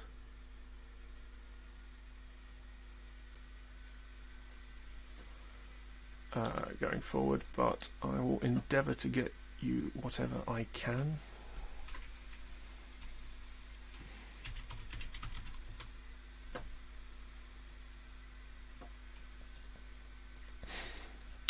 Yeah, there's been no news coming out of Nevada whatsoever. Like, even if you just search for Nevada on Twitter, like, everything is like 2 hours ago.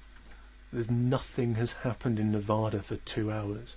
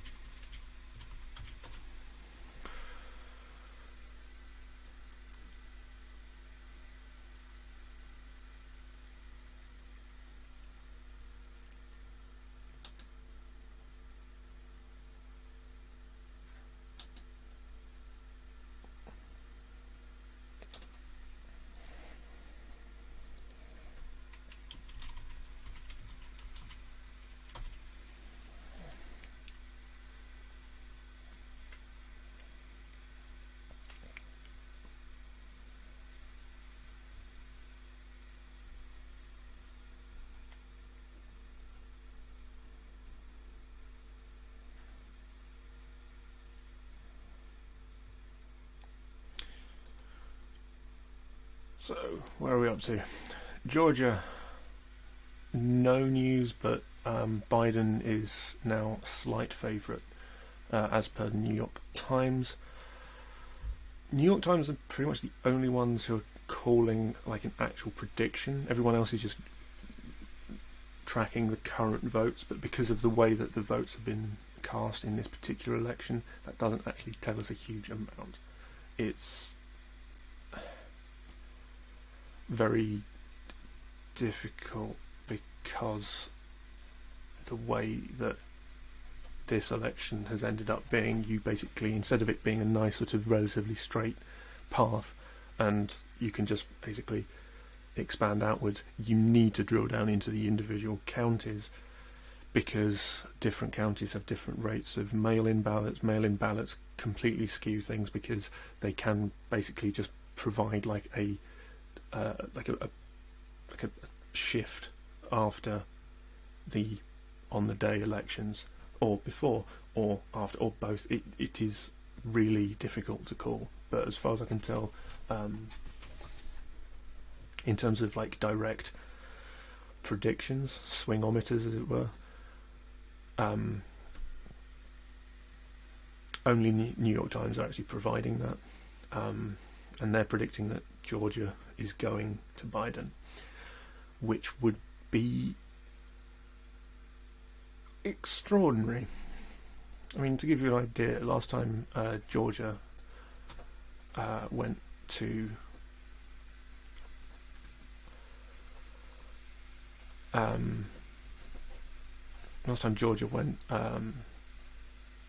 when was it?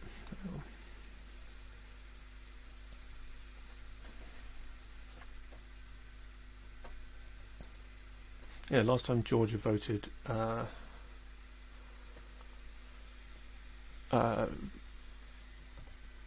Democrat was 1992. So Georgia has never gone.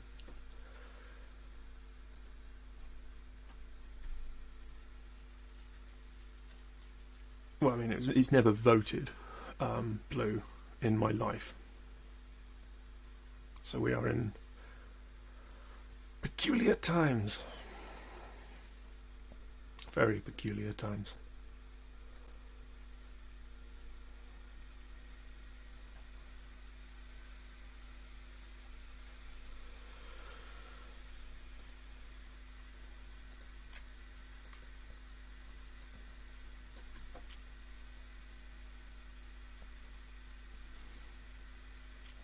Nevada, oh, I can. It's going to be very, very close in Nevada, but currently it is leaning blue, but it is very, very difficult to call because 2020.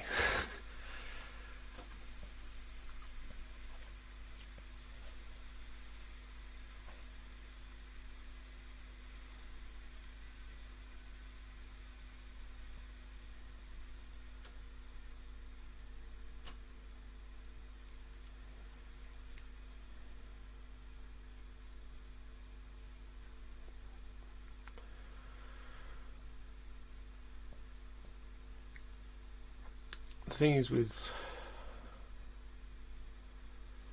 Nevada, you've got almost all the population concentrated in two counties, Washoe and Clark County. Clark County is where Las Vegas is, Washoe is Reno. I'm probably mispronouncing all of these county names, this being America, just make it up. Both of those states, both of those counties are very strongly, fairly strongly Joe Biden leaning.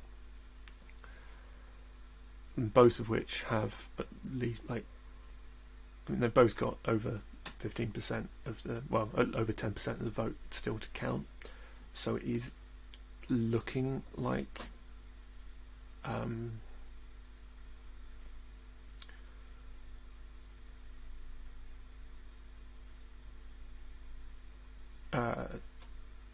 Biden will take Nevada. To be honest, if he does take Nevada, there's no real point in keeping the stream going because honestly, that's really going to be it in terms of news. Continued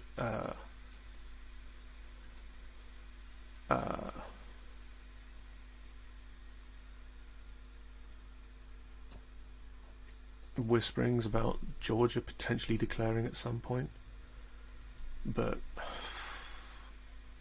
it's impossible to say.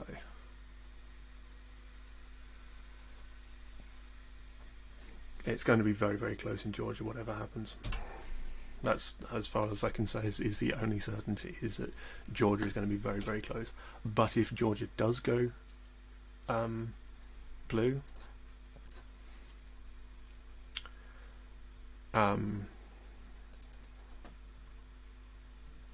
and Nevada does.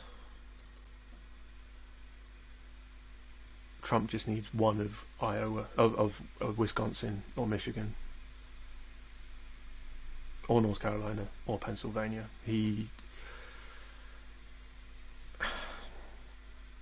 If Georgia goes blue, I would be probably comfortable calling it for Joe Biden.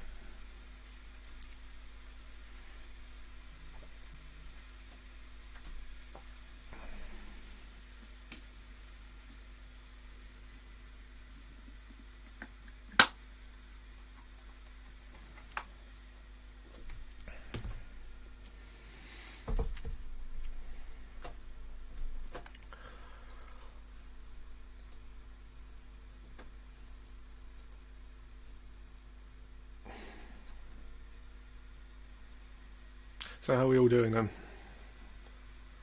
What are we all thinking? How we think it's going to go?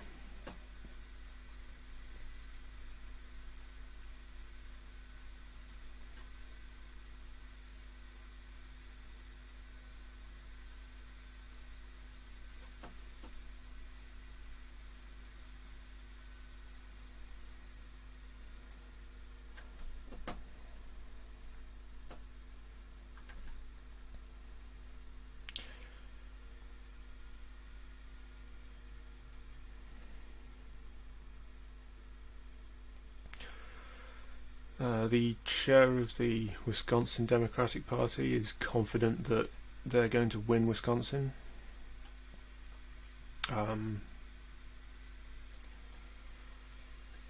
Whilst, and certainly the polling would suggest that. If they do take Wisconsin, they just need 22 seats. Unfortunately, none of the remaining states have 22, so Wisconsin weirdly doesn't actually matter. Michigan is the prize when it comes to a Biden victory, and also for Trump stopping a Biden victory.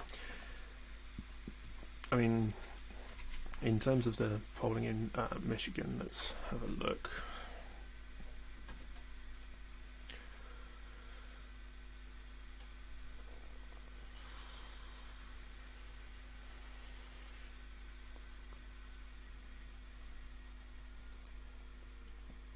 Have we had any?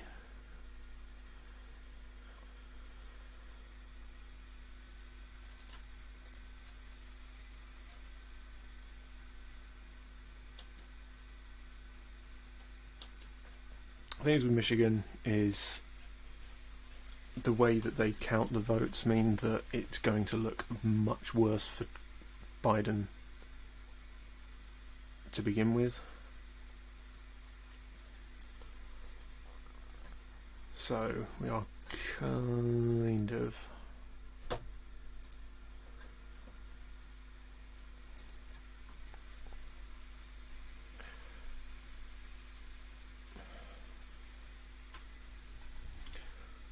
there's still, I mean, Michigan is looking very, very close, even in the Joe Biden, in the Biden leaning areas.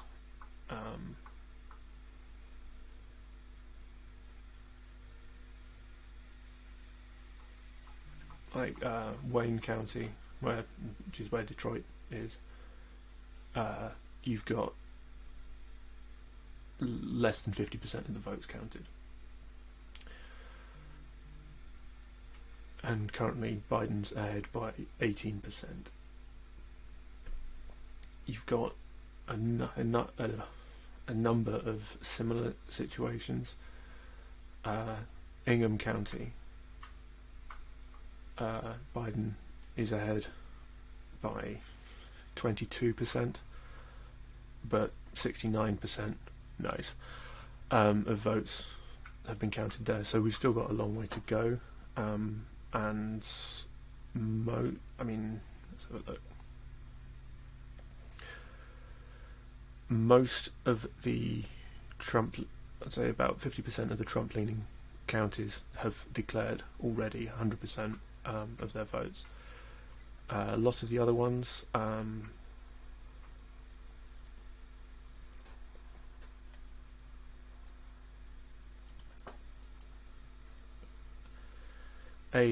smaller populations, not by much in some cases, but still smaller.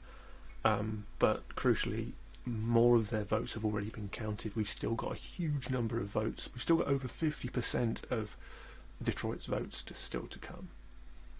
That's quite significant.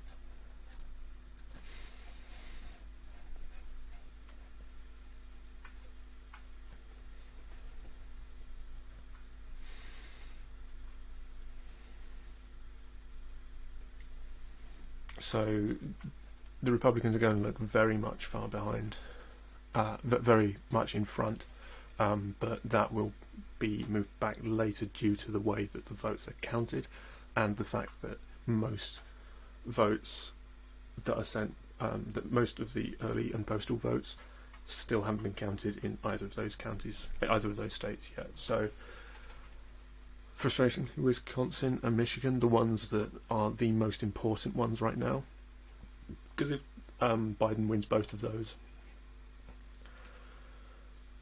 especially if he's got Nevada, I'm not sure that Trump can win in that situation. I mean, it's not like enough to get him over the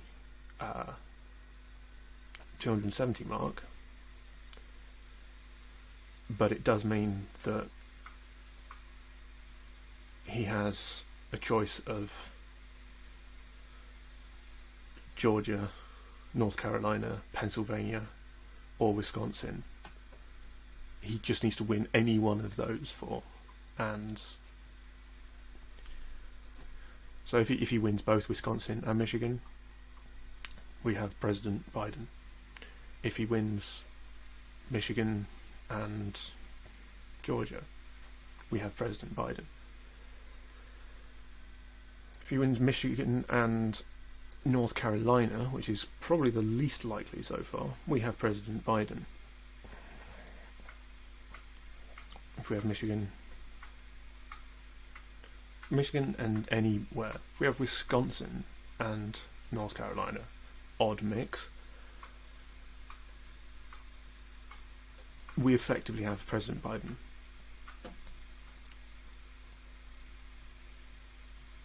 There's functionally no way, because Trump, even if Trump then won Pennsylvania, he won Georgia, he won Michigan, which would be insane, but bear with us here. He won all of the states that is left, and also the Maine's second district. You'd have a tie, but the deciding vote would go down to the House. The House is Democrat. You end up with President Biden. So it is very much Biden's to lose at the moment, but unfortunately we are currently kind of at a bit of a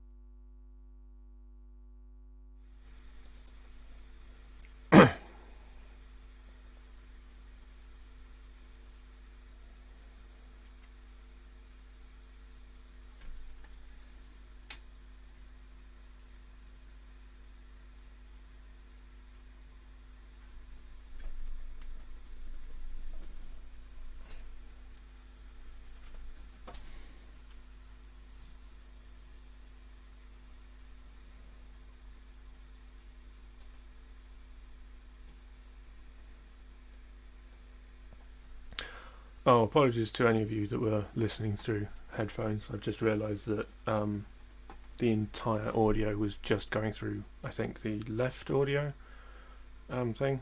Yeah, soz. First stream and all that.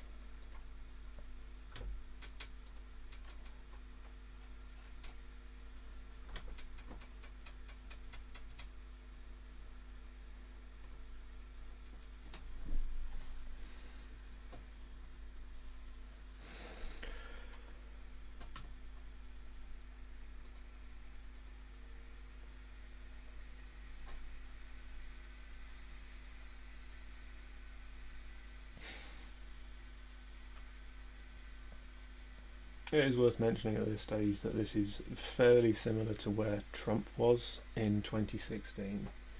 The states that he needs to win, he does have a very narrow lead over Biden, but it will take a long time before we actually have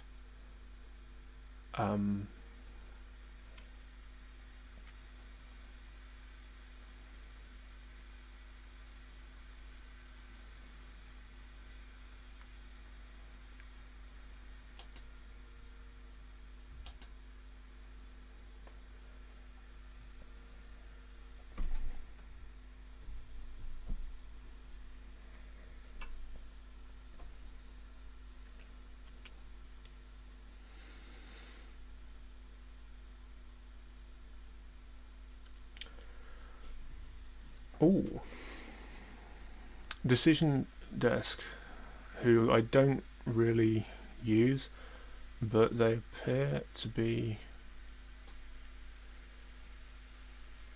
So look.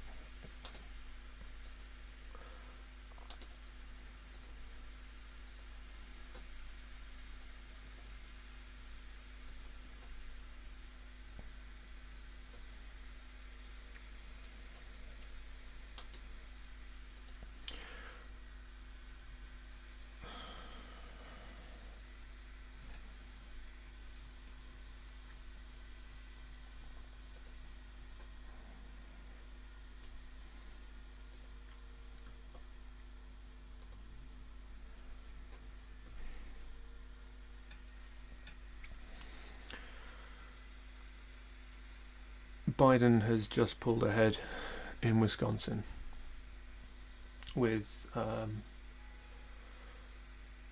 approximately 95% of the vote in. Although, yes, do remember, that doesn't mean that he's going to win, because things can still happen.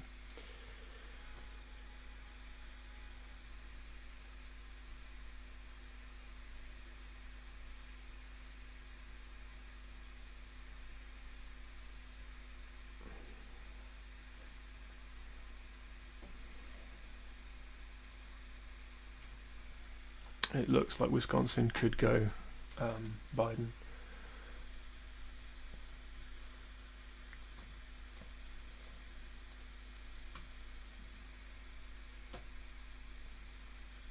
Yeah, they have Wisconsin leaning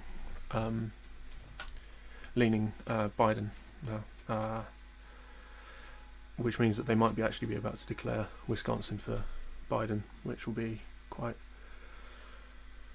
an event.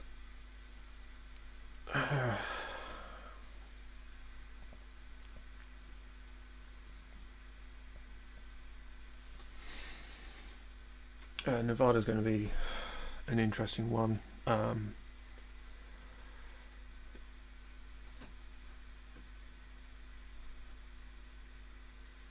It's still difficult to estimate exactly how many votes they've got in, because these are basically relying on a series of highly organised leaks.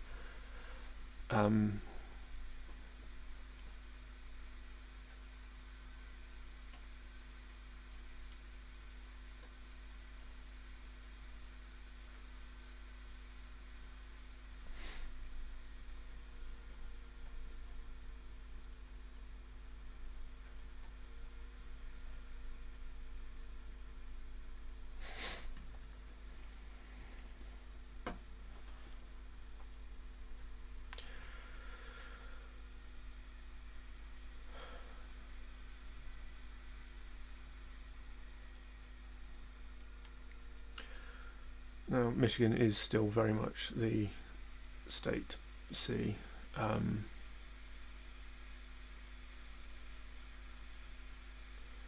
Detroit is going to be quite sizable. It's difficult to, like, when it comes, there's Monroe County, which borders Detroit. It's obviously where that voted last time.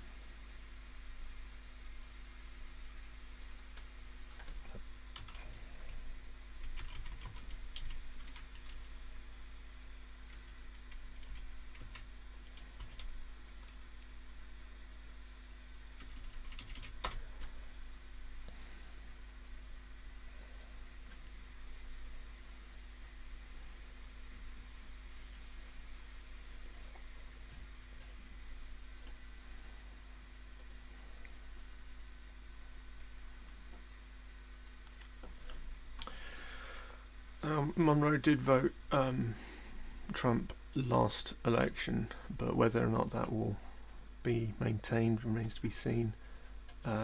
It is quite a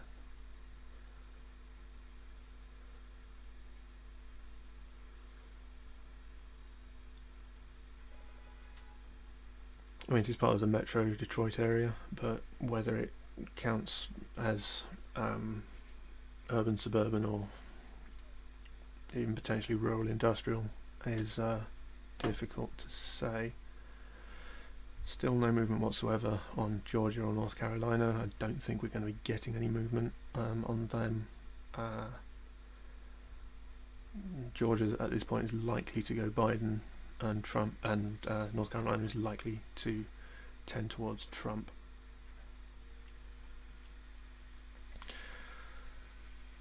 Right, we're now into our 11th hour of streaming, so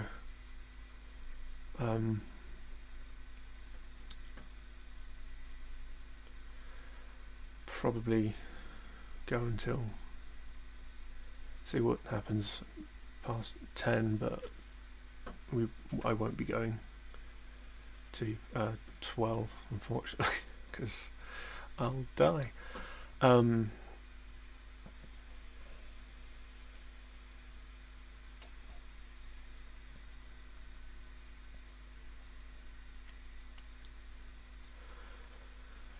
Michigan will come down to mail-in ballots. There's no two ways about it.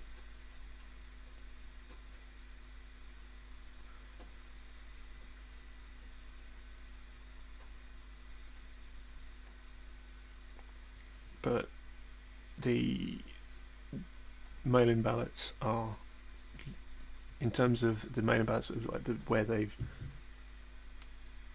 come from, they're going to be almost overwhelmingly Democrat leaning. So I'm knocking on my housemate's wall.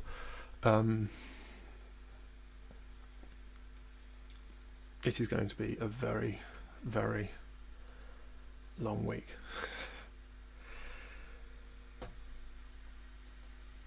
If, as I say, like Nevada still heard nothing.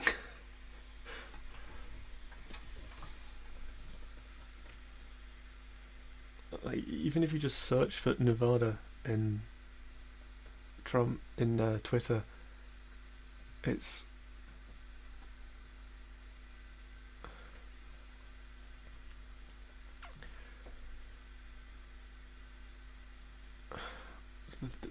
nothing is particularly recent and useful.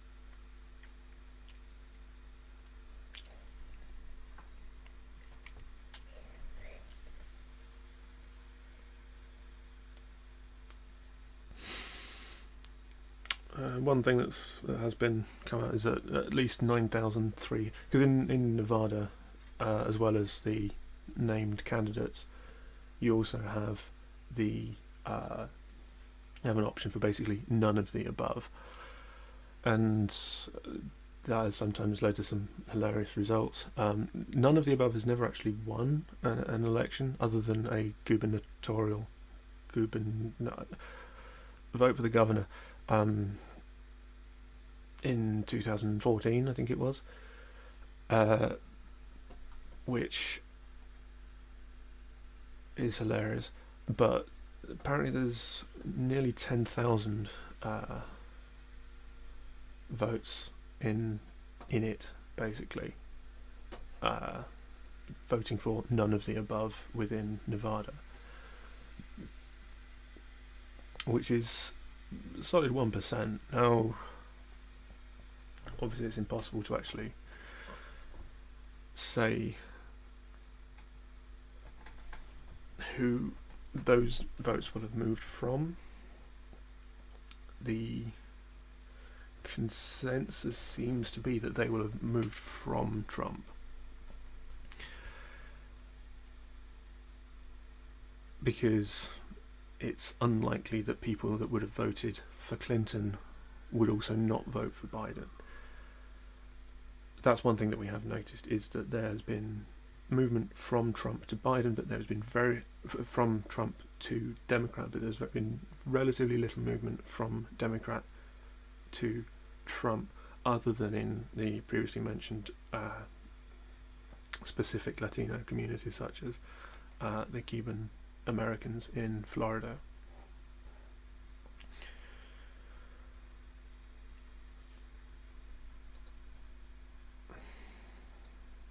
Although hilariously, none of these candidates isn't actually polling last in Nevada. He's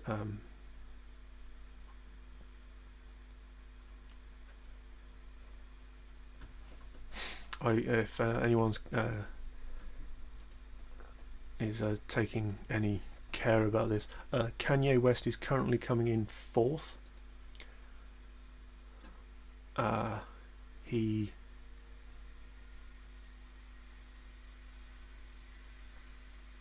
has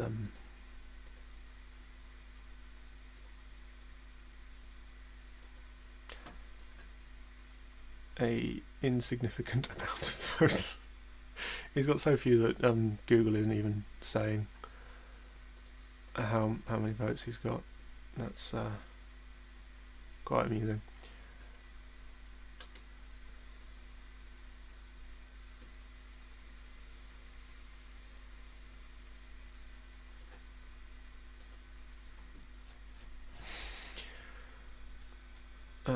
Yeah, it's worth also mentioning that Kanye West, in total in Georgia, his total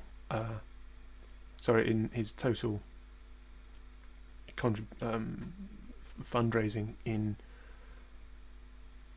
anywhere totals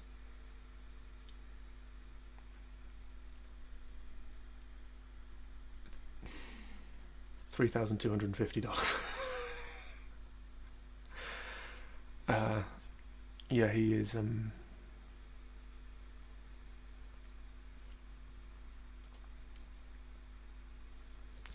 polling at less than 1%, so you're going to be looking at a potential return of maybe 500,000. If he gets 500,000, I think he's can consider it. Well, I mean, considering the amount of money he's put into it, is quite embarrassing, really. But yeah, he's not going to be.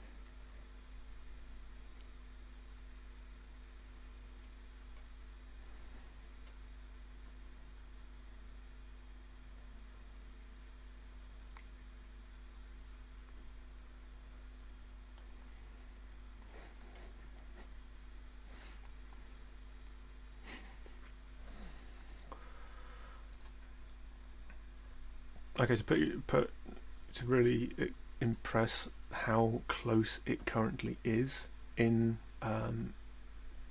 Wisconsin, it's currently less than 9,000 votes between Trump and Biden. That's the closeness that we're talking about here. Now, Wisconsin isn't one that Biden needs, but if he can take that, then certain Biden supporters will be breathing a sigh of relief. Donald Trump desperately wants it because he took it at the last election. But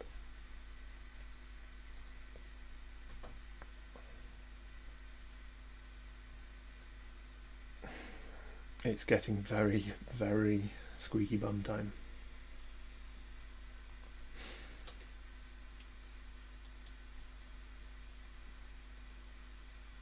Yeah, about 29,000 in it now.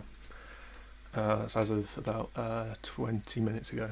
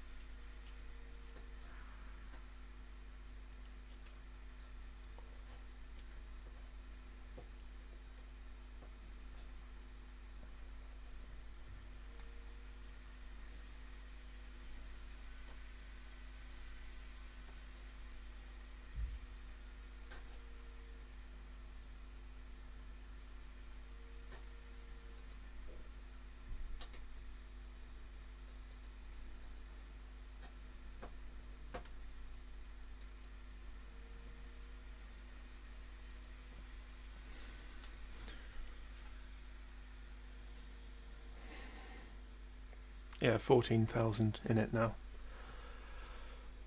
It is going to be very, very close.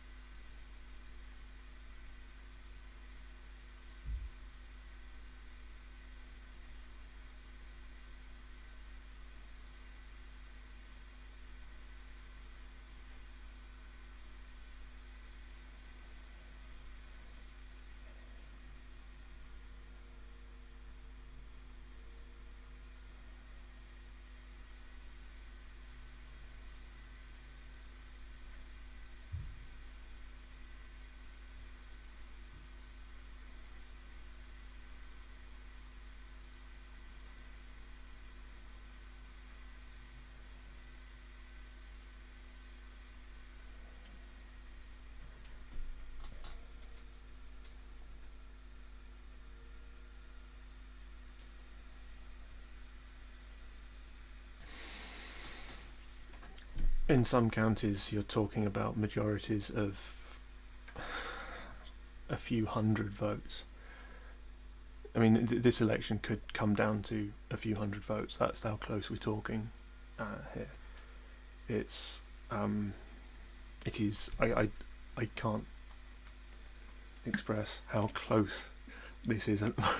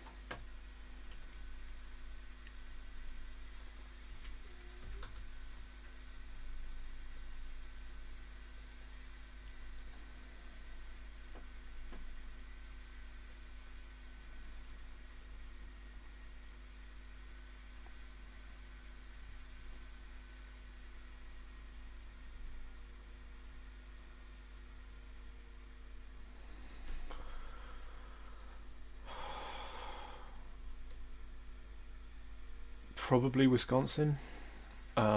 It's so painfully close there right now. As I say, you're talking a few thousand votes.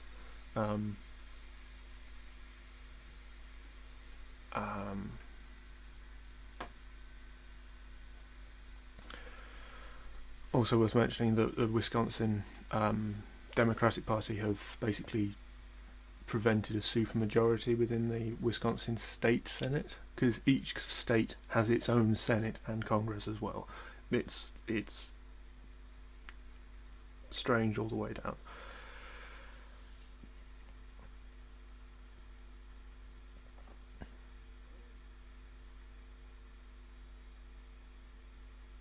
So that's certainly, if any sign, is a good sign for the Biden campaign. But as I say, that's where we're expecting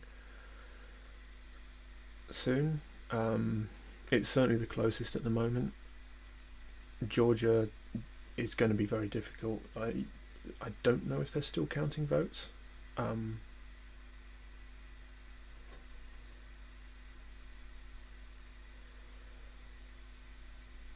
We are starting to get a few little bits of news out now.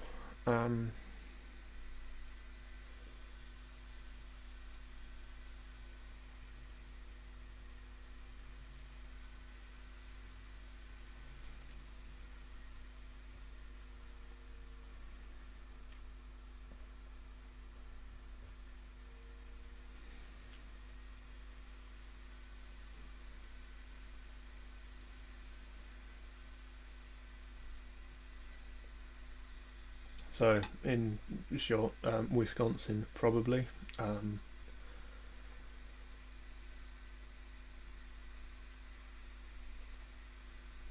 There's a couple of states where ballots can be received after election day. North Carolina being one, Pennsylvania being another. Those are two very important states, so it is exceptionally frustrating that we don't know about them now. Nevada is another one that I'm trying to find information about, but I don't know. I'm not sure if Nevada actually exists anymore, because there is nothing coming out of Nevada. You've got a narrow Joe Biden victory, likely. No one's declared it yet.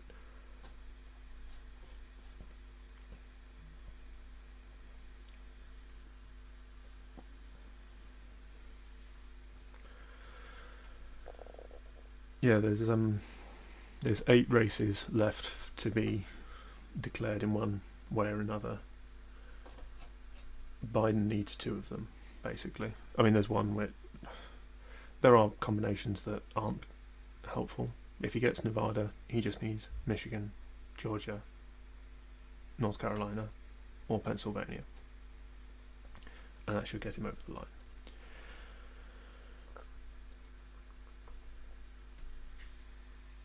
So, come on, Wisconsin. Let me go to bed.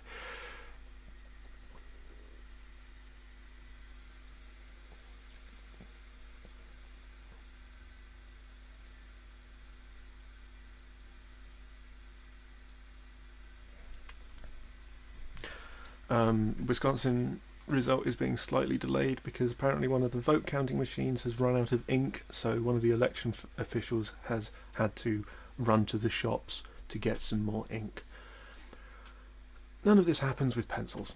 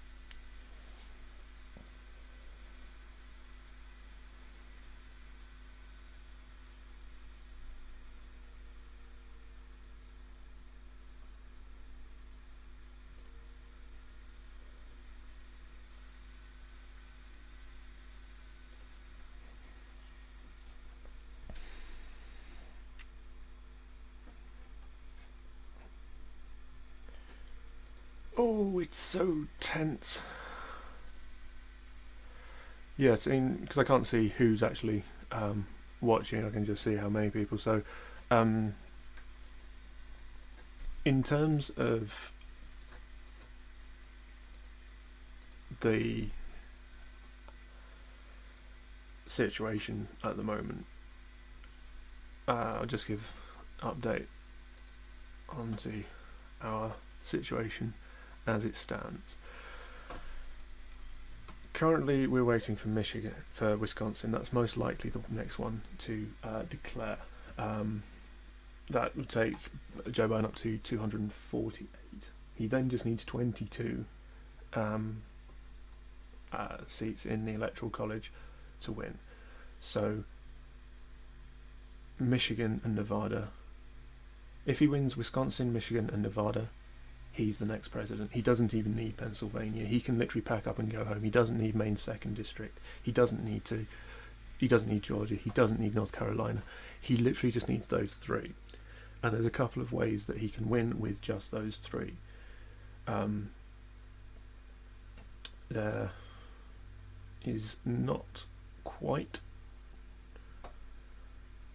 and yeah, there is a way actually he can win with just 2 if Georgia and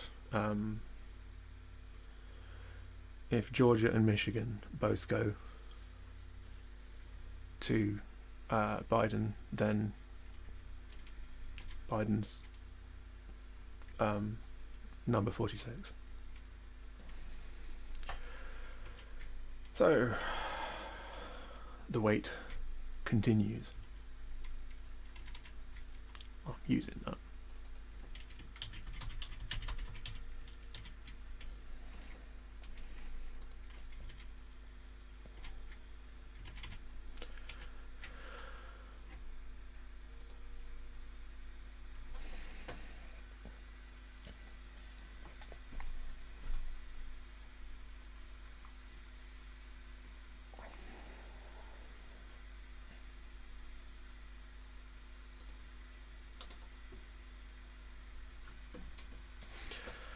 In terms of the Senate, not heard. It's still very close, predictably.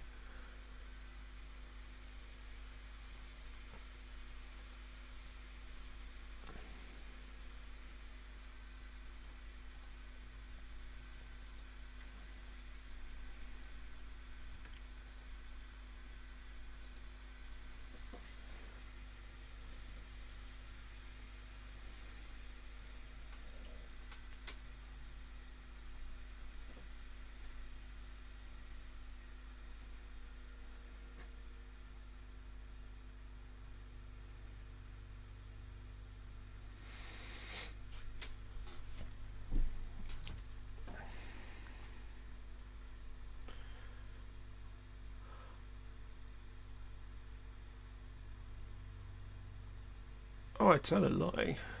Cal Cunningham could conceivably still win it in North Carolina for the Senate.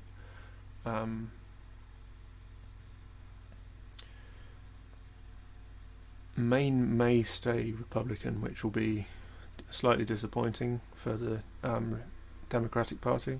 They'll be very disappointed actually with their Senate performance. North Carolina and Maine were seen as relatively easy pickings. Again, we've got Michigan as a potential blue state. Georgia, unlikely to switch at this point. 4% is probably not achievable, but who knows? It is still possible. Again, whilst we have from the start predicted forecast a Joe Biden victory,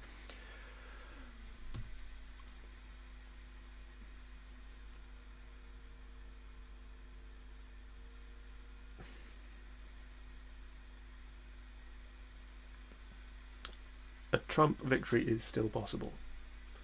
Unlikely, I stress, but possible.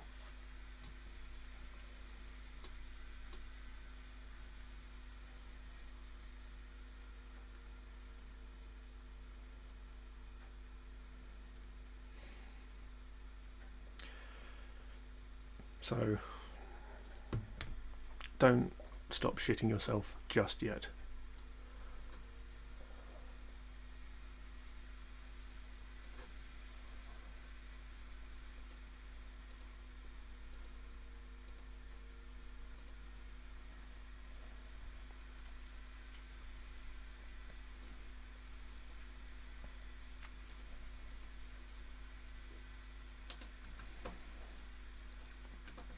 We're still not hearing anything from Nevada.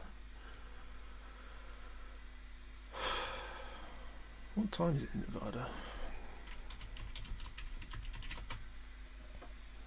It's 2 in the morning. By the sound of it, they're packing up and have gone home, so they'll just be counting tomorrow.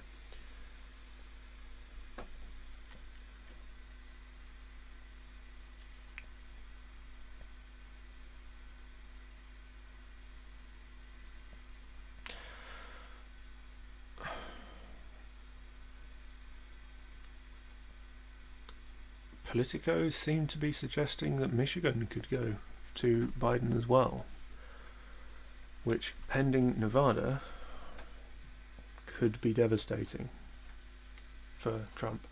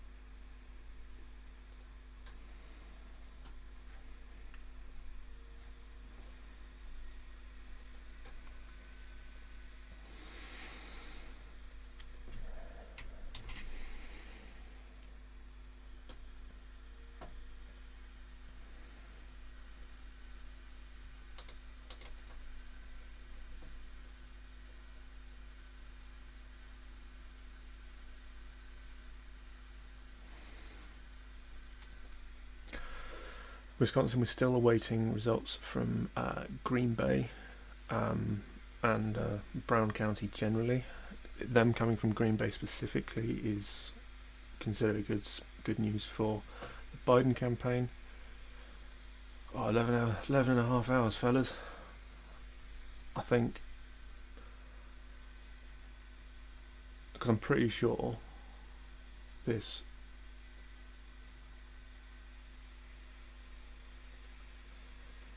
it shits itself if I start going over 12 hours.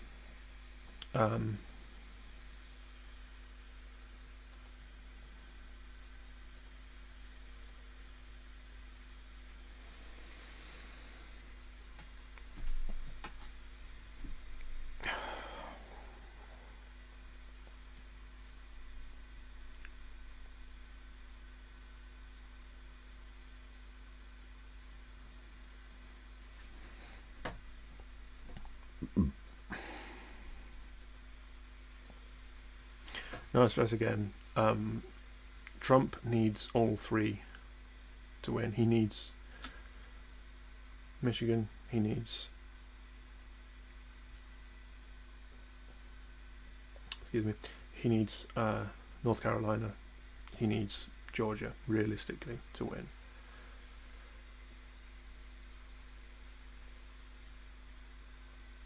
He's polling ahead in North Carolina. Well, that's it at the moment. Michigan, he is currently ahead, but this is believed to be blowing heavily towards Biden.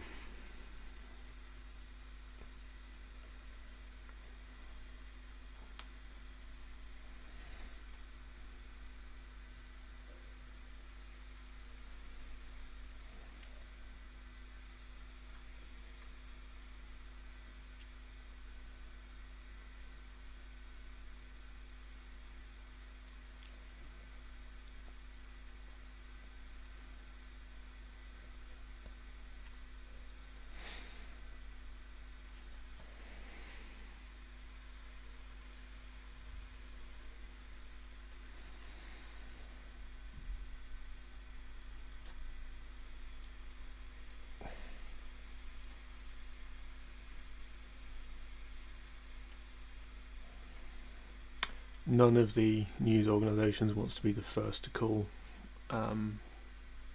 Michigan, Wisconsin, or Nevada. That's the most frustrating thing. Nobody wants to move.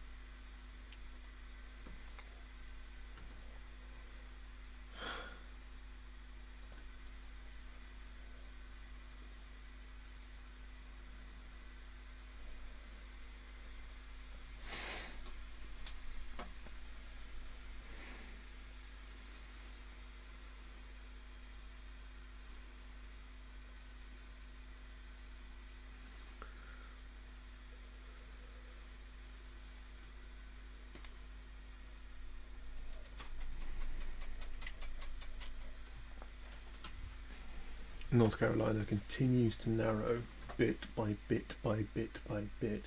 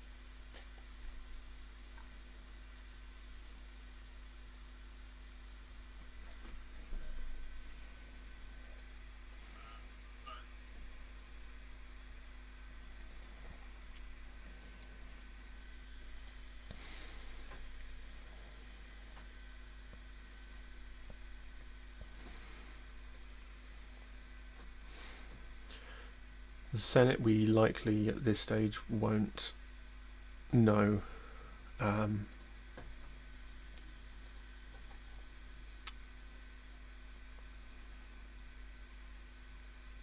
for potentially until, because of the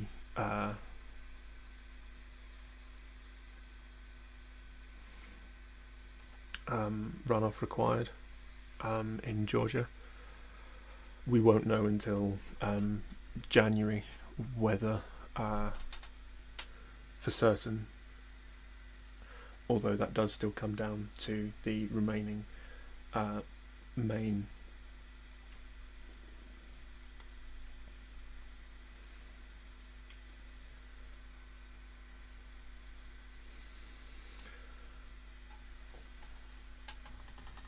Michigan again, this time in the Senate.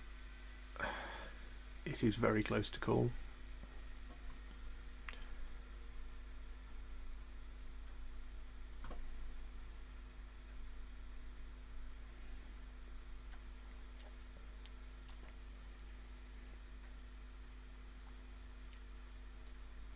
remain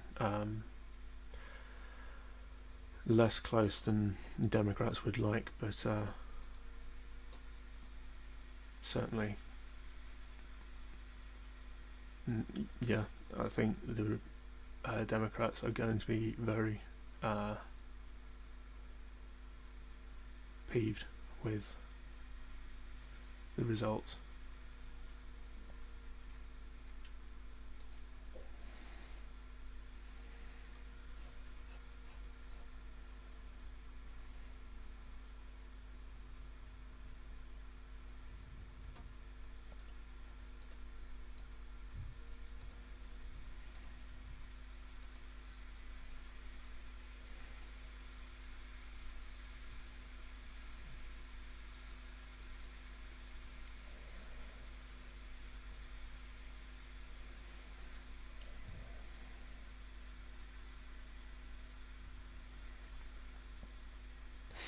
Okay, Nevada, we've had 2/3 of the expected vote in.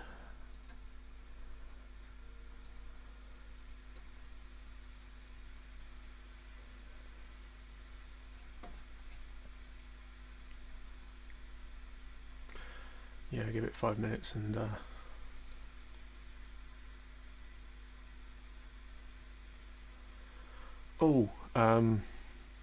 laser beam eyes.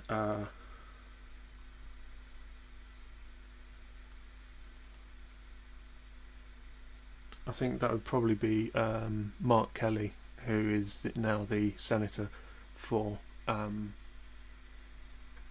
Arizona, Democratic senator for Arizona, and also an astronaut.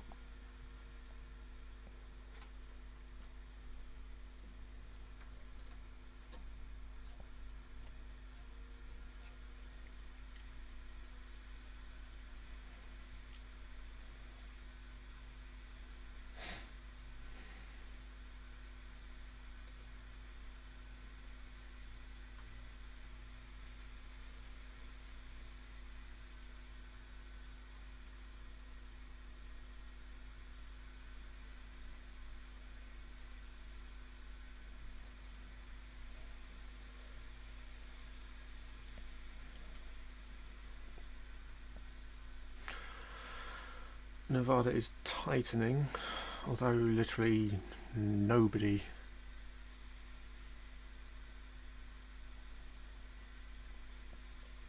is giving actual predictions.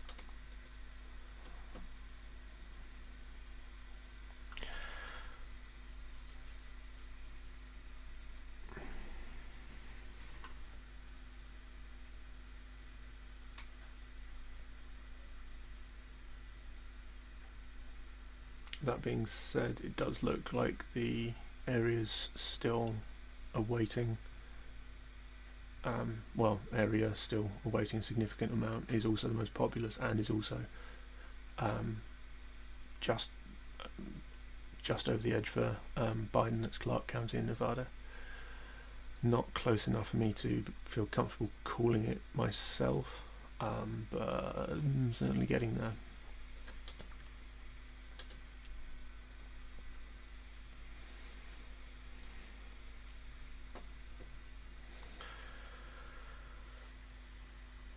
Popular vote at the moment stands at Biden getting 50% and Trump on 48.4%, which is broadly in line with forecasts previously. That being said, the popular vote doesn't actually mean anything. Although Trump has said that he's going to look to try to get the Supreme Court to stop all poll counting, which is seriously concerning because there's no real argument that he can actually make for that to happen. That being said, he's just filled the Supreme Court with Republicans, so it's going to be fairly difficult to establish.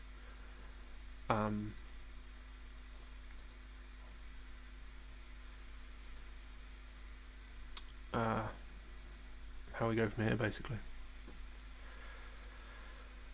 Effectively, Trump is doing all he can to declare war on the democratic system. That's not opinion at this stage. Like, he's pretty much straight up said that.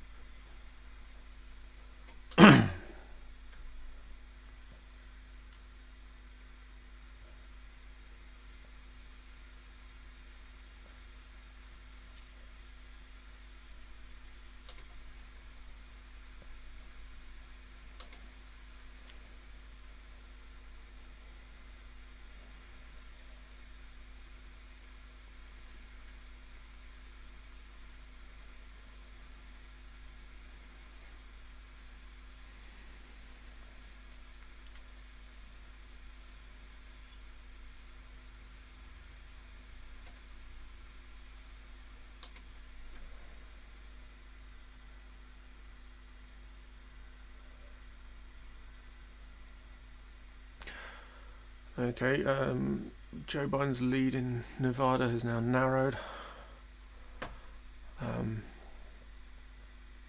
It's fair to say I'm not going to bed anytime soon.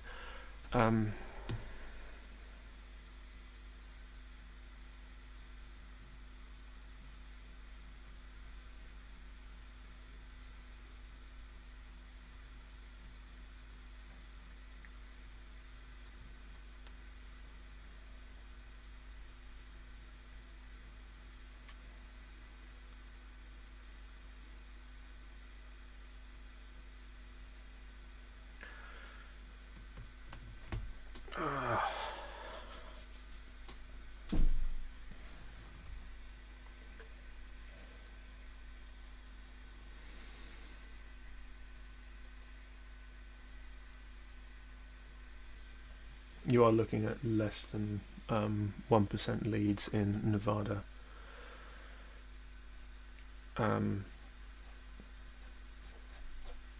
Wisconsin and Michigan, potentially. Although that being said, Michigan is expected to switch quite dramatically, as we still don't have any of the major population centre ballots in as of yet.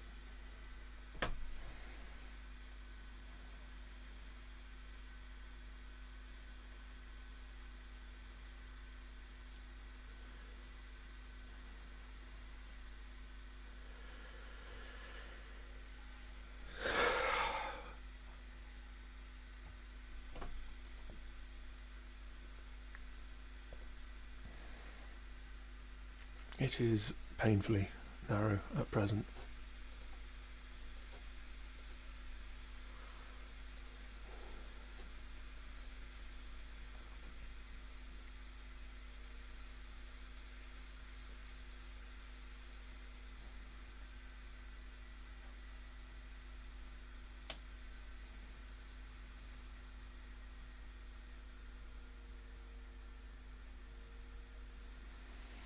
Biden has an incredibly narrow lead over Trump in Nevada at the moment, 0.8% lead. So, not going to be easy or crucially quick.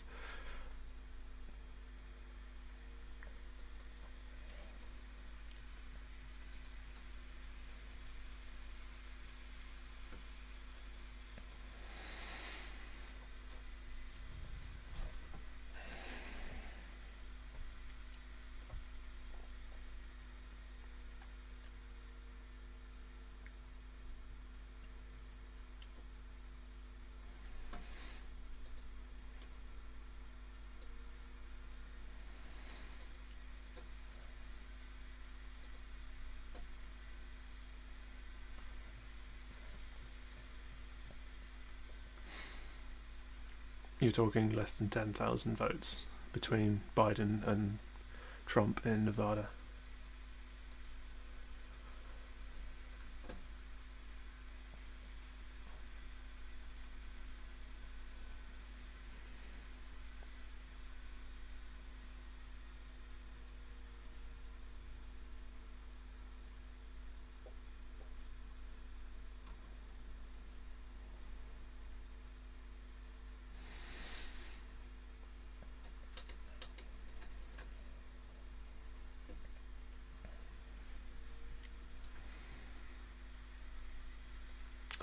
Wisconsin, I'm not calling it, but I'm comfortable. I feel instinctively that it's going for Biden.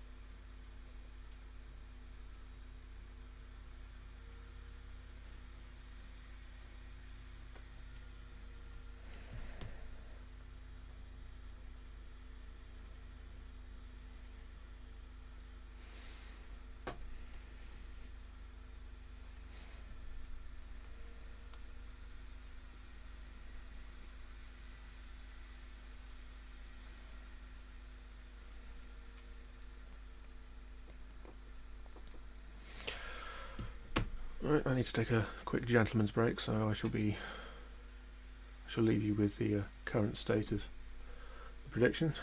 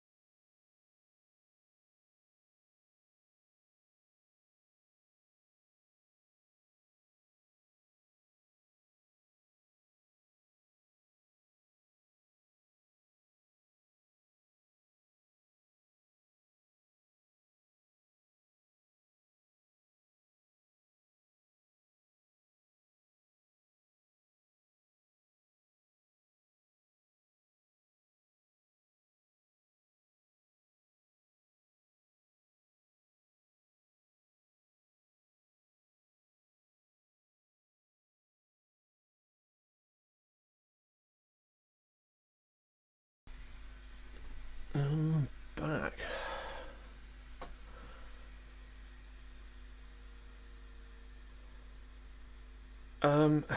Yes. In short, but it is incredibly narrow. We're down to Nevada, which is getting narrower, which is slightly strange at this point, but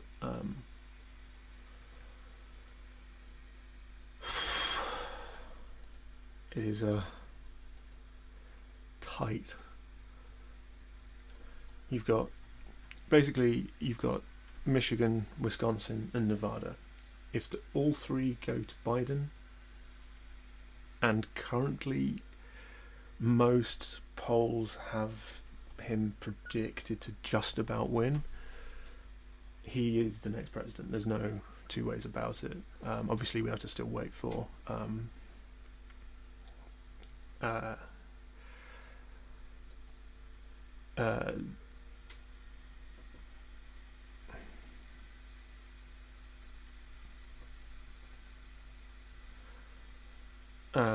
let's have a look.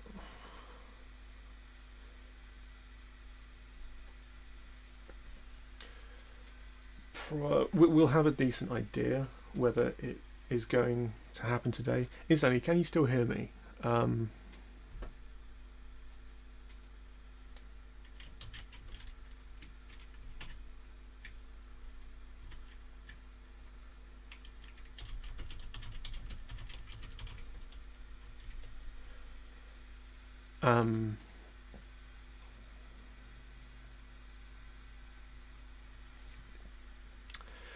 Right.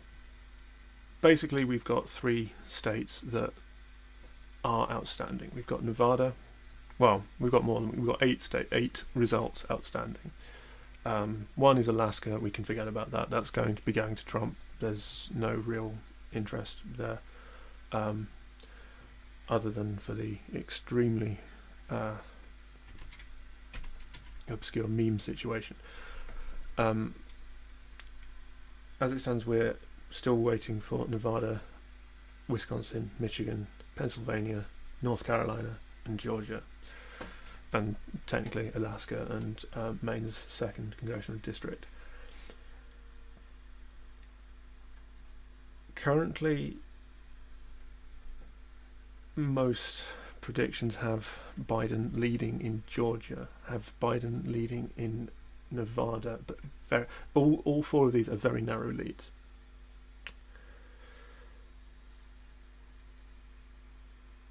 Fantastic. Sorry, YouTube Studio was saying that my audio bitrate was wrong. It's lying to me clearly. It's still saying that it's... Oh no, we're back again. Anywho. Yeah, it is very, very close. At this stage, it's likely that North Carolina will go to Trump, but it's impossible to know. Although, if anyone here was feeling particularly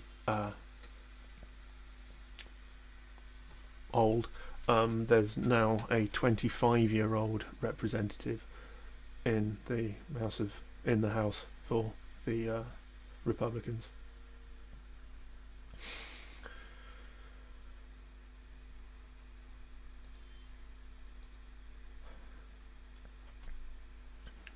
Yeah, currently the predicted that Biden will just about squeeze past in Georgia. The thing is that it's close everywhere.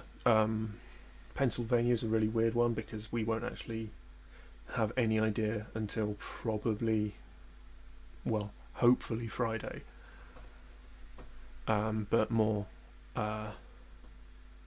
likely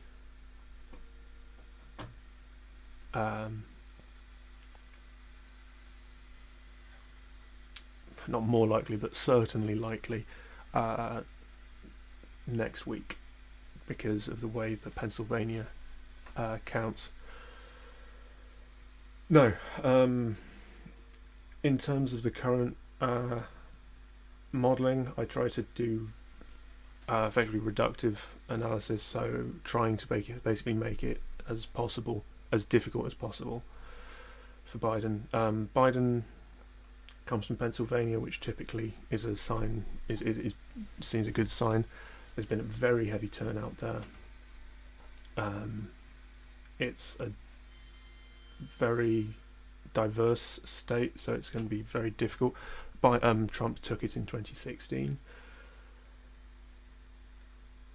At the moment, it's looking like Biden will take Pennsylvania. However, in terms of the analysis, we're basically assuming that Biden doesn't want to have to depend on Pennsylvania.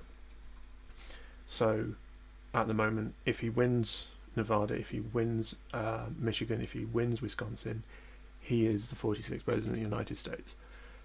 He has got the 270 seats required.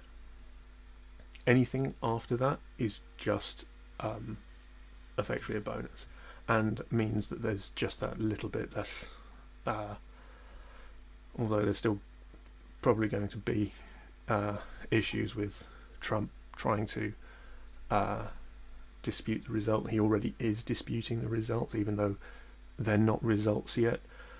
And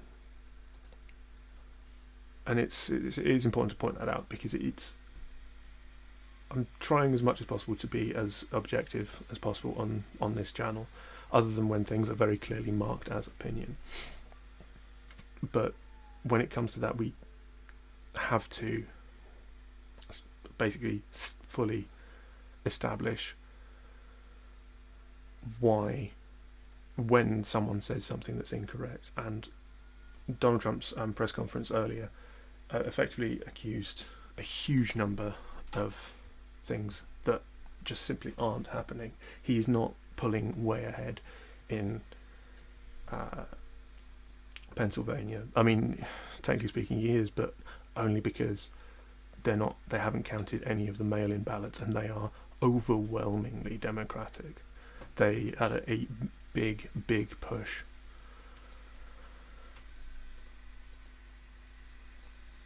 to have a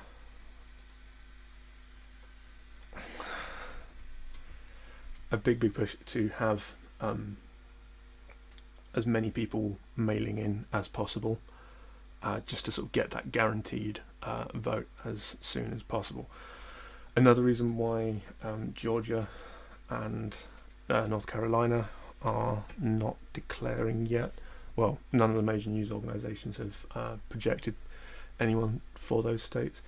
There has been reports of a number of ballots still outstanding that have been, because postal ballots in the US are tracked, and we've got ones that basically just didn't reach the polling station. So there's a large number of those in a number of states in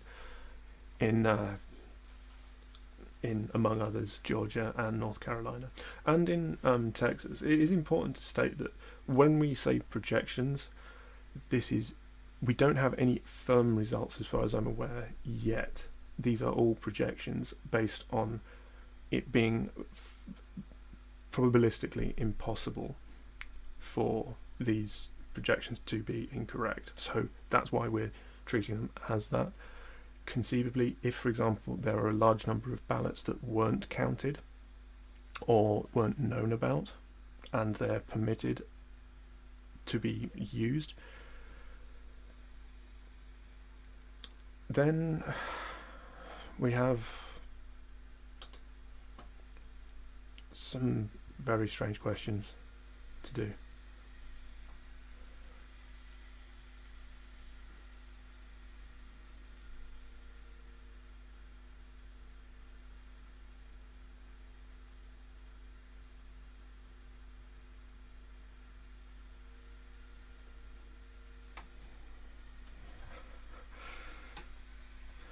The BBC apparently just accidentally said that they were reading out a tweet from Margaret Thatcher when actually they meant Theresa May. So a little bit of hilarity. Mail ballots, yeah, there's no real issues with them. Trump is trying to cast a shadow over them, trying to make it sound as if they're really open to fraud. Trump, in his first term, got together a voter fraud task force to basically look into the voting system and try to basically establish that there's a huge voter fraud issue. Got basically a yes man to do it, but he ended up disbanding it because they didn't find any. So there's not really an issue there that there's any evidence for. So yeah, as far as the mail ballots, they're pretty fine in terms of sort of going forward from here. Still waiting to hear from Wisconsin.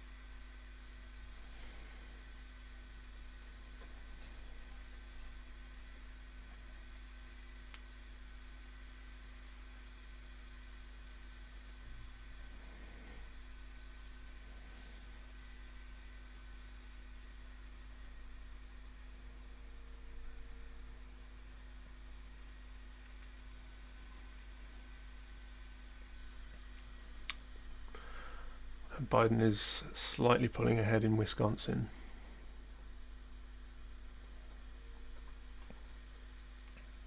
I mean, we're still talking a matter of less than 20,000 votes. But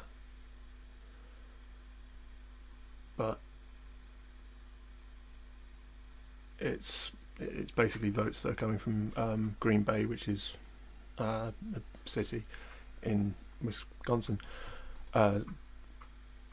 Biden has strongly performed in cities, and that's something that definitely we can take it. We can't at the moment make any predictions as to fully as to who's going to win. In terms of, like, we can't make any sort of firm statements that Biden is going to win or Trump is going to win. It's too close to call at the moment. The forecast is still that Biden will win, but the things that we can take away from this is, one, people will be criticising the polling a lot after this, but I don't think that that's fair, and I don't think that that's accurate. Certainly there is a polling error. There is almost always a polling error. And from what we've seen so far, that polling error is within margin of error. The issue is the demographics that those those polls use. It treats huge swathes of American society as effectively a cultural monolith, trying to effectively apply the logic of the African American vote to other racial demographics, and that just isn't applicable. There are many reasons why the African American vote in the United States has typically been a relative monolith. The trying to elbow Latino votes into a single thing, it's at best pointless, at worst fairly racist. The same with Asian Americans. That is a category that includes people that came over from India and people that are refugees from North Korea. Like, there is so little that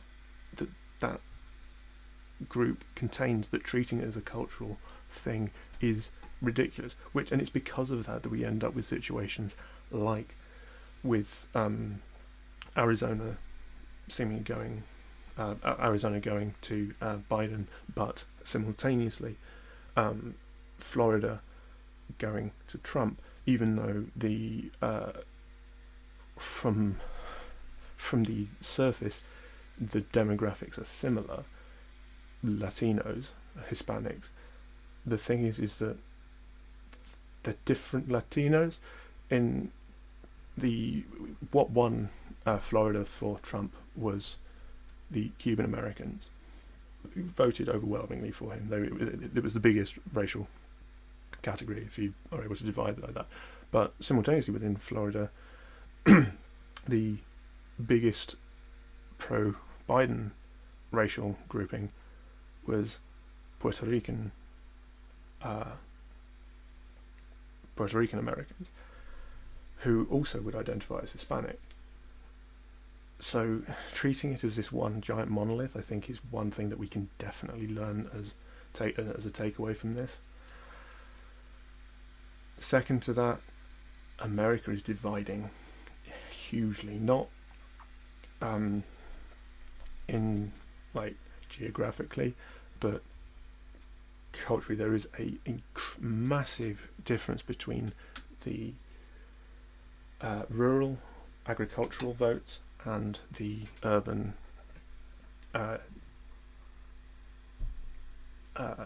service and industry votes. A lot of important things, a lot of people took away from the last election that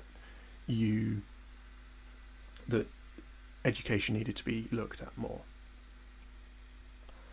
And yeah, it was, but they're still trying to elbow the same categories in. It's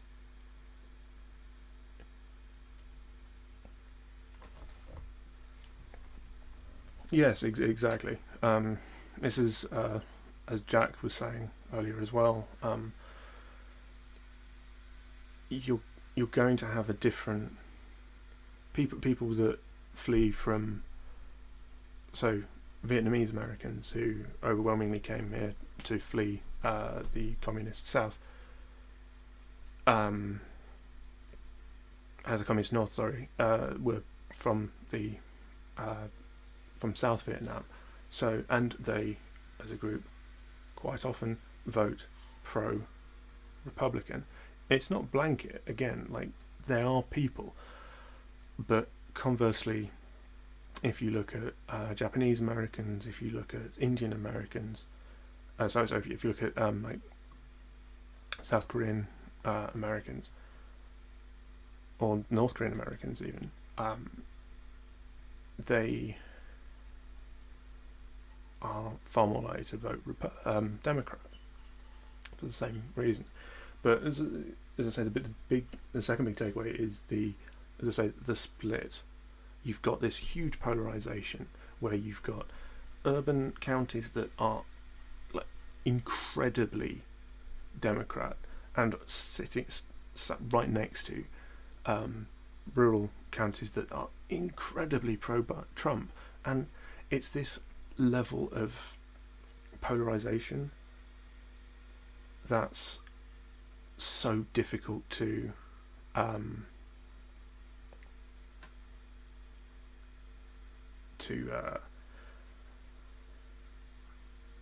specify, I suppose. It's unlike anything we've really seen in a long time. There is certainly a large shift happening in America. The fact that Arizona has gone Democrat is not a coincidence. The fact that Texas was very close to going Democrat, and conceivably, it's incredibly unlikely, but conceivably still could.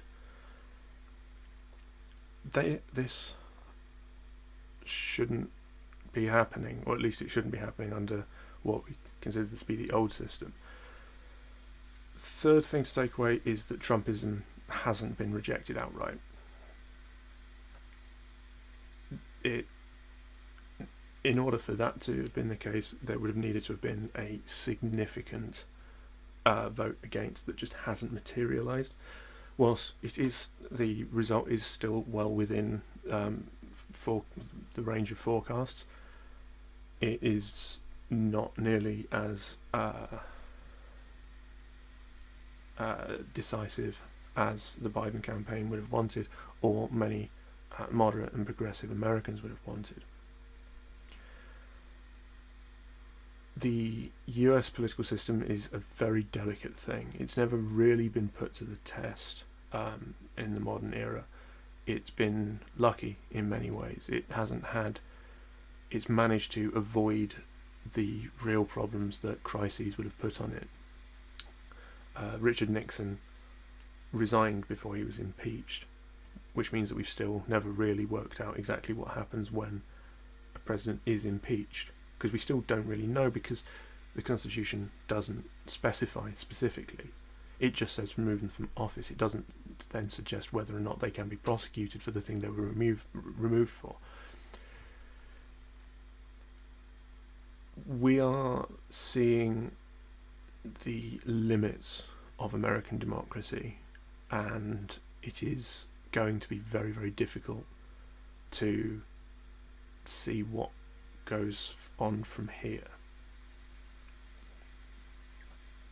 It's not going to be a pleasant time between now and the presidential inauguration in late January. Even then, we're still awaiting the results on the Senate race, because that is a hugely